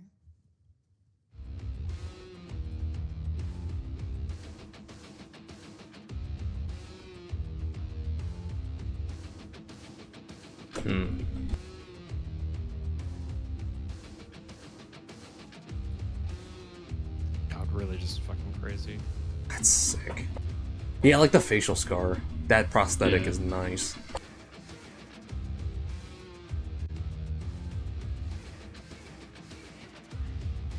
Just like the airbrushing on it to give it like the depth and stuff and like.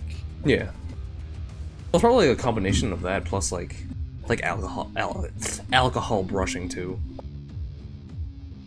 Oh. Because like alcohol can be used to like puff up or withdraw like skin elements. Oh. Give it like a bit more depth. I do like that he's like probably in normal clothes because he's probably so sweaty in that thing. No, yeah, for real, yeah. Especially with like fucking done. like our current weather too. Ugh. Yeah. Oh, is it hot there? It's around that range, but like it's midday right now, so it's probably wicked fucking hot. She is taking care of Ralph's makeup and helping to bring Arthur to life here at Tennocon today.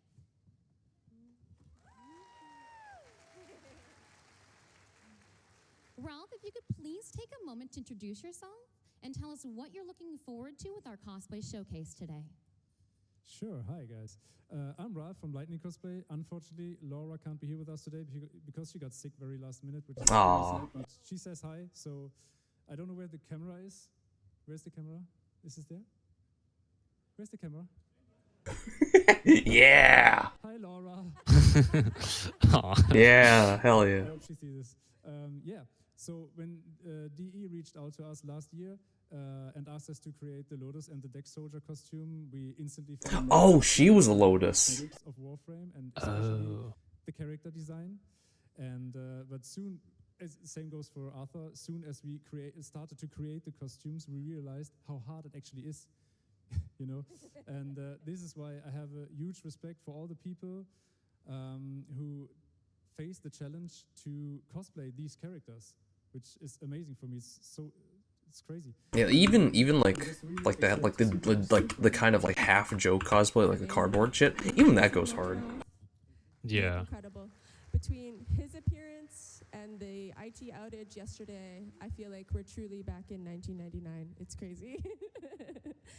One quick final thank you, I promise.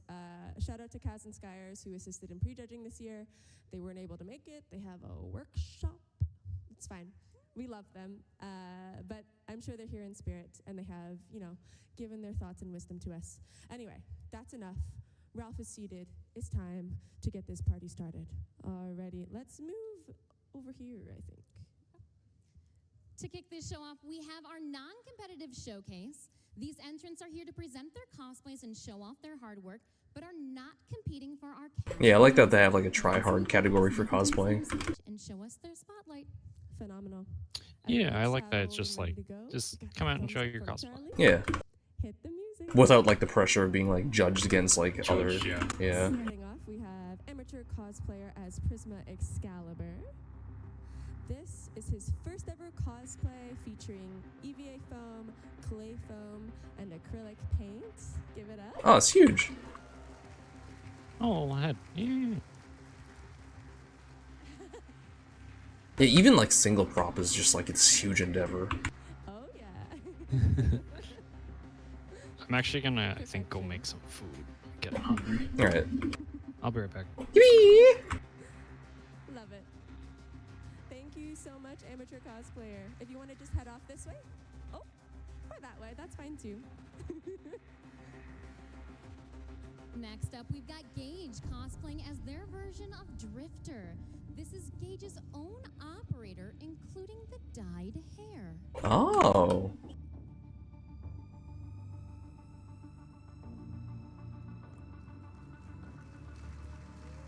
Nice, very nice.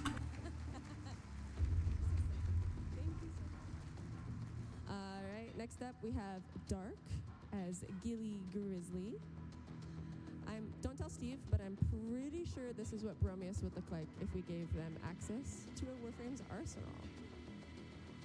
Oh, he's coming. Oh, he's coming. It's really hard for bears to walk upstairs, I've heard, so it's totally fine. Keep going.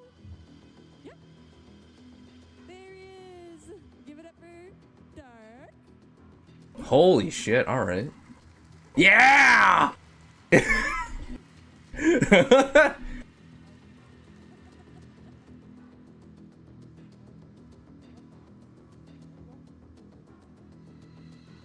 Not the fucking gritty again. Spitfire 05 cosplaying as operator in Xenos armor set.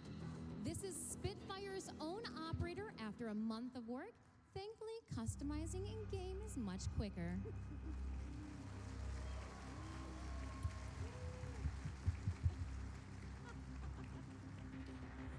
Alrighty, next up we have the High Priest of Pineapples cosplaying as Harrow Prime. We're ready to go? Yep, come on up. Harrow is wearing the Crucius alt helmet, or they're carrying it. It's very heavy. Beautiful. And it's hopefully you'll make good use of that later. There we go. Very nice. God damn, the glow on the helmet is. Ooh.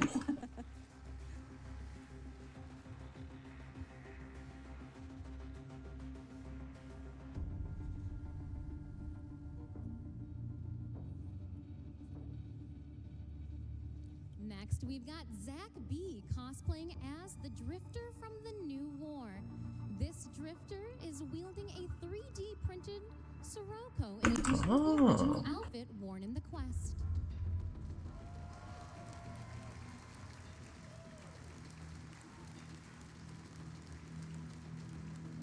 That's nice. That's cloth is nice. Very fitting after the Drifter appears, we have a group Duviri cosplay, starting with Lucinia, Rhea's Lucinia. This is made from wow. foam and a miraculous find of dead stock fabric. The trim is especially very nice. You have like EVA foam and everything. Group, we have Geo as Loden. Funny story, this cosplayer was Ballas in 2018 and 19, so I just love having long arms.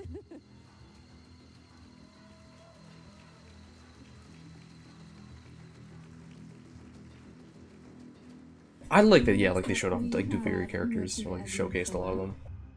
I was told collectively as a group they probably caused a global shortage of golden trim. With God damn. God damn. And of course, Shoshi as Bombastine. Another fun fact, all of the masks made here are handmade out of clay. Ooh. Some actual... Are they cast in a different material or just full clay? I wouldn't dare speak while Bombastine's on stage. If the whole group wants to come on up, yep, come on up, all of them up. One final group photo for the Paragons, of course. They're not often seen together, so we gotta take a moment when we can. Yeah, that's nice. Is that all spirals? Fear, anger, joy. Absolutely stunning. Thank you, everyone. Envy. Fearing, joy, envy. I swear this isn't on purpose. Maybe there's one Next more. up, we have Prime Explorer as an aura worm off the string. This is an aura worm reimagined as a worm on the string. Oh, huge! Yeah! Fuck yeah! Goddamn. Thank you so much. Next, we're gonna welcome Acolyte Senpai as Baruch from 1099. Baruch was sent back a little farther than planned. Oh.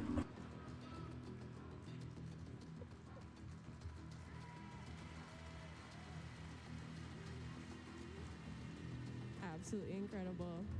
Alrighty, next up we have Richard cosplaying as Grendel 1999. After chatting backstage, I found out this Grendel isn't a big fan of Big Bites Pizza. You can call it up. Keep going. Oh yeah. It's got quite the appetite that Big Bites cannot fulfill.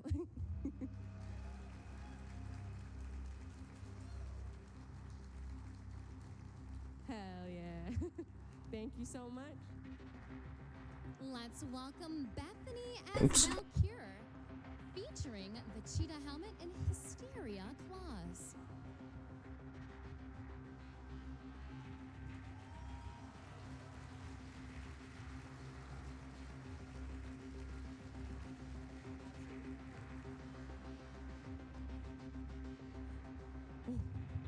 I feel that way too.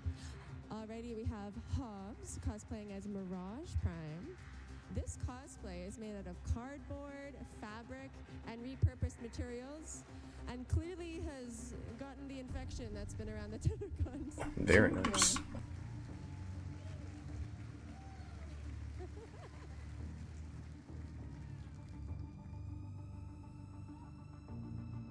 Let's continue the applause for Brendan M. cosplaying as Random Ronin. Bring the ninja back into Space Ninja. Do you have something here for the next page? You don't. I have to do this. Absolutely iconic. Alrighty, we're getting to the end here. We have Miguel as Salvage Operator. This is a recreation of their own operator in-game, straight from 1999. Ooh. For those who don't know, that's a disc. Discs go in that. So good, so good. God. Thanks. Alrighty, next we have the Scarlet team as members of Infinite Singularity. They're representing their clan, I believe. And this is, in fact, our youngest cosplayer. They've already been on stage before. Cannot believe it.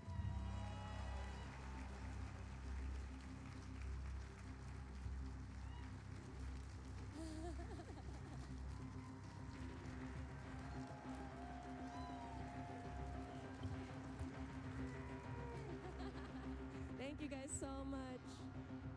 That was the last of our non-competitive entrants. Let's take a moment to welcome all of our non-competitive cosplayers back on stage for a group photo. Gotcha. Come back, please. While these folks are not competing for our cash prize, they are eligible for bonus rewards given out by our judges at the end of the show, but we'll get to that later. They also get a few digital goodies just for joining us on stage today. Absolutely incredible. We wrote the script before we realized how long of a walk this request was, so major apologies. Come on up, everyone. Get back on stage. Look at them all. Absolutely incredible. Take the stage. Get in the spot. Go, go, go.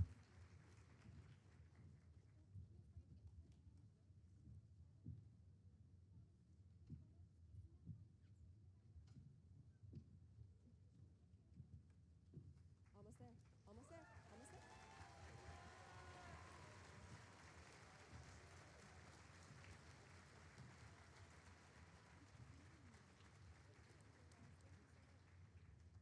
Alrighty, look at this incredible group of Tenno. One last pose for the cameras. Yeah! Alrighty, let's get you all back off stage into your seats where you can sit for the remainder of the day. Thank you so much, everyone. Very nice. That's just Kakashi. That's just Kakashi. we're ready for our competitive showcase. Our competitive cosplayers will be competing for cash money, including the first place prize of 10,000 Canadian dollars. God damn. That is actually worth some amount of money, depending on what country you come from. Cosplayers met with our judges yesterday to participate in prejudging because it can be kind of hard to see all the incredible details from the audience. So the scores from that prejudging and their fantastic performances today will be used to decide our winners. All right, without further ado, let's get started. Starting off, we have Jacob Parcha as Voidrig, featuring an Aquabax weapon. This cosplay took over 375 hours. Holy shit, alright. Almost entirely made out of cardboard. God damn. He's got a bit of Oh, a wow. block, unfortunately. His sprint is off cooldown.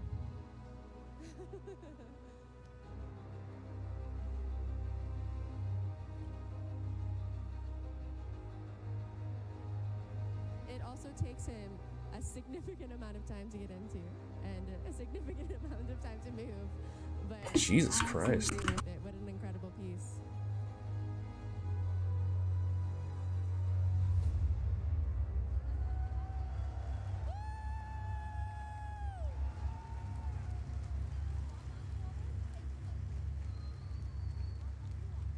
You got it.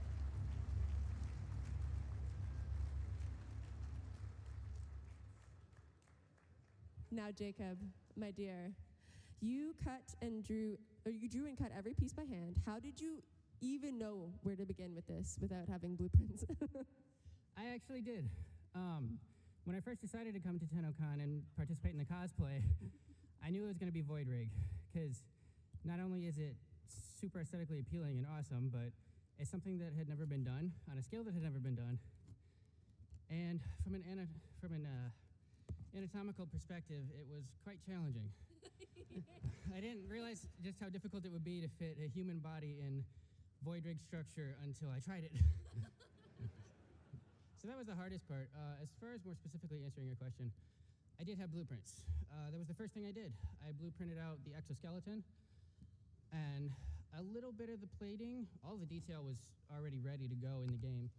So I printed off some reference sheets, pictures from the internet, and then I went into the game, into my arsenal, used my Voidrig, turned it all around, got pictures from every possible angle, studied them like a textbook to make sure every single detail was as close to accurate as possible. And that's because a wise man once told me, it's the little details that make it or break it.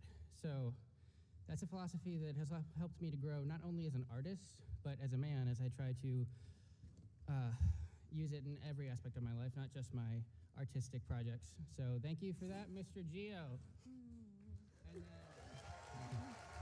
The headpiece especially. I'm surprised it can turn. And also, thank you, Mom, for being here. Hell yeah. You sacrificed 2 days of your life to be here with me for this weekend, and you had a lot more important stuff to do, that's for sure. So you're here, you're helping me, get in and out of this, and being here to support me, and especially considering everything on your plate, it really means a lot. So thank you. Incredible. Thank you, Mom. We'll let you slowly get off stage. Alrighty.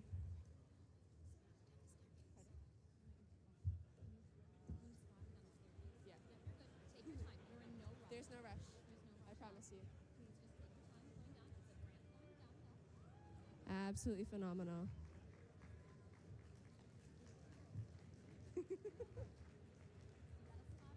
I will say he is actually the expert of Voidrig. I've made multiple comments and emails, and he's corrected me every time. He's held me accountable. He's like, "Aren't you a dev? I haven't taken 300 photos of a Voidrig," so that's where he wins. Okay. We value safety, cosplayers, so carefully make your way up and carefully make your way down.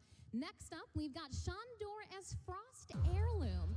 This is Shandor's third Frost cosplay. He also has 60% use rate on Frost. God damn. And even I had, even with all my hours, I think I only had 30% Saren. I think, if even. I'd have to check after this. Well, I can just check right now. Show profile. Equipment. No, I don't even have that. I only have 26 out. 26% is Saren. Jesus.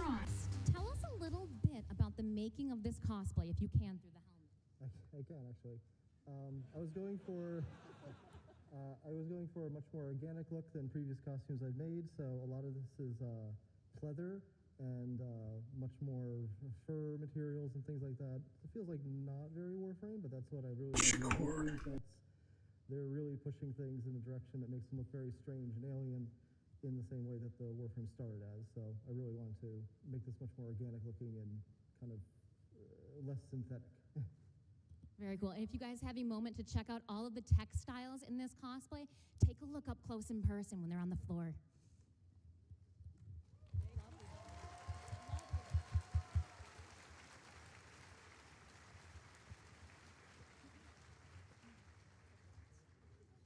Okay, next up we have Zephyr cosplay as Albrecht and Trotty, Papa himself.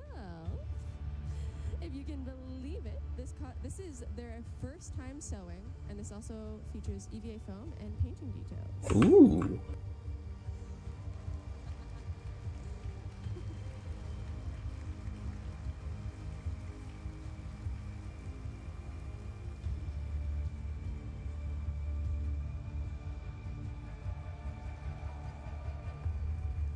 Very nice. God damn.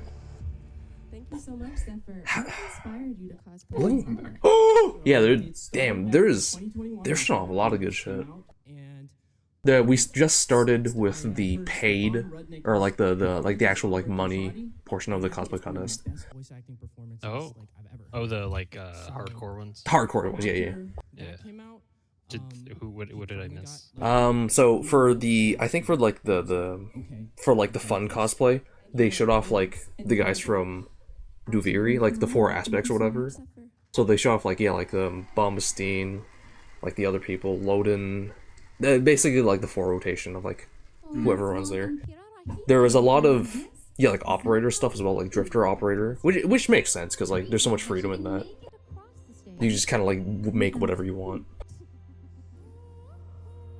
Oh, that was quick too. Wow. Holy shit.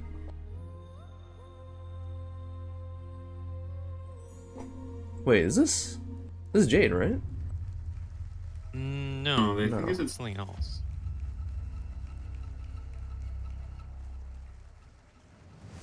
What skin is this? I don't know, that's the thing. I like the glowies. The glowies look nice. I know this skin. Is this Titania skin? It might be. The horns? I know the shin pads, those are cosmetic. Or like a part of a cosmetic. Second competitive cosplay. What are some design elements that you chose to do differently in this Wisp cosplay than last? Oh, Wisp. This year, That's Wisp? We use a lot more foam elements to help support the fabric, so everything is carved with foam and then put. I guess because it's like a custom color, like palette. Lovely job. And I guess that's what's crazy is like they dremelled and grooved and actually sunk the fabric into those Huh. recessed areas too. Lovely job. Lovely job. Absolutely incredible. Thank you so much, Kira.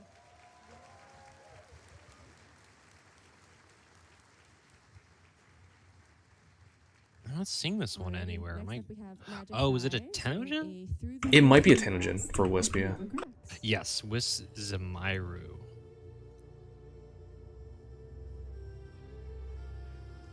Oh. They got the ears. That's funny. I like how they added just like a year-long like the ears cosmetic now. It doesn't have to be just the Easter, you can just get it on. Oh, it's Grax Mag?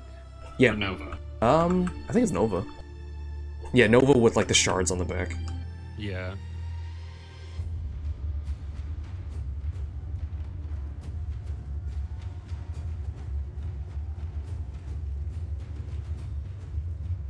Ooh. Yeah, with like the shoulders, that's absolutely a Nova. Do you want to tell us a little bit about what this fantastic cosplay means to you? For a number of years, there's been a picture out there on the internet of a man, excuse me, looking into a mirror and seeing his female self reaching out and inviting him to step inside. And this year, as a trans person, how huge? I've taken that step. Hell yeah. And stepped through the looking glass. And now with Warframe's introduction, permanent ears in the into the game, I've stepped through into the looking glass with my Warframe as well. Thank you so much. Thank you for sharing. Oh shit, they even got the fucking clan sigil. Oh, that's hilarious. That's awesome. That's creative. That's really creative. I didn't hear it all. Sorry? Anything else, my love? You're good to go? I think yeah, we'll get you right off stage. Yeah, like a lot of trans people who follow me on Twitter. Like, it was surprising to see how much like Warframe resonated with a lot of people. Yeah. Let's keep the applause going as we welcome Liam as Master Tasani to the stage. Ooh. Oh, the animal guy in Planes. Yeah. Oh, that's funny. Yeah. Features actual tail feathers from Liam's pet peacock, Kevin. Pet peacock? Where the fuck do you live at? Texas. Do they have peacocks? Texas has a huge peacock population. It's like a problem. Is it like for like pets or for like feathers? It's like exotic pets? It's like that, and like they used to be harvested for their feathers. Yeah. But I think they aren't anymore. I just know there's like a shit ton of them. They're just kind of like an invasive species. I now at this believe it's point. like the same thing Next as we have Taya as Mesa Prime. yeah. All I can if I remember This is actually correctly. a remake of her Basically, it's like 2019 somebody Mesa Prime imported cosplay. some like years ago, like forever ago, right? And then like that one they probably bred, they got out, and then they just got into the wild. And the thing is, like the Texas heat and like humidity, is like actually close to India, which is That's surprising. So there's fine there, right? Huh. What do they fucking eat? What do they eat? I'm surprised. Like, what's their diet like? Do they eat bugs? I think they're I don't think they eat like meat. They're just like I think they actually like I don't know. It's like for Diet.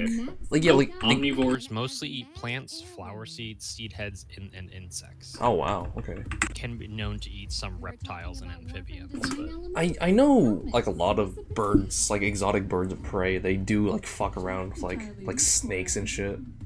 it says Indian peafowl eats small snakes. Okay, there you go. Hey, look at that, Mag Aaron. Oh.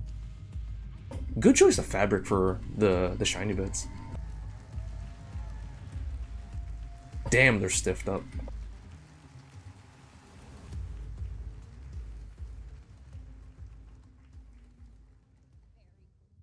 All right, Lana, what was the most complicated part of this cosplay?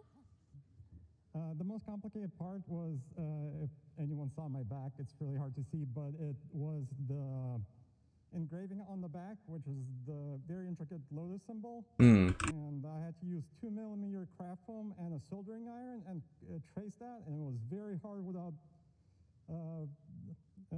moving my fingers correctly and not burning through the foam. Right. I can see it from here, and it's incredible. Was there anything else that you wanted to share? Oh yeah, and I made see the little my hands and my skirt. There's over 300 of them, and those took a long while. Oh wow.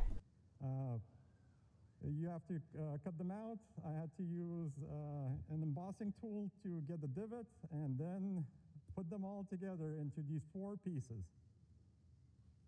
Thank you so much. I'm going to assist you in getting off stage. May I steal your hand, Lan? All right, we're gonna 360 so they can see the back of you again. Oh wow, yeah, look at that. God damn. Thank you, Arthur. And then let's walk to the back. Yeah, with the lighting too. Wow. That's the funny thing about Warframe cosplays is most of them you just can't fucking see out of. Shit, it's a fucking full face mask. Yeah. While we get land safely off stage, let's welcome up Eidolon Outpost as Bombastine. Ooh. This is a truly multimedia project featuring the use of 3D printing, gold leaf, warbler, Gold leaf? foam, airbrushing, and pastels. Oh, that's from Duviri, right? Yeah. Yeah. Bombstein is like the jealousy aspect. Oh yeah, the 3D printed face. You can tell because it's like super 1-to-1. Yeah. Well, for the casual cosplay part, they had all 4 of them, but the masks were made of clay, which is surprising. So I was like wondering if they made it in clay and then cast in a different material, or it was just like straight clay, because that would be fucking heavy as shit. There's like 2 pictures of Bombastine, so there was a lot of revisions, a lot of revisiting it, and then I had to learn how to gold leaf guild, and that was challenging. The painting is like on point too. This is funny about. It's funny how a lot of them are like European. Are they European? I haven't been catching the accents. A lot of the accents have just been like Scandinavian. Hmm. Interesting. Warframe International. Yeah. Love to see it. I just like this like flying out for this is crazy. Oh yeah. Oh, you're really huge? Oh, I've seen this one. Oh wow. That's A little skip. Oh, that's yeah. Okay, I've seen this one that's online. badass. Yeah. Because she put the like bubble launcher in the kind of like gave it like a casing. It was really fucking impressing me how like agile like the cosplay is too. What did you make your cosplay out of? Alloy plate, polymer bundle. Fuck off. Crystal, a lot of tears. No sleep. I don't know, Ureli, if you want to do one more fantastic spin for everybody? Thank you so much. Yeah, like whatever materials they use for like the fabric is. Yeah, it's like I can't remember what you call that. It's almost the same thing you make. Oh my god. Oh my right in the god. fucking camera. Oh Holy shit. shit. There was a cosplayer in the casual portion where they just fucking did the gritty on stream. Oh my god. Logan as Arthur. Just follow the bubbles up the ramp. Goddamn, nice. This cosplay is constructed from a custom bodysuit, armor pieces from EVA foam. Oh, cool. Wow. That's bulky as hell. That's really hyped. Oh. Oh, that was fun. Did you see he did the like injured stumble? God. Oh shit, is that a oh, the eye. Fantastic. Tell about the process of making this. Oh, well, it took about Is that a between 3 different people. Oh yeah. Long. There's been many revisions. Started with Damn, they got the contact lens and everything. Started with the base. Does Arthur have a blind eye? Yeah. I didn't peep that. Huh. Yeah, if you like look at him, the eye with this near the scars is like white, is like the kind of like glaucoma clouded out. Oh yeah, huh. Thank you so much. If you want to make your way off stage. I guess yeah, I didn't notice that. It's hard to tell with the lighting because of like the foggy lighting. Yeah. But in like some of like the like key art, you can see it a little more. It's also like shadow obscured too, which is like kind of blocking it. That's what I mean, yeah. As Royal Pratt's own iconic in-game glyph.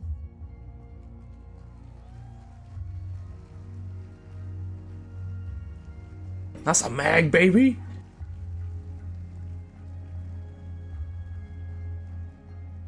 Royal Pratt, I've had a moment to discuss with you the really cool resources that you've used for your cosplay, but if you could share with our fellow Tenno and friends how you made your helmet. Well, mostly it's a little bit hodgepodge of reusable resources. So this was actually a astronaut's helmet that I cut, and then I dyed in hot water to get it. Astronaut's helmet, huh? And then the rest of it is basically just craft foam with held together by mostly contact cement and hot glue, and I like the tasteful brass in comparison to like the more yellowy golds that we've seen. No, it's awesome. Yeah, it's hard to get a good brass. Yeah. Thank you so much, Royal Pratt. You look great. I didn't know you could dye like plexi like that. You can, I think, if you rough up the surface a bit to make it like the paint like actually go on like a bit more. Because that's a big problem with like a lot of, I guess, like acrylics, is that it's too smooth for anything to like stick on. For having to pick a winner from that incredible lot of people. Like sandpaper. I think it's like the Urelli was really good. We are speaking of winners. Let's actually go over what The Rally was good. The Arthur's good. I think Ronnie, she's ready to go. First, let's go over our competitive only prizes, i.e. what everyone you just saw on stage is competing for. Our third place prize will receive $2,000. Yeah, like the grand prize is 10,000 Canadian, Fishinacci. which is fucking wild. That's crazy. Our second place winner will receive... Oh, they're really big. Oh. A whopping Fucking novelty checks. Yeah. They're like running back to like go get them. Oh, they're actually getting them. And finally, That's why she's like give her a moment because she has to run back. Oh. You can see she has to like swap it. $10,000. God. Wait, it's Canadian. It is Canadian, so it's fucking it's Monopoly money. Alrighty, we also mentioned That's still like what, 6,000? That's kind of. It's only 7,000. It's 7,000 US. Like, yeah. Cat is that fucked right now. Yeah. Not as fucked as the yen though. Ooh. You know, those who win will receive Did I tell you that shiny treasure. In this I'm trying to get a new job and I just straight up asked him, I was like, can you give me 35 an hour? Ooh. So that would be fucking sweet. Yeah. Is it same industry or? Yeah. Well, I'd be still going IT. back into actual IT help because right now I'm kind of stuck in this weird like role where I'm just keep going to like different job sites, you know? Yeah, yeah. And it's like I just want to be somewhere where I am at. Are you at an agency right now? I'm at like an IT solutions company, so they just like Oh. contract out our team to different shit, and it changes all the time, and it's really annoying. And Okay. I'm just like over it. Yeah, it does sound annoying. But let's get you all back up on stage. Our Because like how big is like the area you're working with? Is it just like the county or whatever? Sorry, what? Like how big is like the area you're working with? Is it just like the county? The county, but the county's very big. Oh, actually, we've gone outside of Santa Clara County too, so it's just like Jesus. the Bay Area. Like I had like a couple weeks in a row where I was driving 60 miles a day. That sounds fucking awful. Oh, yeah, they don't compensate gas. Oh. Ugh. So that like ate through money because it was just like. I'm surprised, but like that kind of job with transportation that heavy, they wouldn't just compensate for. They don't give a shit, is why. Yeah. I lost a shiny treasure on the floor.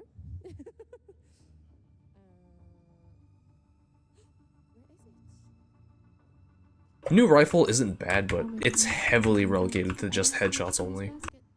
I don't know if you can see up close, camera guy, and I'm so sorry to ask this of you, but this is actually an atomocycle key. So Ooh. Arthur might recognize it.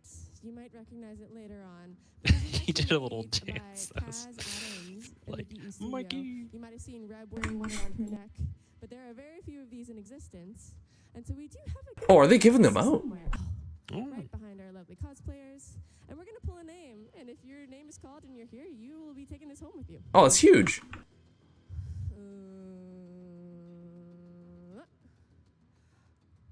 Mike Nole. Mike Nolet. Are you here? It just scared me. Let's go, Mike. Mike! You can just come up to the front of the stage if you don't mind, Mike. Where is he coming from? Oh, I see him. Hi, Mike.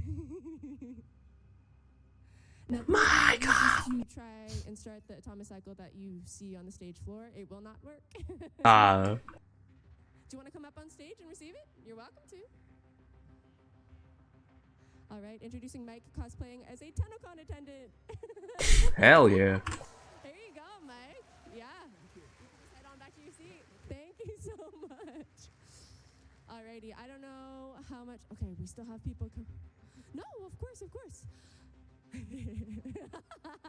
This is lore breaking. Don't do. This is what your operator looks like in a void rig suit. We're not gonna. I still think our judges are deliberating, so I have to stall. Okay. When Megan asked me to be the cosplay host this year, I said yes immediately. And then 30 seconds later, I realized I would have to make a costume.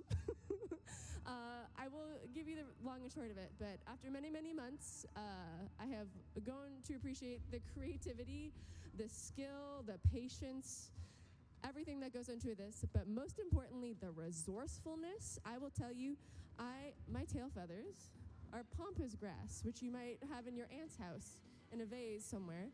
And when I found it, it was the biggest dopamine rush I've had in a really long Huge. time. So I was curious to our wonderful cosplayers here if you had a similar story. Like, oh, Royal Pride. I don't want to ask you, you poor girl. But this is an astronaut or a welding helmet, you said? Yeah, so in 2019, I actually competed as Mag as well. Ooh. My cat kind of ruined it when she was in heat, so I remade the whole thing. So a lot of it is like just repurposed from older costumes, from leftover materials, as well as this helmet I had bought from, you know those like astronaut helmets from like those costumes? Yeah, I just cut it, you know. From a thrift store? From the party store. That's iconic. A full helmet from a party store. God damn, I didn't expect you to sell that.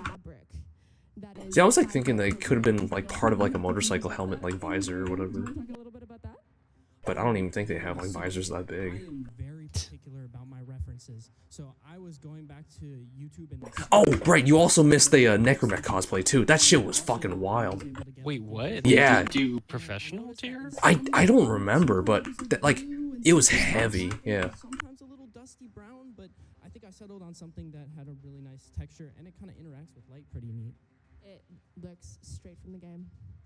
And yours were recycled harnesses? Where are these from?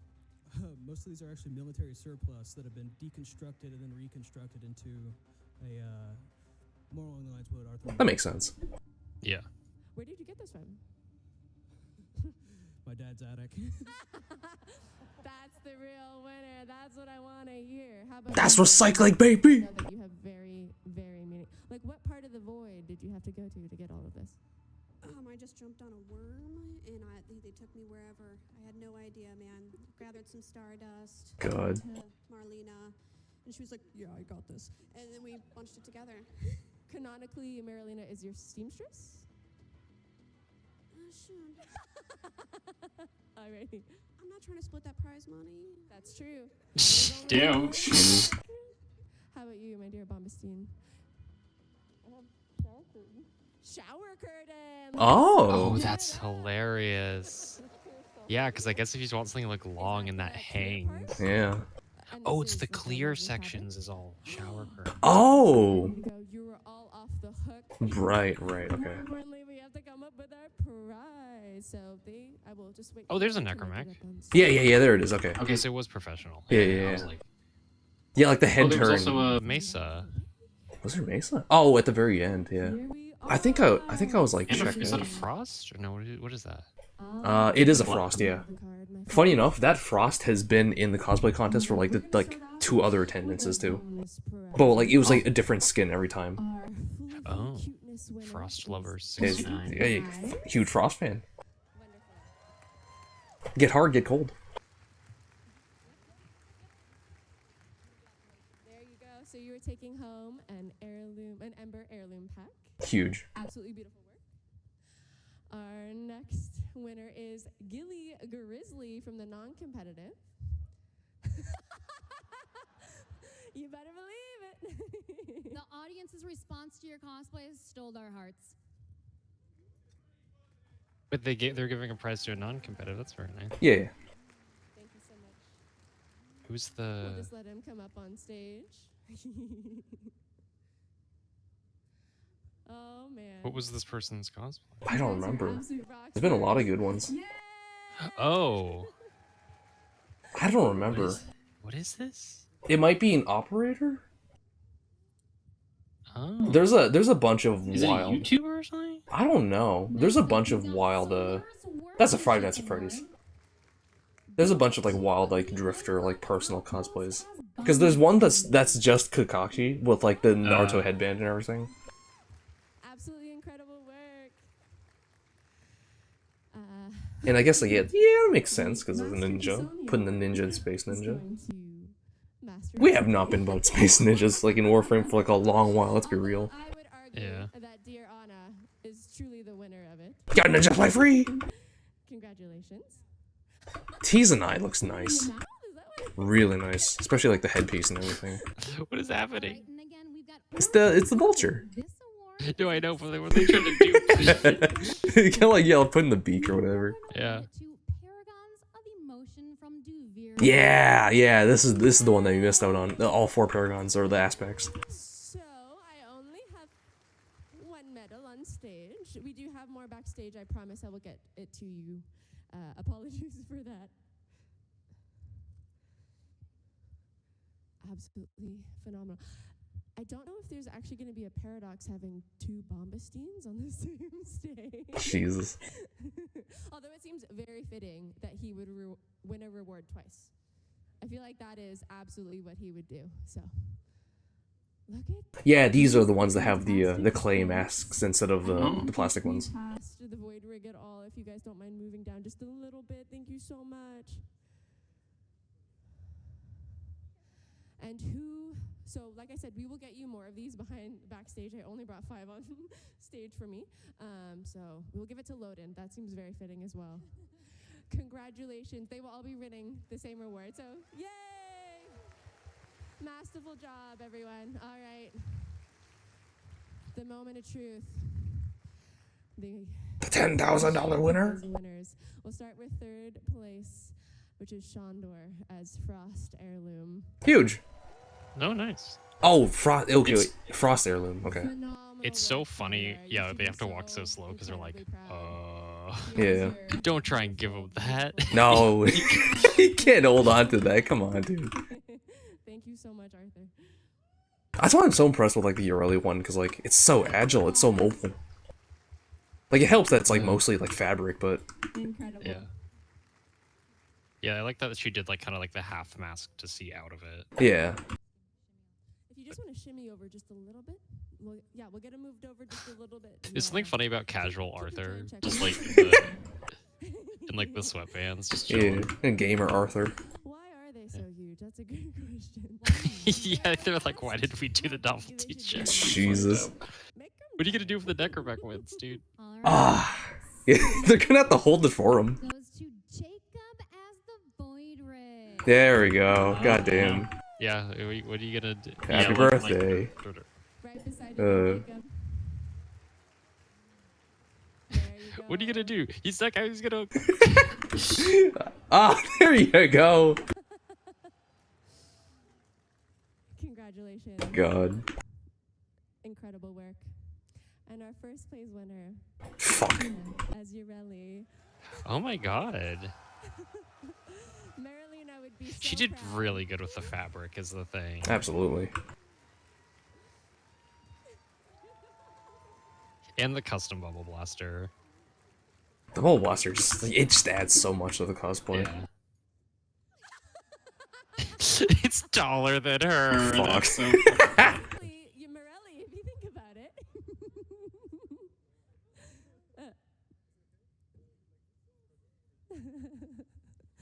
I was going to ask you to say something, but I feel like you're a little overwhelmed. Okay, we won't do All right, that. then let's have one final round of applause for our cosplayers. It's huge. Hell yeah. Yeah, like every year is pretty like really fucking good with the cosplays. everyone gets like they're always like better every year, pretty much, because everyone just learns. Like Yeah. Yeah, like the guy who cosplayed like Frost 3 times. Well, yeah, 3 times including this one now. Yeah. Gotta You should all try. be proud of the fantastic The work. Ureli too. The Ureli was really fucking nice. Thank you so much. Absolutely. And that's it for our competitive showcase this year. Thank you so much to managed to keep this all running. Truly, we could not have done this without you. And then we A have special like an thank you hour to until. Ronnie. Yes, we have a I think it's half an hour actually, because I think it starts at 4:30. And most importantly, our cosplayers. I'm so proud. I am so overwhelmed. Hi Elizabeth. Yeah, I can see your chats. I'm just kind of locked into doing Warframe right now. There, 4:30. So yeah, it's just a half an hour intermission. Which I'll probably just do Nikkei dailies, because I think the reset's happening right about now. Yeah, I'm gonna take a little headphone break then, and Alright. I'll come back for TennoLive. Later. Alright. Good. Alright, former that, X52.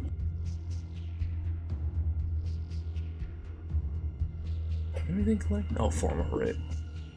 Fuck, I don't have any more former blueprints.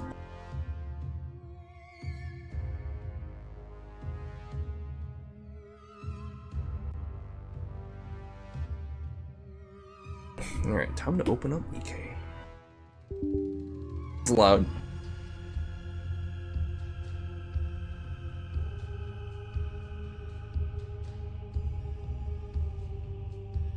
There we go.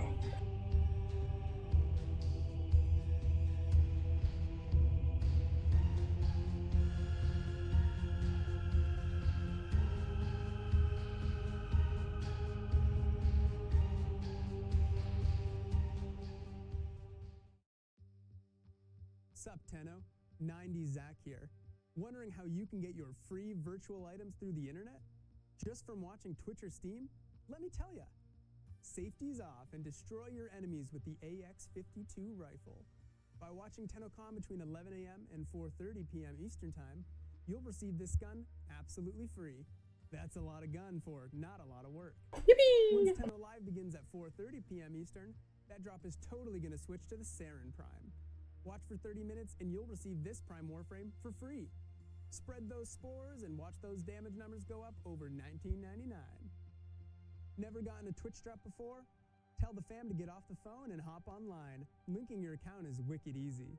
Just head over to www.warframe.com/Twitch. Log into your Warframe account, follow those instructions, and you're set. Tubular. Watching on Steam? Just make sure you're logged into your Steam account before watching, and you'll be rewarded with item tokens right to your Steam inventory. Once you claim those tokens, log into your Warframe account, and your new items will be waiting for you. Isn't technology wild? That's all for me. Stay cool and enjoy the show, Tenno.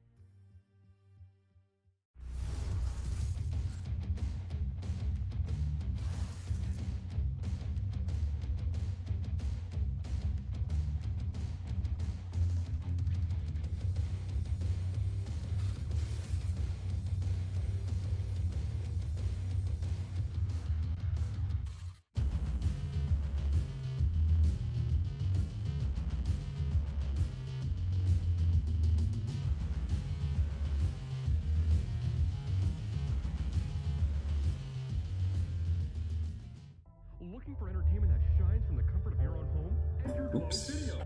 We've got new releases, video games, equipment, and with over 2,000 titles, you can be sure to take home exactly what you came for. Rent 5 videos, take the 6th one home for free. Only at Glow Video. We got movies, games, and a whole lot more. Beaming with what you want out of the door. Fade to black, you'll be coming back. Whoa, Glow Video.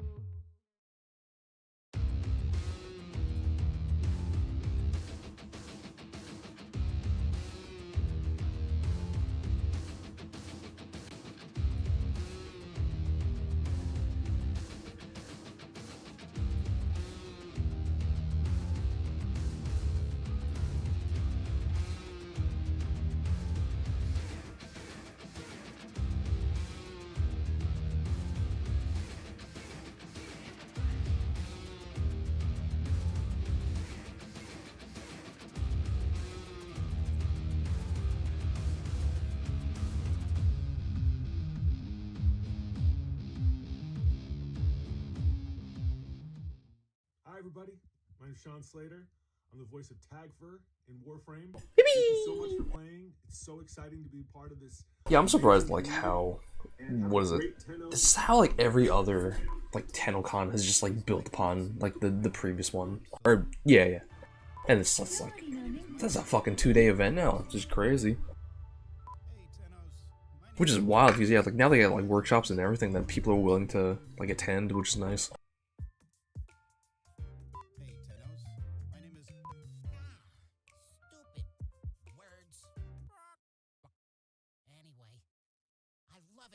There we go.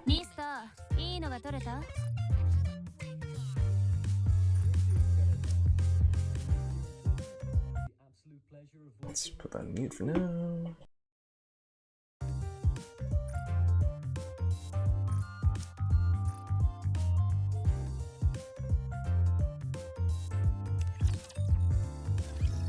Yeah, I can put it down.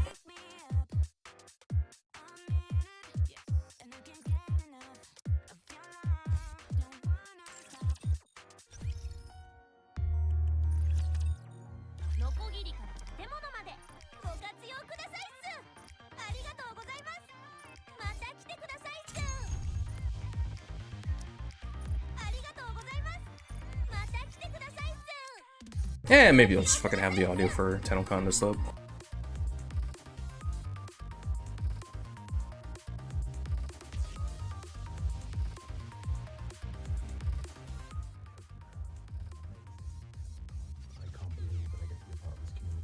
Game would be absolutely nothing without you.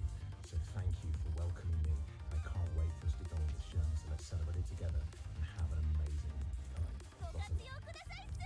So, you come in Tennocon Alpha.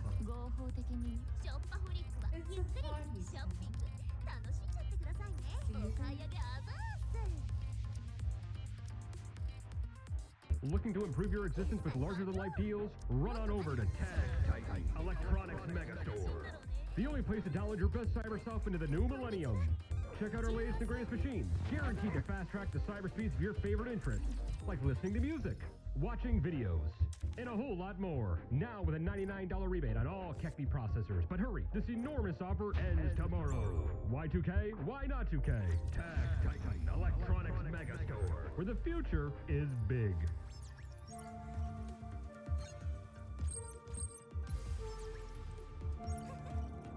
Yeah, the LEDs are fucking impressive.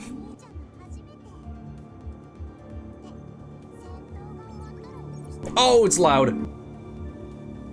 Or maybe in mine it's loud. Okay, that's better.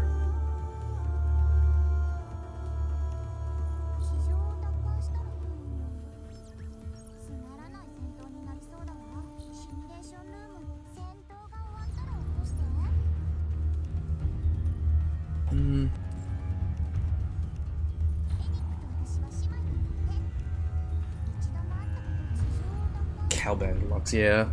The Conquistador look is just nice. I really like the summons, like look for that replaced the was it the bad list? No, Conquilists. Are you gonna show off the Conquilists here? Maybe?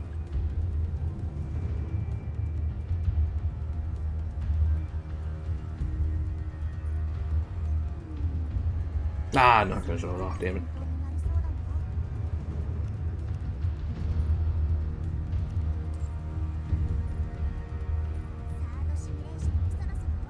Fucking wrist mounted, you know, like crossbow almost.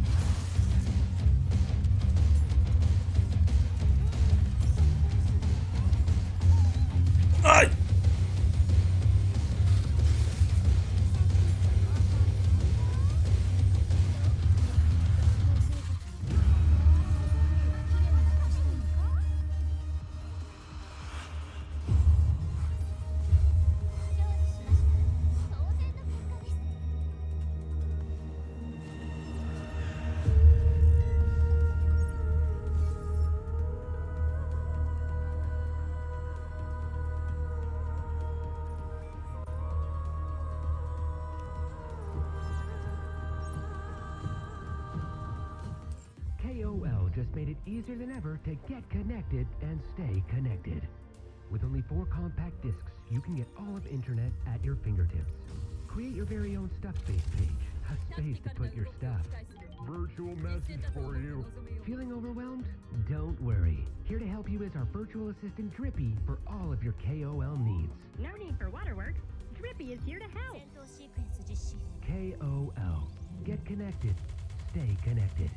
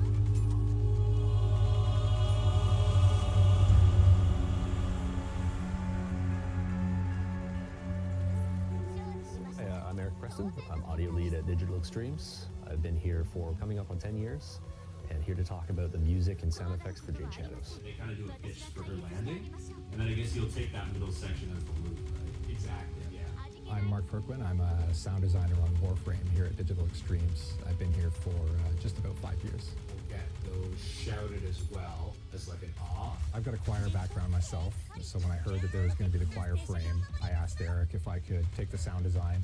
That's one ability, that chord. Right. You can cast any of the 3 F sharp A, C sharp abilities. So while you're up there, you can also cast those. So we need to keep it all in the same chord.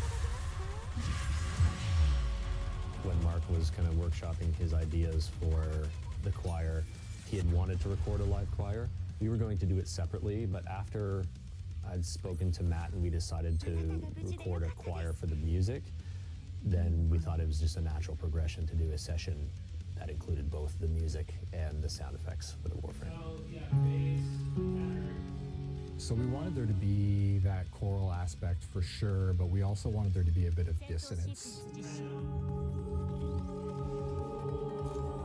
add a little bit of that strange tone that you hear in the Warframe. So there's lots of off-key singing, lots of whisper shouting from the choir.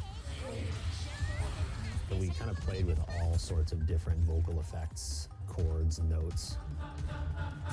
We wanted to tap into the strange sounds that they were able to produce.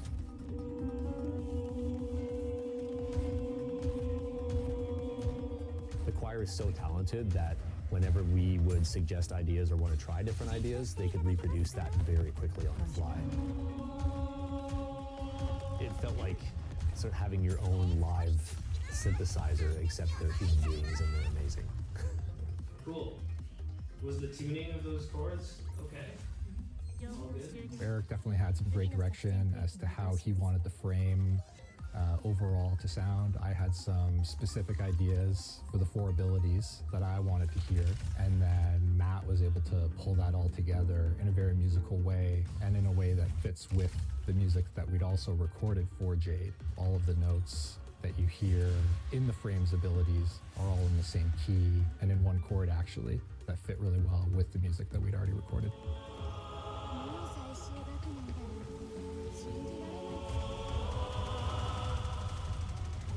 Whenever you're in the studio recording, the magic and the feel that you get from live musicians, you just can't reproduce that. So that's something that we'll definitely be looking to do for score again in the future.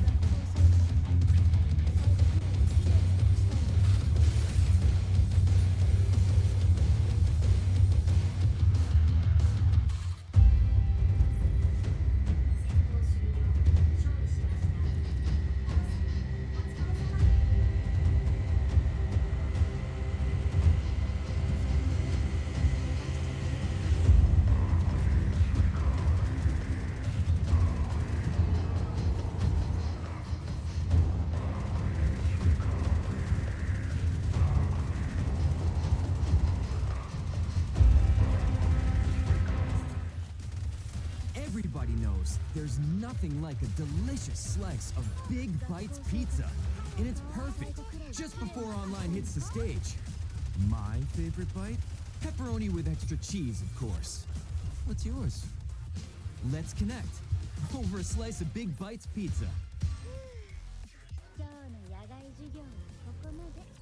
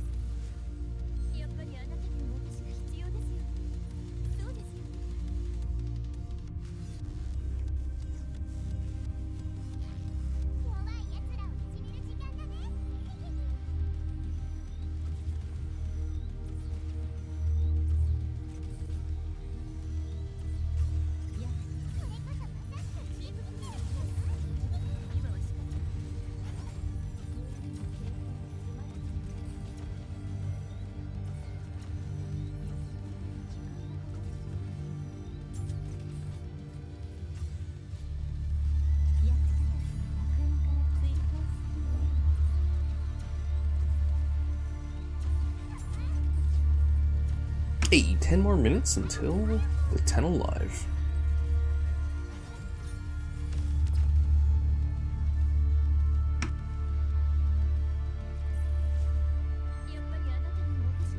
Ah, fuck, I didn't mean that. Damn it.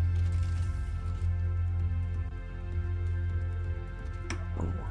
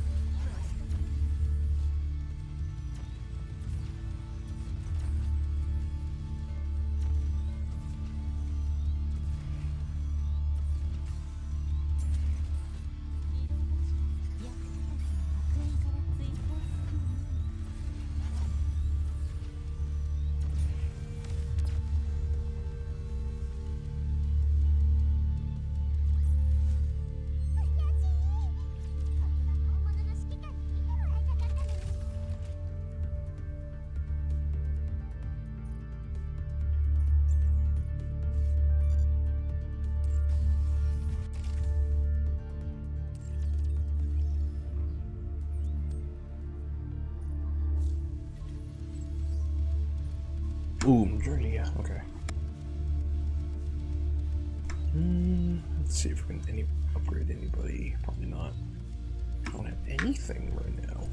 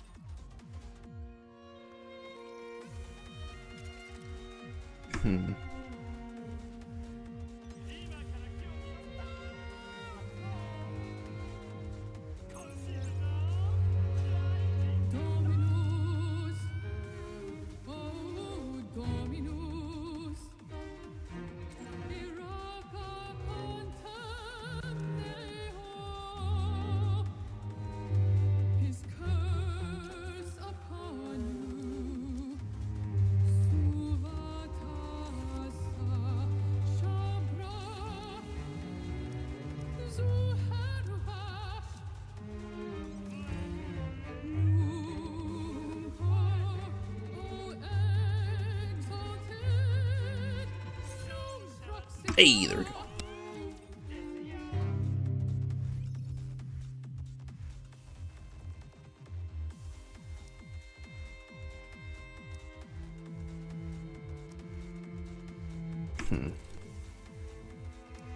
I can't win against either of those, right?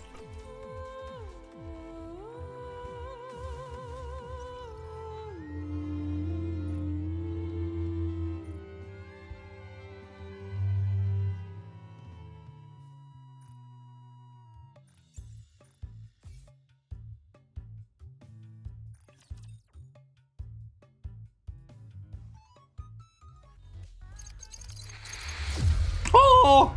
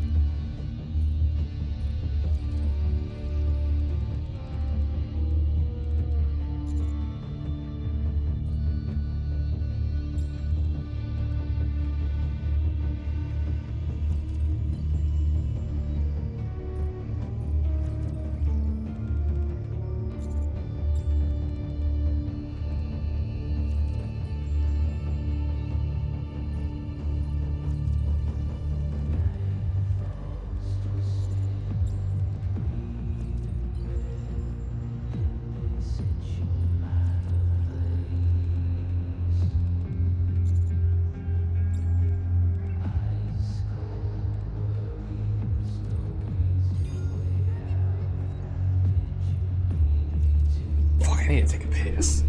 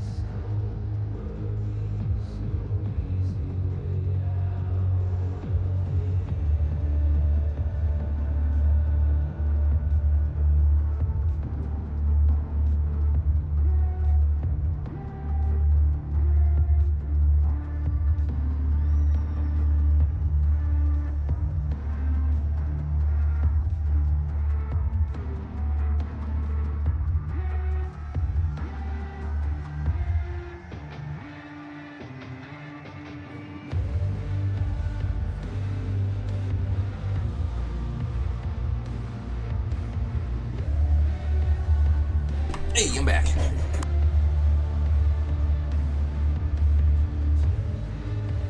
Let's see.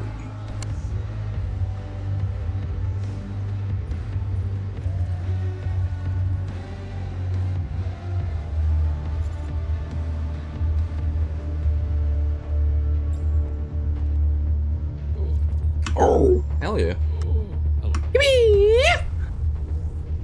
I can't hear you if you're in OBS. Oh, yeah, I just swapped into OBS again. Oops. Is it better now? Hello? There you are. Yeah, I swapped back into OBS. Oopsie.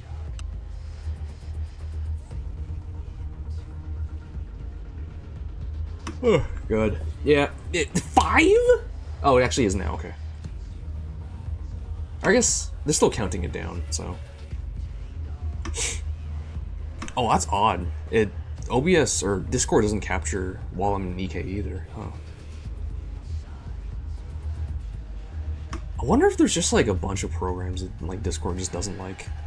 There's a bunch of what? Just like programs that Discord doesn't like, cause like it's not capturing while I'm in EK either. While you're in what? Nikkei? Oh. Yeah, I don't. That might have to do something with like the way. Late. We're not late. We're on time. Fuck you. Maybe it's cause Nikkei opens in administrator mode. Yeah, I was gonna say Nikkei might be like taking voice rights. Yeah. Wait, let me close and then run again. Discord as an administrator.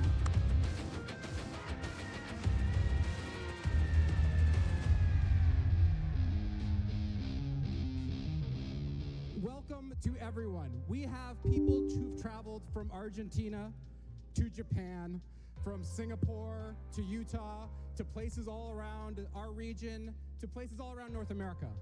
Tenno from everywhere have come today to celebrate what makes being a Tenno so I can't special. hear you still. Hey, there we go. Am I good now? Oh, there you go. Alright, yeah, it has to be administrator mode. Oops. Also, welcome Oopsie. to the 300,000-ish people who are watching online right now. Goddamn. 300,000. I remember when like. Oh yeah, 364,000 on Twitch right now. I remember when they barely broke like 100,000 for one of the Tennocons. Yeah. To be a night Crazy. of mystery and magic. It's going to be a night of atomocycles and automatic weapons. But if you know anything about DE, you know that at the heart of so much of what we do is music. And so, we thought the best way to start tonight would be with some music. I'd like to present to you Matt Chalmers and the Warframe Band. Oh, okay. Oh, so I guess like any program that's running in administrator mode is hinging on it. Yeah, okay, that makes sense now. That's probably why OBS wasn't working earlier.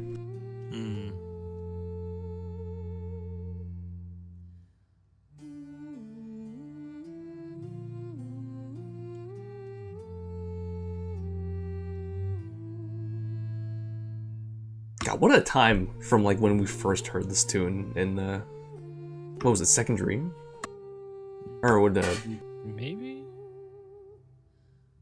Oh no, this is Smiles from Duran. That's what is it? Umbra. Fuck, what was the quest called?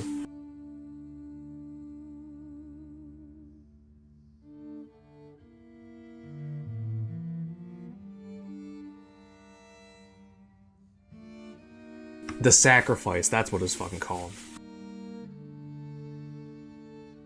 Yeah, it's been a while since we heard this.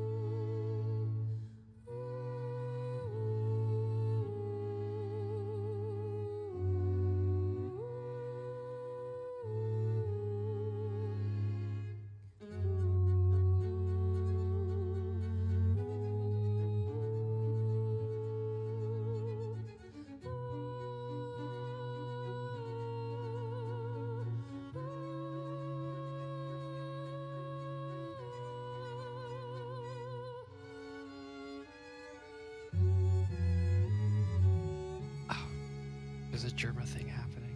Is there? Ah. Oh wait, no, this is yesterday apparently. Oh, yeah, the awards thing, right? The auction. Oh.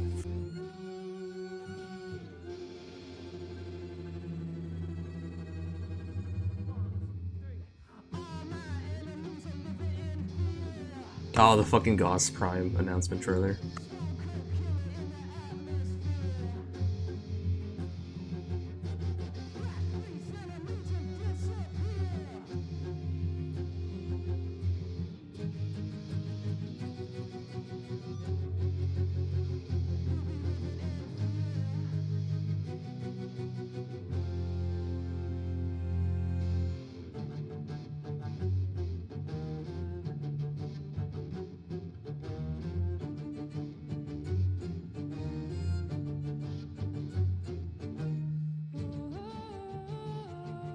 Yeah, that second dream, okay. Yeah, that's the one. That's the one, baby!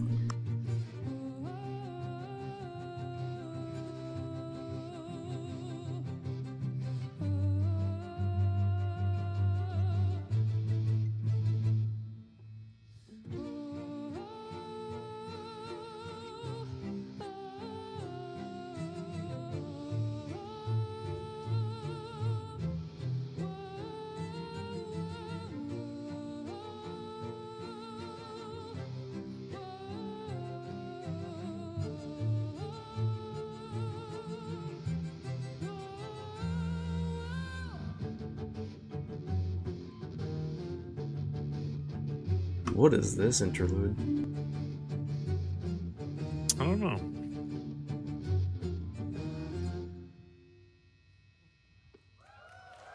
Oh, okay.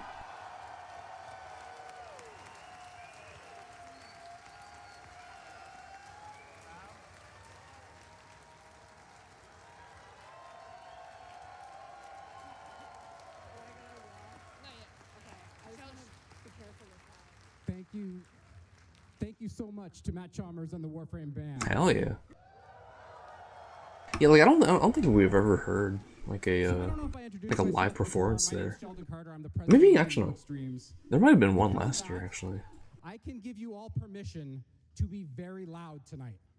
What are you saying? Sorry, it's trying to. No, it's just like I don't think we've ever heard like a live performance done like that on stream, like on the Tennocon. No, I don't think they've. I think that's the first time they did a live music thing. Yeah. Right at the camera line, so right about here, okay? Everybody on that side of the camera, when I point over here, you're gonna say 19. Okay, let's try it. Nice. Okay, and over here, when I point this way, you're gonna say 99. Okay, let's try it. Okay, and when I put my hand in the air, we're all just gonna scream our heads off and do whatever we can. Okay, are you guys ready? All right, let's try it. We're gonna build slow. Here we go.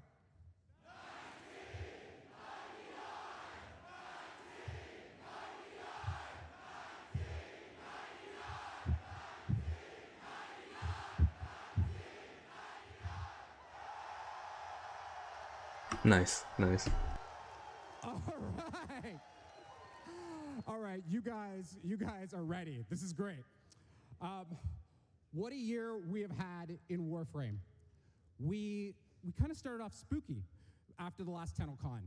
The Abyss of Daggeth, or Daggeth, I can never say it right. Anyways, we started off spooky, and then we brought in Whispers in the Wall, which was the first step of a whole new storyline in Warframe. Today, you're going to see the next part. Yeah. You guys excited for that? All right. So then after that, we went fast with Gauss Prime, and then we brought in 700,000 new Tenno. Jesus Christ. Mobile. Oh yeah, that is a thing now, huh? Tennocon. There's so many of them. It's their first Tennocon. So welcome to you guys. Now I want to stop the people in chat who are right now saying Android when.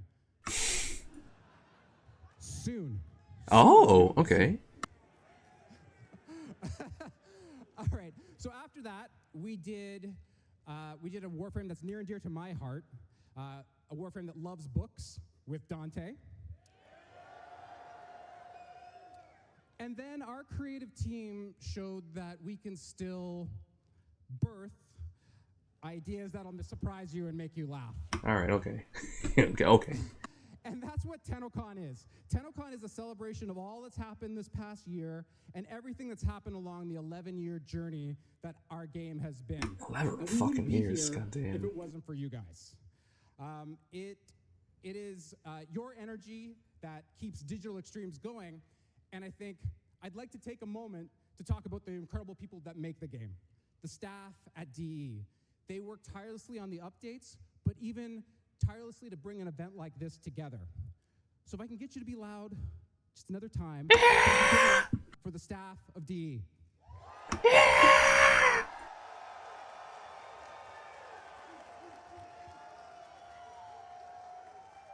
Thanks, guys. Thank you. Thank you.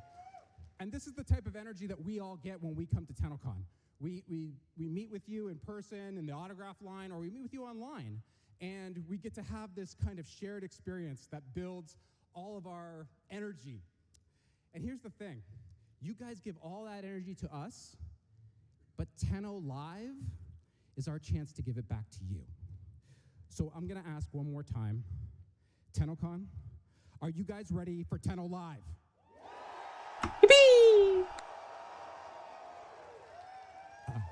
All right. Well, I can think of no better crew to walk you through what we've got than the one that is assembled backstage right now. The first is one of the most thoughtful designers I've ever had the privilege of working with. He is a cat lover supreme and the quality of life master. The director of Warframe's design, Mr. Pablo Long. Yeah, my guy. That's my guy right there.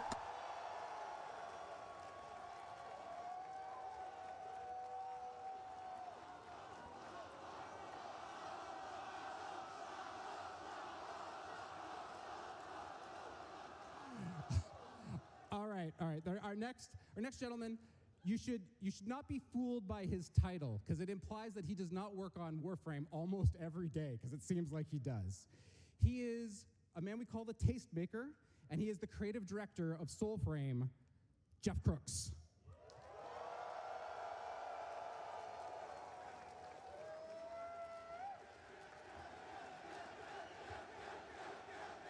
What's on his lanyard? I don't know. Next It might be like a little like woman floof who had plushie. ACL surgery 2 weeks ago could not stop her from hobbling up to this stage. She is How we doing? Doing pretty good. Watching TennoLive. with the sharpest wit you could imagine.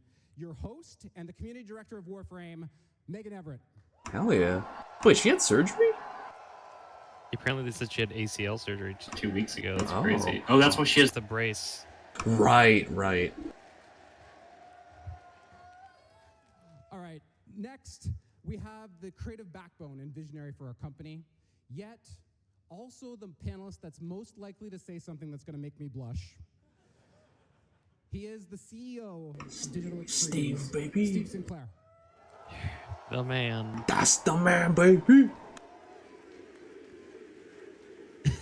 The chance. Good.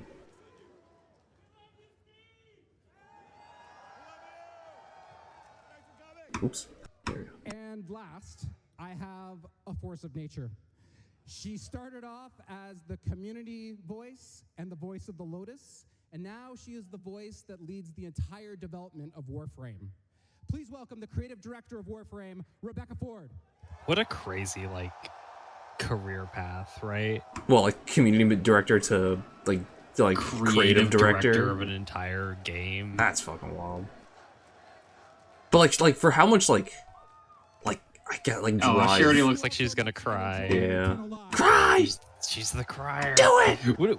When did they cheer at her to cry? Was that? I think it was just like a dev stream. It might have been. I don't remember actually. I think Steve did like a cry. Yeah. Hello everyone, welcome to TennoLive 2024. You all look great with your glow sticks. Hey. I think about this fucking gift so Like we mentioned, What? 90-minute the fucking Steve squad. Oh. You just fucking clapping. Yeah. We used up too much time last time, I think. Yeah. No. We have a little Soulframe for you just to recap. Just a little bit. Just a little bit. Tiny bit. We're very excited. We're nervous to be here. This is the largest room I think we've ever definitely done this in. I mean, yeah, for sure. Panel in. So please, thank you. We're going to have a really good time tonight, aren't we, Jeff? We sure are. Can we give a shout out to the person who infected Tennocon? There's so many. Oh, it's a Helminth spore. Oh, that's what it was. The color threw me off. They like leave them. That's how, they must leave them places. Yeah. I don't know what I won't call it that. All right, you can probably predict what I'm about to say. How about a little housekeeping, shall we? Yeah, there it is. There's the dev stream talk. All right. Thank you, Rue.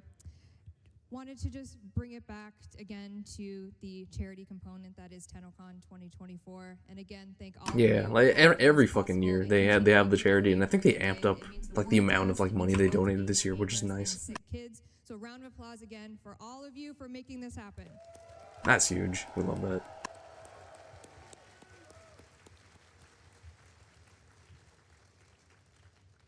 And we had many amazing, you guys saw the cosplay contest come through, and we also got to work with some really amazing cosplay professionals to come and really amp up Tennocon. And we have a little video from Lightning Cosplay just to show off Arthur.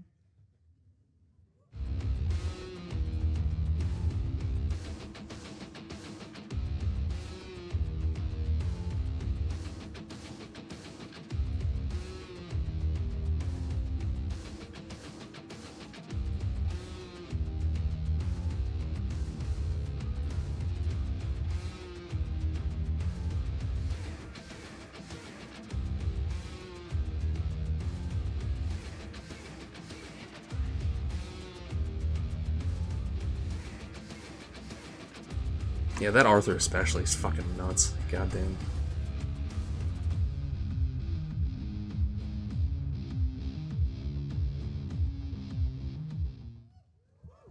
Amazing. And we also had a few other cosplays here. Plexi Cosplay came back. If you saw the Lloyd and Albert cosplay out there, who saw that? 10 out of 10. They did the ticker wings as well, and then Hoku Props Oh. came back and did they're over there somewhere. Hoku Props. They did the Sanctum trivia game. If you saw it out in the tent, hope you got to play it. Hope you got a perfect score. We were checking. We know exactly who was accurate and who was not. And again, Lightning Cosplay, thank you for being here, and Arthur, and coming all the way that you did to be here, over there somewhere. All right, a few more things to get through, and then you can get your TennoLive bingo cards out. A reminder that our Twitch drop for this evening's show, for TennoLive specifically, is Saren Prime. Yeah, baby! Slot included. You don't need to say anything in chat at all. I'm looking at you, chat. You just have to hang out. Just hang out. You're here. You're getting Saren Prime. You're getting progress. And hope you got your AX52 earlier. And then as well, another reminder, our gift of the Lotus Alert after the stream will be an Umbraformer Blueprint. Goddamn. Again, everyone that's here will receive an email with a code. I like how they just like implemented like like the 3 Umbra mods and then never again. All right. Well, I guess there's also Umbra mods for like weapon melee. They're still like the most powerful mods, right? Yeah, they're pretty fun good. They scale really well, so. Yeah. But like the amount of form they give us is like. It is a very exciting. Yeah. Steve, can you hold Ooh. It's a laptop. It's in this case. This has the Albrecht graffiti on this was by one of our concept artists, Vadim. So Oh. Made it awesome. So that's hand drawn by a Digital Extremes. Oh, wow. Graffiti of Albrecht and Trotty, and inside, oh my God. The nuclear we don't know if that's the right way to open it. Let's Definitely the nuclear base. Yeah. Let's. Careful with the knee. Oh, sides. It's very secure. If you win this, you will have no issue keeping it safe from prying eyes. Safe even from us. Safe even. Just like your CrowdStrike. Oh my God.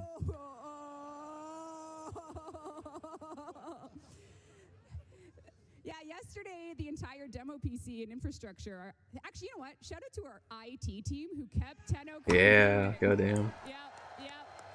I was actually worried, they wouldn't be able to put Tennocon on because of the fucking the CrowdStrike outage. Yeah, it's crazy. Okay, imagine there's a laptop in there. You probably had to deal with like a bunch of that at work, right? Yeah, I went through like 6 floors of an ICU. God damn. Yeah. We'll show. Oh, Steve's gonna try. No, I'm not gonna try. Imagine there's a laptop. Oh, thank you. You can win it online, right? Yes, it is a Gleam giveaway. If you'd like to participate in that, there's like a code. I don't know. Someone didn't give me the password. I don't know. Classic Devstream. This is for later if someone wants to win that. But we do have some prizes while we are physically in here. Anyone ever heard of Power Plat?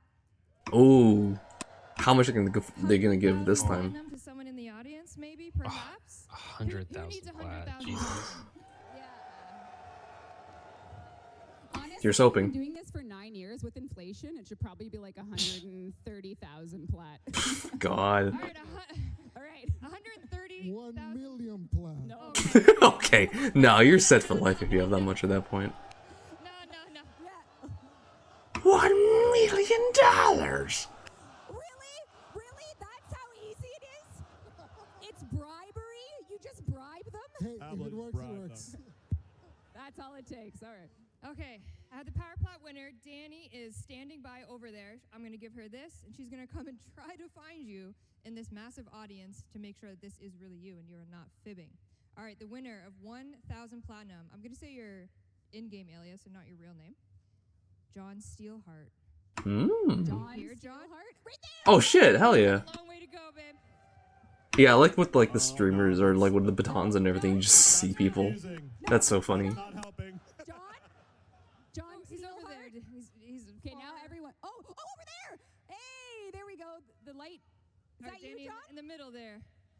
All right. Amazing. Congrats, John Steelheart. Our wonderful back of house here, Rue. Do you have the ability to do $100,000? Oh shit.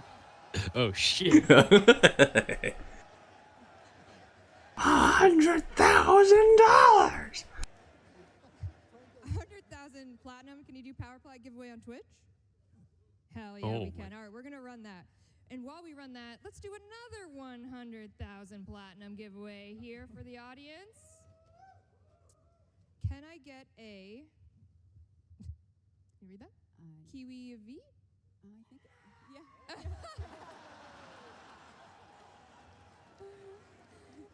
Back there? Kiwi. God. Yeah. Okay, Danny will be back up with this, and then we'll come to you and get you your validation for your 100,000 platinum kiwi. Not dollars. Not dollars. We don't have and another prize that we'd like to give away here in person. Did anyone watch the latest dev shorts? They were in the theater with a bunch of our lovely DE employees to kind of have the last dev shorts before Tennocon.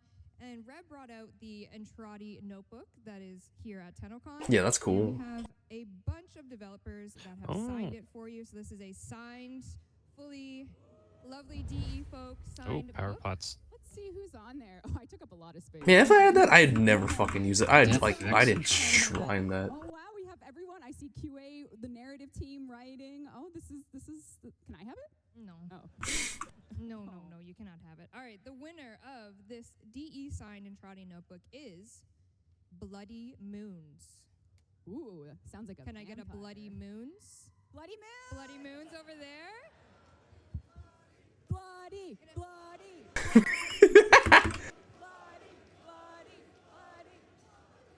Congrats, Bloody. All right, Danny's on her way. All right.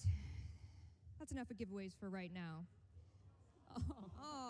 Do you want another power plat? God. All right. Fine. Last one.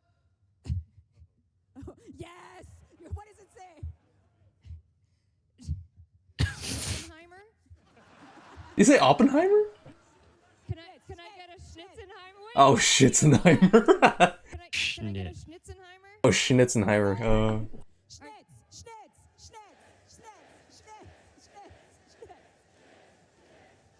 That sounds not like what you're saying, but I appreciate that. All right, let's take. I thought they said fucking Oppenheimer. Let's maybe talk some Soulframe, guys. We don't have. We're not going to invade another half hour, though. I promise. You can. I'd love to hear you talk. You guys had your first ever dev stream. We did our first ever dev stream. What'd you think? So much. Thank you very much. The support was so appreciated. You have no idea how nervous we were to come out to an empty theater, and you guys filled it. So thank you so much for that.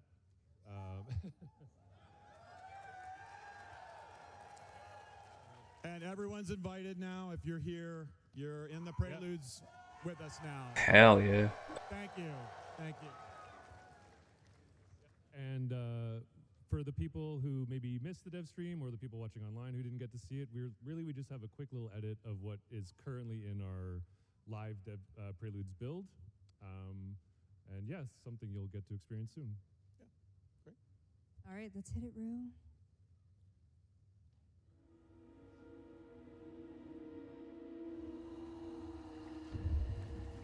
Feel it like rain.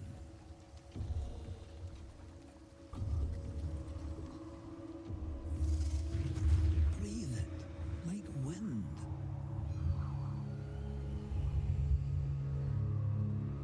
All of Alka's making is magic.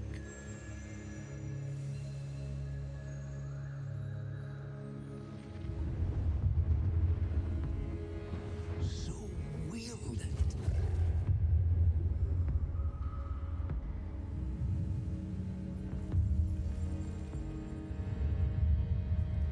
Or yield to it. Once you've learned, that is a choice only you can make.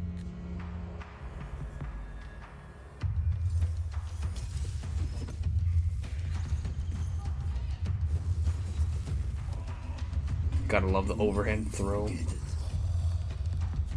if they find you, even if they sing their song, the magic, it's in you. Yours. Like the wind.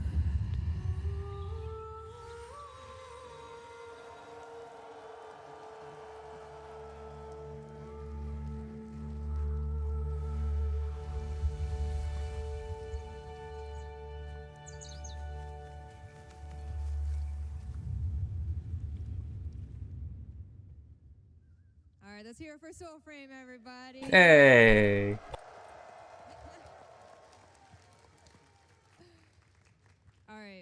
as much as I love you guys. So we're part of the housekeeping. Yes. No. I got it. No, I get it. I get it. No, It makes I swear sense. you weren't. It's called Tennocon. I get it. No. I love you guys, but it's time for some Warframe talk. All right? Hey. All right.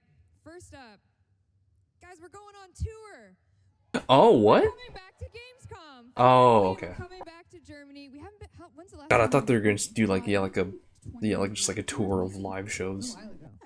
2014. 19. Someone 19. It was, I think 2019. 2019. We're finally coming back to Gamescom, and we're going to be throwing a Tenno VIP, as you can see here, on August 24th. Tickets are going to go on sale July 26th, so if you are in Germany, we cannot wait to see you. It's been so long since we've seen you. I see some smiling faces and some fist bumps. What do you think they're gonna show with the TennoLive? I think we're gonna get a new section of like 1999. Probably, obviously, we're gonna see the motorcycle. For sure, yeah. We'll be at Gamescom. And then I feel like we're gonna get. I don't know if we're gonna get a new frame show. Well, they Like, showed off. we already did. Yeah, like the police frame and everything. Yeah. Oh, Tokyo Game Show. Okay. Oh wow. Oh wow. Super cringe, September. but I'm going to do my best. Oh yeah, do it. This is for all our players watching in Japan. 日本の皆さん、こんにちは。Warframe は9月の東京ゲームショーに登場します。 Ha, weeb. みんなに楽しみです。Tenno. Wow, look at her. Goddamn. All right. Oh wait, I did it backwards. みんなに会えるのが楽しみです。Tenno. Weeb. And we're going to talk in a little bit about why we're going to be at Tokyo Game Show. It's a very important one, but we'll get into that in a little Oh, bit. okay. But after all of that, maybe looking forward to 2025.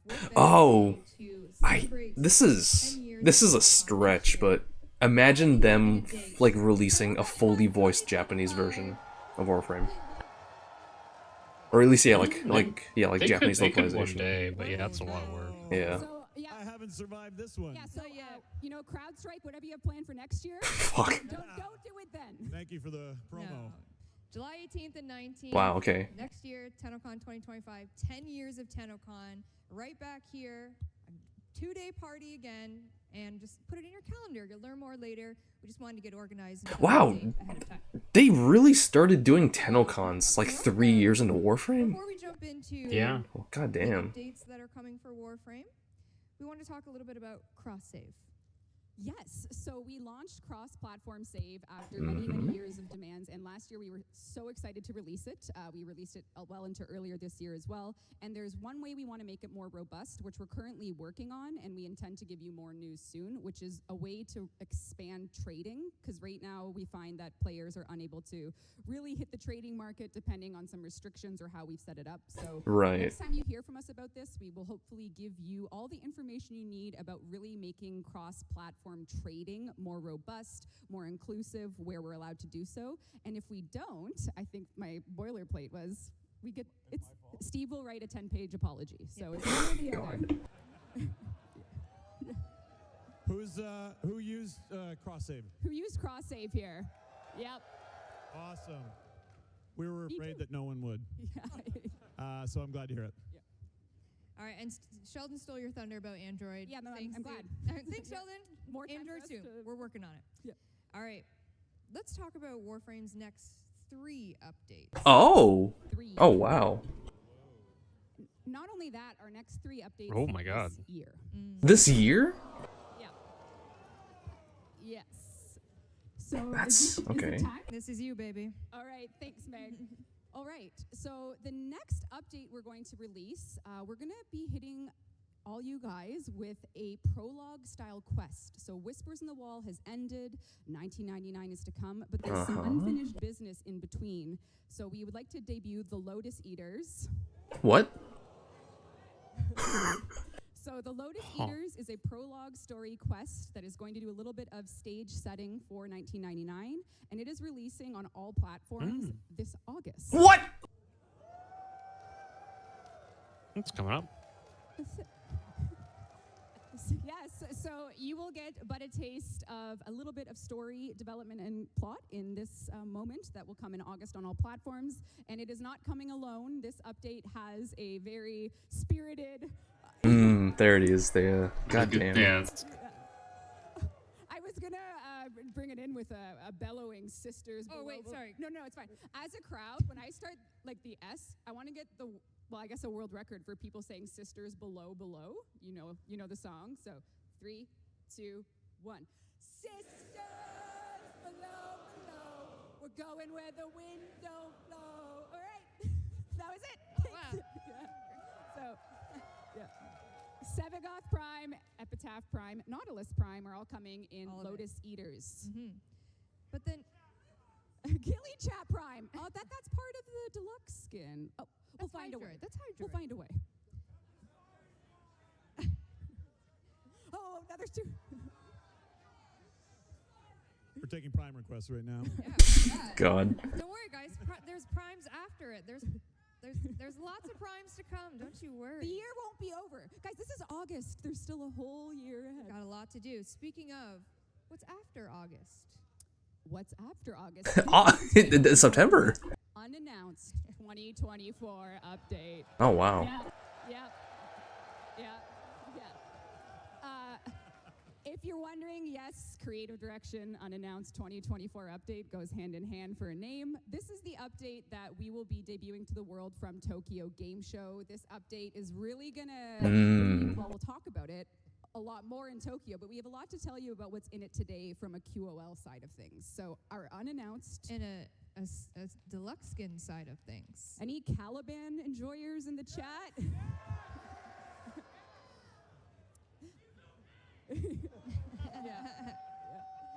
This is Caliban Orfeo Deluxe and his deluxe scythe, and this is going to be the headlining, one of the headlining deluxe skins in an announced 2020.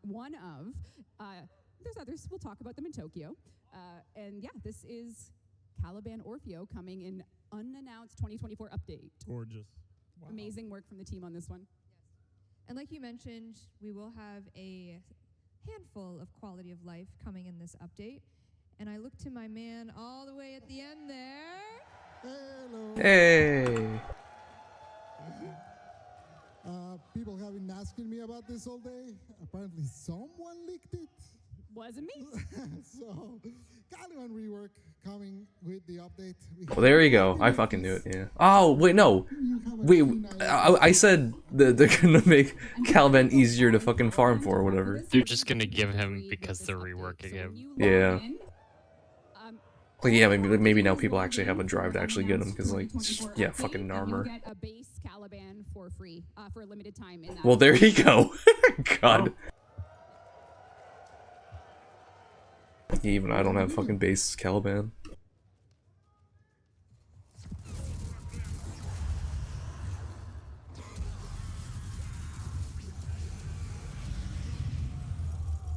What? Okay. Just a little tease. You know Caliban, you know a few things have changed already. A lot's changed. He's a lot of fun. Can't wait for you to get your hands on it. Aw, you're welcome. But wait, that's not all. That's not all. Next slide, please. Item Oh. coming. Oh. This is basically what it sounds like, only there's not a lot to explain. We got a little video showing you how it works, but... Also, there's a jump scare sound in this. Jump and I scare sound, be apologize. careful. My audio It's is the very best. high. Go ahead, Pablo. Sorry. And now, we click on Beautiful Ember. Skin is out. God. Hey. It was pretty loud. I'm surprised that hasn't been a thing before. Frames, weapons, cosmetics, all the things you assign on the arsenal will have their own little favorites. Nice, nice. You're welcome. Oh, so polite. Also coming is a quality of life in this update. We have some new incarnans on the way. The hell's an incarnate? So those are kind of like One spoil witch, but what's that fucking term called? When like when like newer updates get like more fucking like it's basically like a balance upgrade for like older weapons. Like you get the upgrade like say like a Bratton or something, and then it has an alt fire that has like really powerful effects now.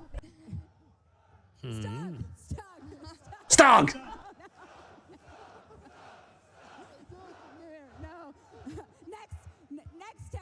next Tennocon. God. Also coming, Quality of Life is our continuation of Companions 2.0 Part 2. Nice. Last but not least, yeah, we're continuing the work that we did before, improving. Before it was improving like the survivability of the pets. This time is more focused on the abilities they had, kind of getting them balanced across the board and making it so that there's. Yeah, Sentinels are in kind of a like a dookie spot right now. Yeah, you're welcome. My pleasure. And last but not least, we kind of alluded to before, in this update is a brand new Warframe that is very different than anything we've kind of done yet. Yay, Cyto 9. Craziest designs I've made for, so it's a lot of fun. Looking forward for you to see it. Tokyo Game Show. Yeah, we'll see it in Tokyo.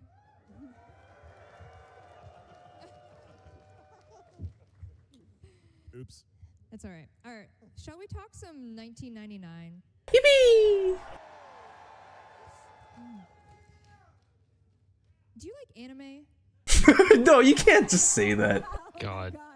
Okay, so when we come closer to launching 1999, we really wanted to make an animated short to launch it. No fucking way. We are lucky enough, every week for the past several months, Jeff and I have met with the team at The Line, who are an incredible studio. Incredibly cool people. Yeah, they're just so awesome, and we will be launching, when 99 launches, there will be an animated short to go with it, like a little film. Oh. And here's a still from it.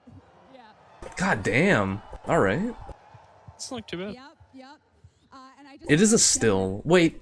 No, that you know. Yeah, you're right. This Okay. is directed by Venla Lina in her commercial directorial debut with us, and we are so lucky Huge. to have her on our team. She's been at The Line. She was one of their first hires, and she is just a masterpiece of art and vision and animation. And she vibes with Warframe perfectly. Huge. All I have to say is she had an Asterion mouse pad on her first. Okay. Yeah, and so shout out to The Line crew as well, Michaela and Tom, and there's lots of folks at The Line that are working on this. So you'll see this when 1999 launches. Thank you so much to the team at The Line. And it is very hype. Yes, you're gonna love it. All right, I know you're all here with us right now, so this piece of information doesn't apply to you right now, but it will, because it's staying live for a while. We have the mall relay live right now in game. That's right. So for several days from now until, I guess, when it's several days from now. Yeah, cool. Nailed it.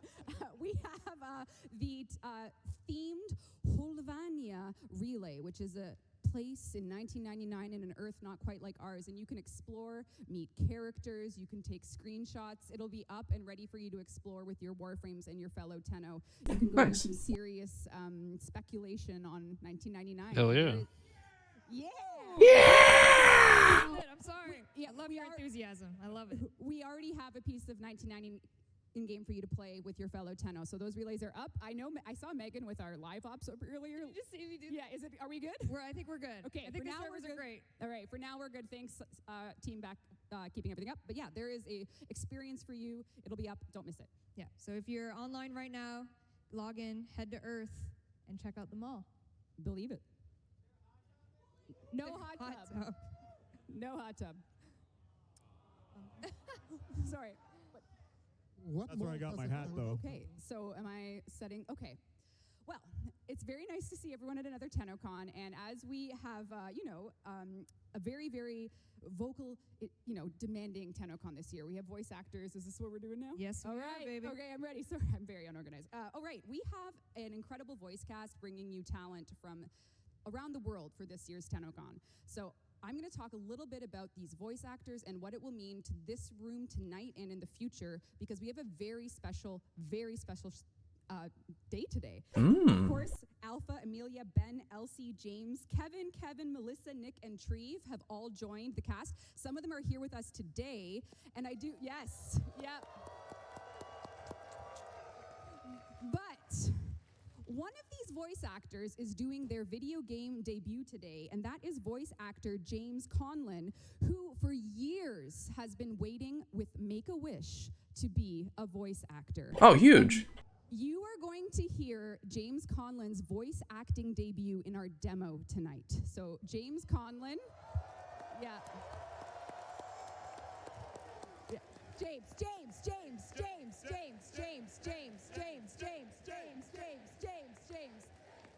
So we are granting this wish tonight, and Warframe has added another voice actor to its cast thanks to James being willing to join our game and our community.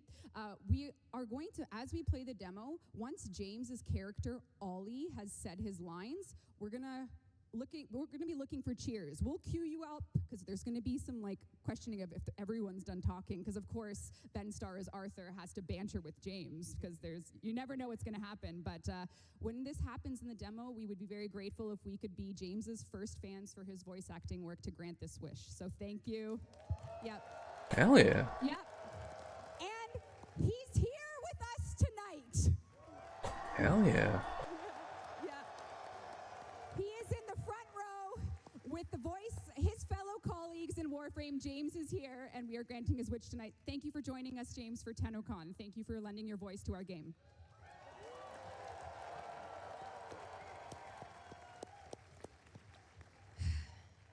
James.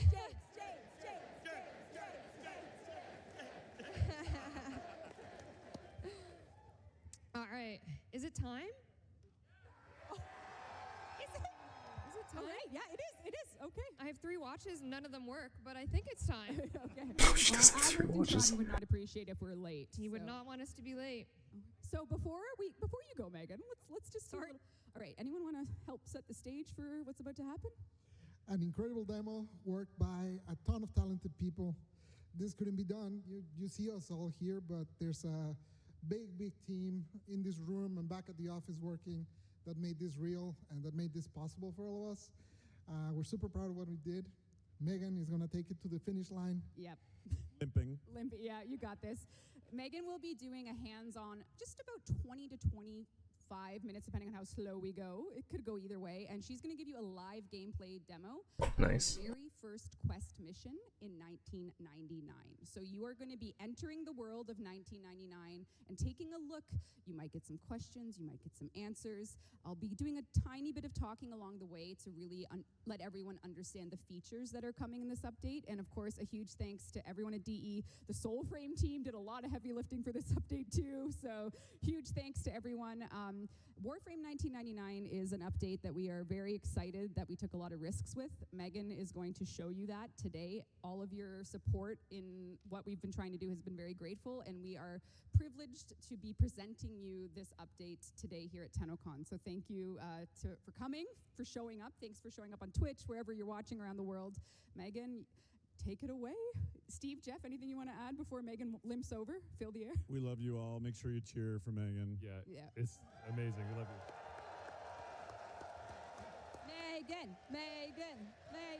Megan!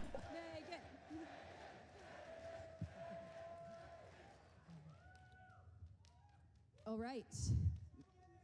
May we present to you Warframe 1999. Ooh, here we go. I'm pausing the dailies for this one.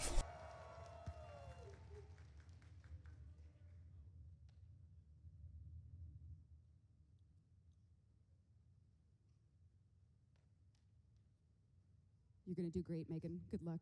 You got this.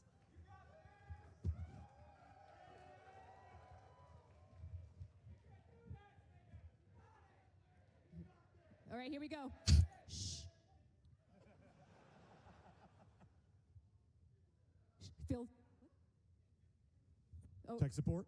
we need a tech support for Steve. All right. So,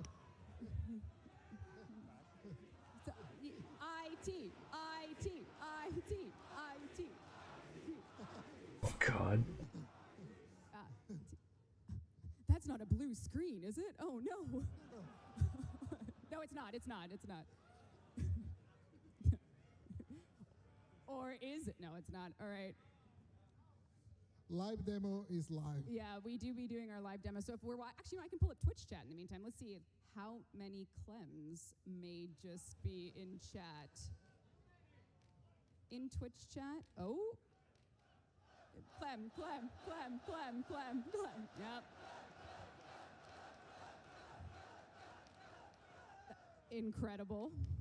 Oh, the lights are coming back. All right. The demo is coming. We actually are ahead of schedule, so this is okay. That's good. So for this demo, I don't really know if there's anything else I want to say about it, Jeff. Yeah, I don't Yeah. think you want to leave. Do some power plat or something. Power plant. All right.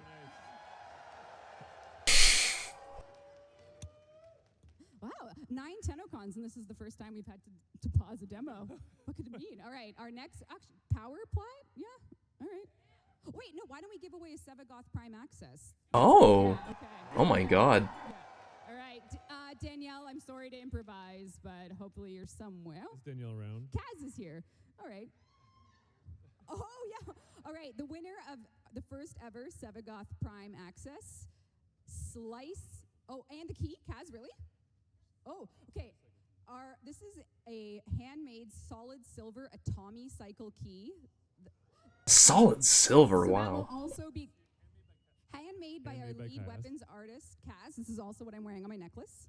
Only 6 in existence. There's only 6 in existence. So this is also going to the Sevagoth Prime winner, your in-game alias, Slicer1231. Slicer1231. Uh-oh. Uh-oh. Slicer. Oh, it's me. Sorry, I didn't hear you. That's my name. What? No. All right. Sorry, but we will get you if you ever make yourself known, we'll give you something. All right. Thanks, Danielle. Oh, I got no skills. All right. The real winner of Bingus_Prime. Hell yeah.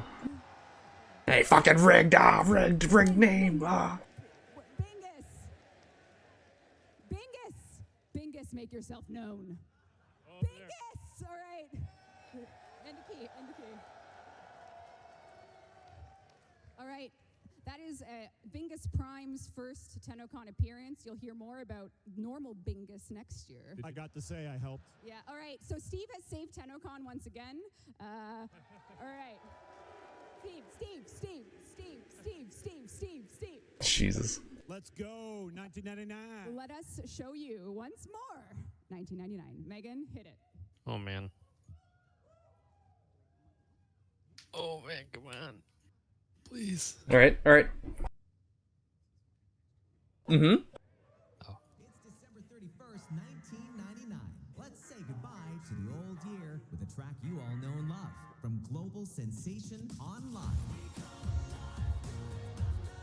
Fucking Backstreet Boys. Yeah.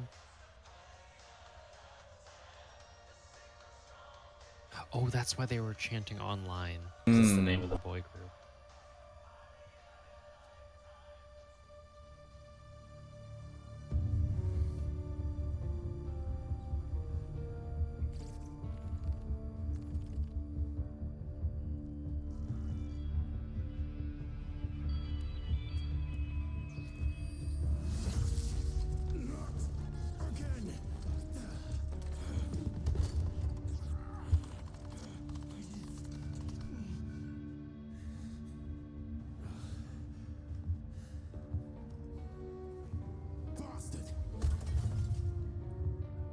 Huh.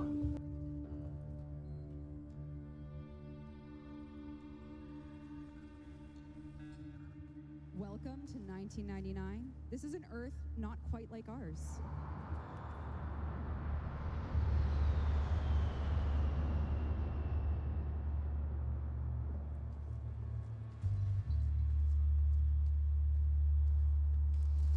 Everybody knows there's nothing like a delicious slice of Big Bites pizza. And it's perfect just before online hits the stage. My favorite bite? Pepperoni with extra cheese. I'm on break, Arthur. That's all. There he is. Yep. Need my Tommy keys, Amir. I'm not letting another lead on Entrati go to waste.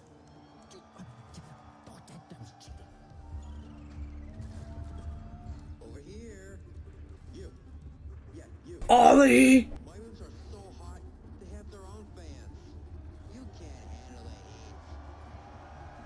So helpless if these arcade games wind up infested. Let's give it up for James Conlon. Yeah! Primo, wipe out. Oh, come on. You can't handle the heat.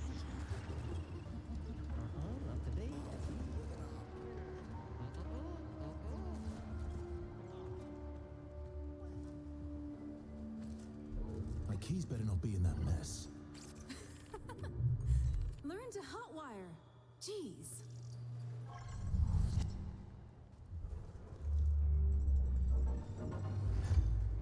Wait. Oh, is that? Oh, it has to be, right? No, maybe it's the cop frame. No, it's Rhino. Look at the feet. Take my damn keys. Don't distract me. Oh no, that's the cop frame. Oh, okay. No disrespect, Quincy. Got places to be as well. Huh. I thought it would be Rhino, because, like, damn, the legs were bulky as hell. Yeah. But I guess so did Sight. Yeah. Oh, hello? 2? That's Trinity! How's she doing? If she wasn't your blood, she'd be on her own out there.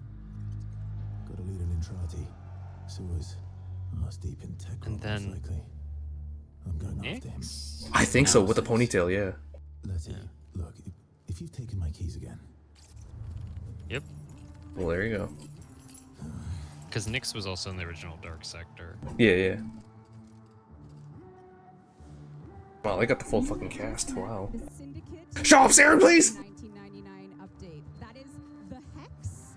And unlike other syndicates, when you arrive, we want you to be able to, get a little closer with them. Nah, I'm not gonna let this slide that easily.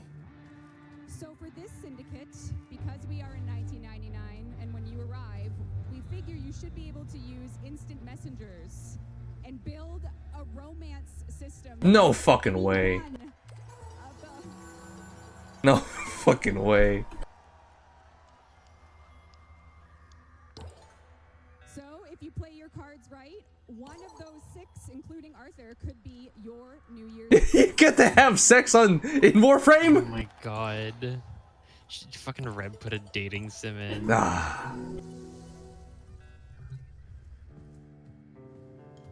Only Reb. God, this would like never come to mind during Steve era Warframe. No.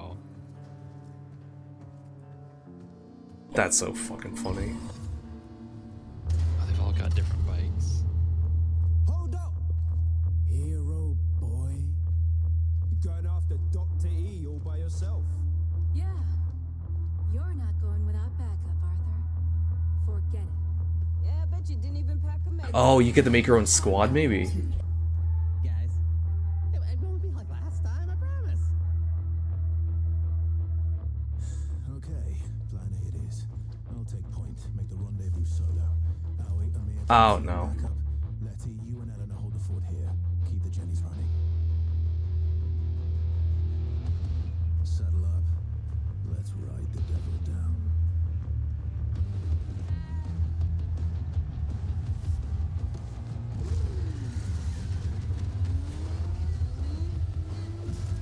Oh, fucking Vulcan just crashed. Yeah, of course. Did it crash? What? Oh no. Damn. Wait. Okay. Oh, that's probably like the loading area. The yeah. That was a load gate. Oh wow. No fucking way. All right. Fucking boost pads. Jesus. Okay. Kart. If they end up just putting Mario Kart tracks in too. Wait.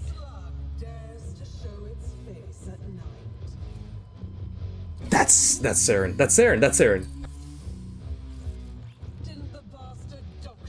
No, it just says Effer and Harness.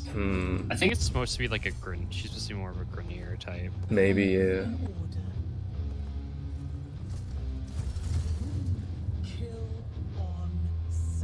Oh no, she still might be Saren. Oh. No, she's not Saren. It's just the pro Grenier or whatever. Fuck, God.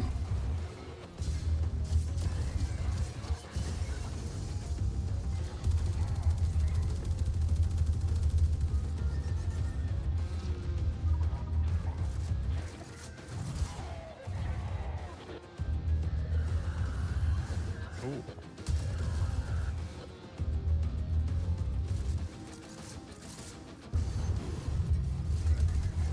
Jesus.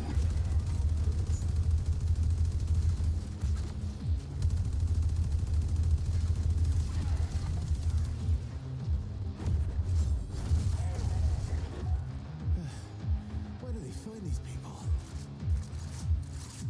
So welcome to the world of 1999. You are in Holvania, and this is a world where, like, unlike other levels in Warframe, it's important that every Warframe player, during the point of this quest, can summon their very own Atomi cycle. Get your own fucking ghost bike, that's sick.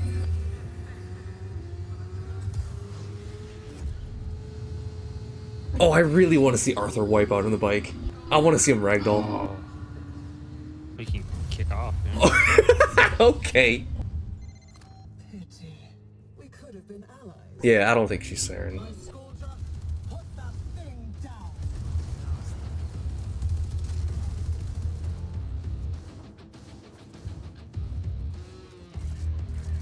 Enemy in the area.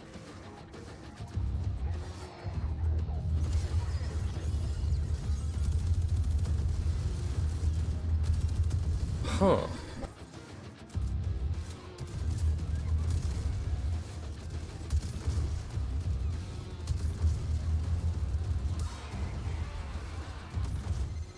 Watch better for Vaughn. Shit's corrosive. Some scars I can't heal. You read me? Oh, it's absolutely like a proto-Grineer faction. It's proto what? Like Grineer faction? Yeah. Who the fuck? Oh. Too slow, Arthur. I thought they were gonna introduce like another character. No, I think this is gonna be our main group, it seems like. Yeah. But I wouldn't put it past them to add more though. Oh yeah. I'm already like wondering, like, are these gonna be? Can we take these like in other missions, or is this gonna be exclusive to 1999? If it's anything, I don't know. Because Drifter does have Duviri, but then you get to play as like your personal frame there. You might be able to customize like Arthur or whatever. It makes sense. Because like he is running like an Excal kit too. By this time next year, nothing will remain of you slugs. Meet the co-star of your grand finale, an H04 F-Thermon tank. No fucking way.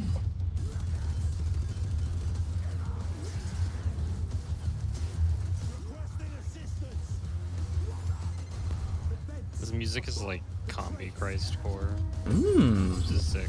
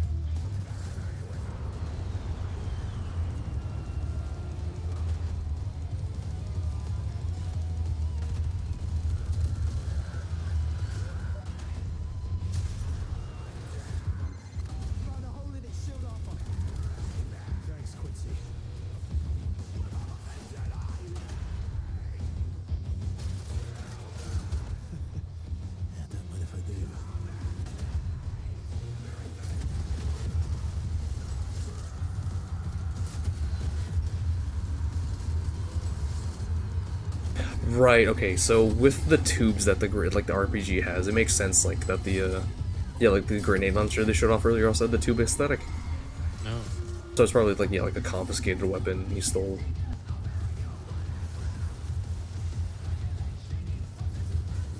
Right. Oh, it was supposed to trigger that.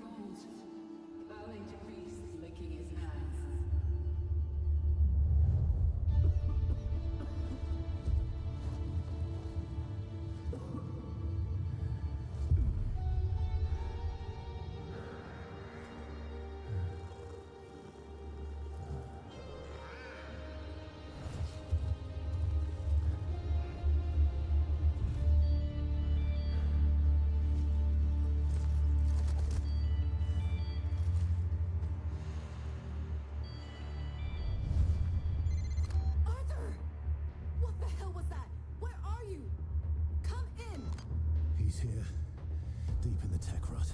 I'm going after him. Ooh.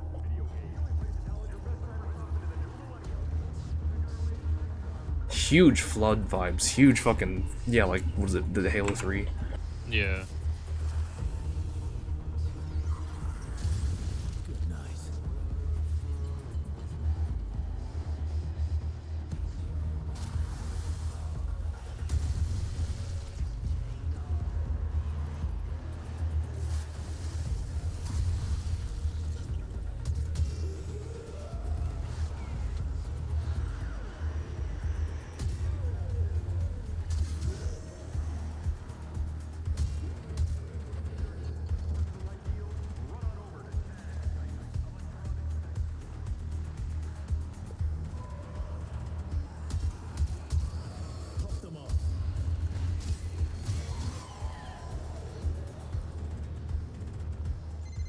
Arthur, you're right by a security terminal.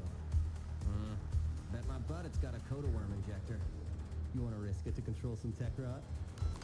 Well, let's find out then. Needs must and all that.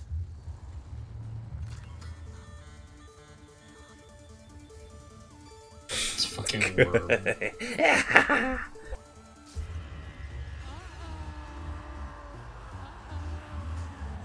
Oh, there's actual consequences to failing those now. I think like calls, yeah. Alright.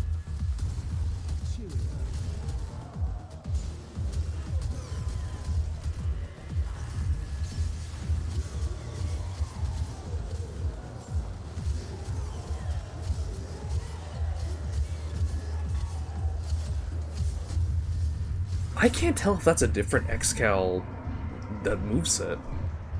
He's got like different animations. Yeah. Because he kind of like pauses a little more between swings. Yeah, like less overall swoops. Yeah.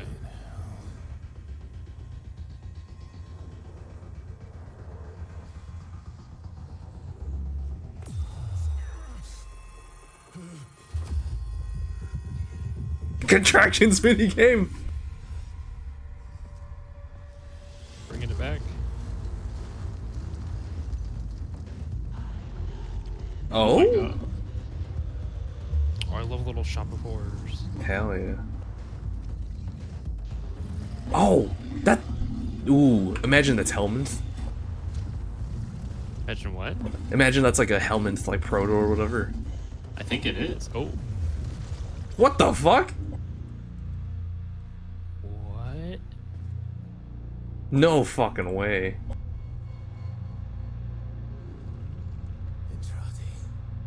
What devils follow you?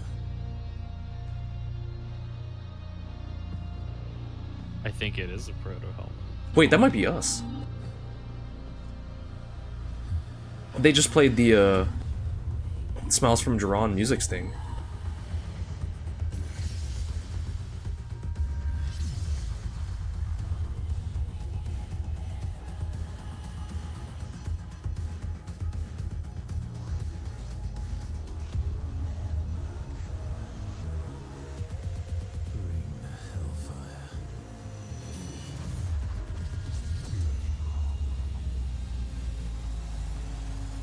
That's so fucking cool.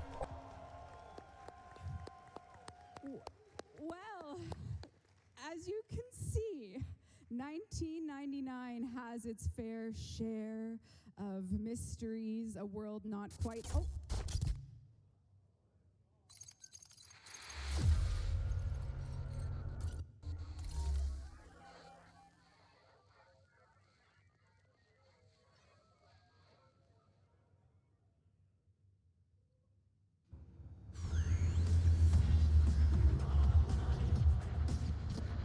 Tenno, welcome back. What took you so long? Infested music detected. Our instruments are jammed. Theirs will not shut up. Kill the towers.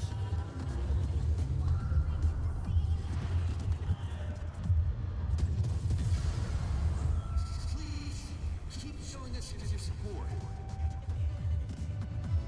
Sonic overload increasing. Destroy the remaining speakers.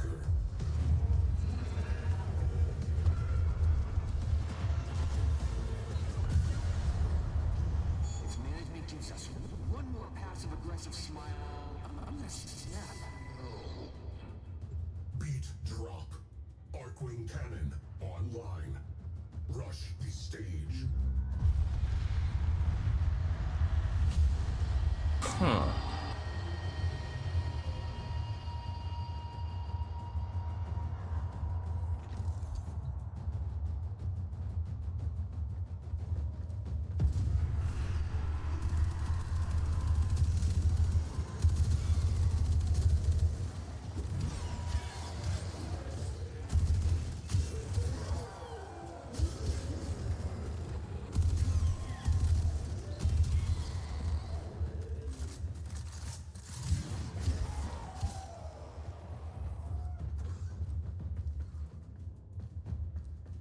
It's probably because I haven't fucking played Axe Count in a long, long time. Maybe they just updated his moveset. Slingshot locked and loaded.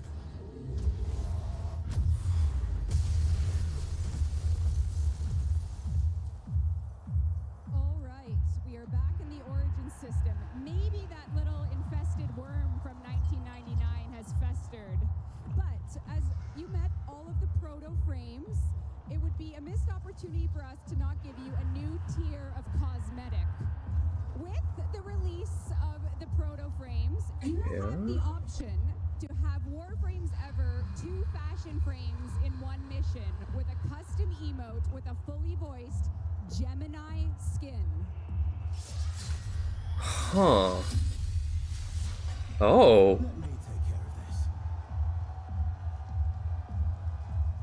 So what that means is every frame you met today has one. Wait, that Arthur looks different. You can color him. Meg, Cyto 9, Oh. Excalibur, and we will also be touching up Nyx and Trinity light rework.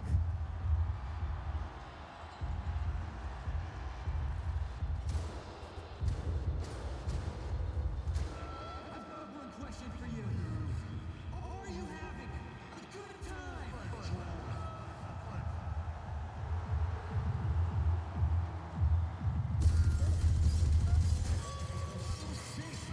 Don't take this out on me.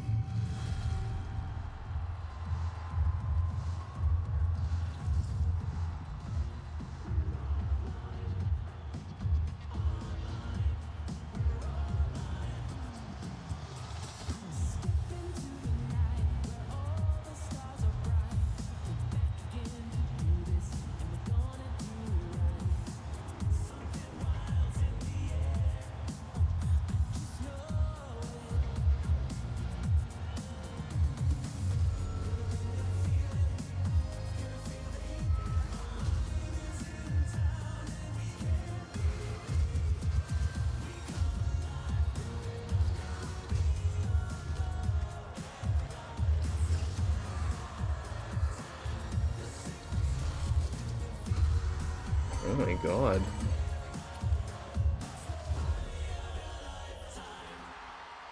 Those look like Destiny enemies.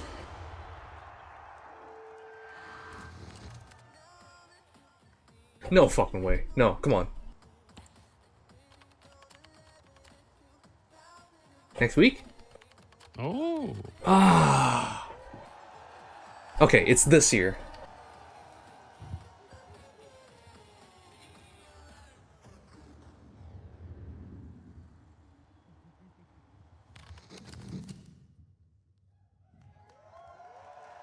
That's so fucking cool. New faction of enemies.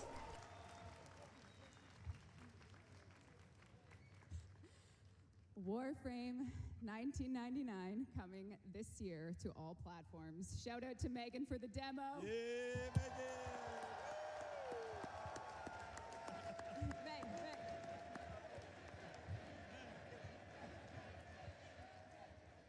Infested liches then? Infested liches confirmed. Fuck. Ah, there it is. But it's like a boy band? It's a boy band, and if you get a computer virus in 1999 and you let it sit, when you come back to the Origin system, that's what happens. Oh. Now, of course, online is a real band in 1999, and tonight they're launching their debut song, Party of Your Lifetime, on YouTube, and you can hear the full song, not only online, but we can play it here. Jesus. I know, I feel like we're done. We're done. Thank you so much for coming. That is TennoLive 2024.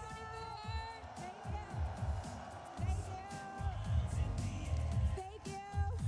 Thank you for coming. God damn. Thank you so much.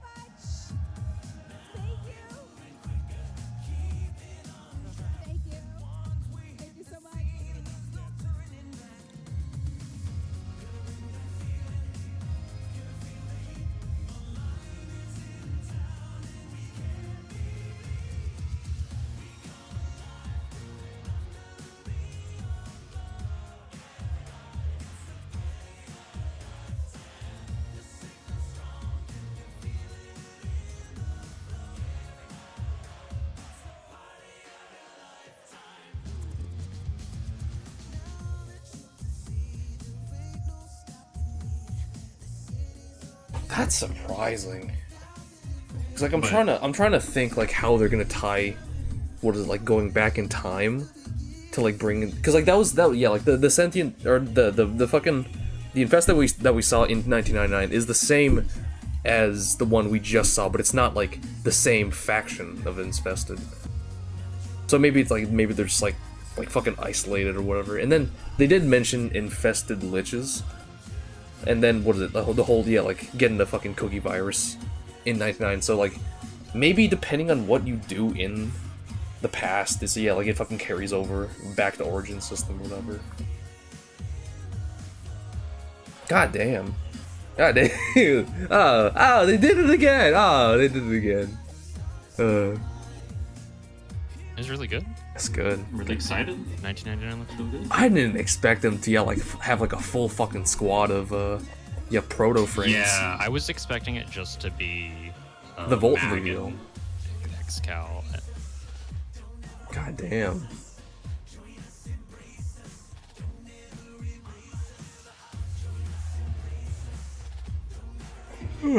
God damn. Alright.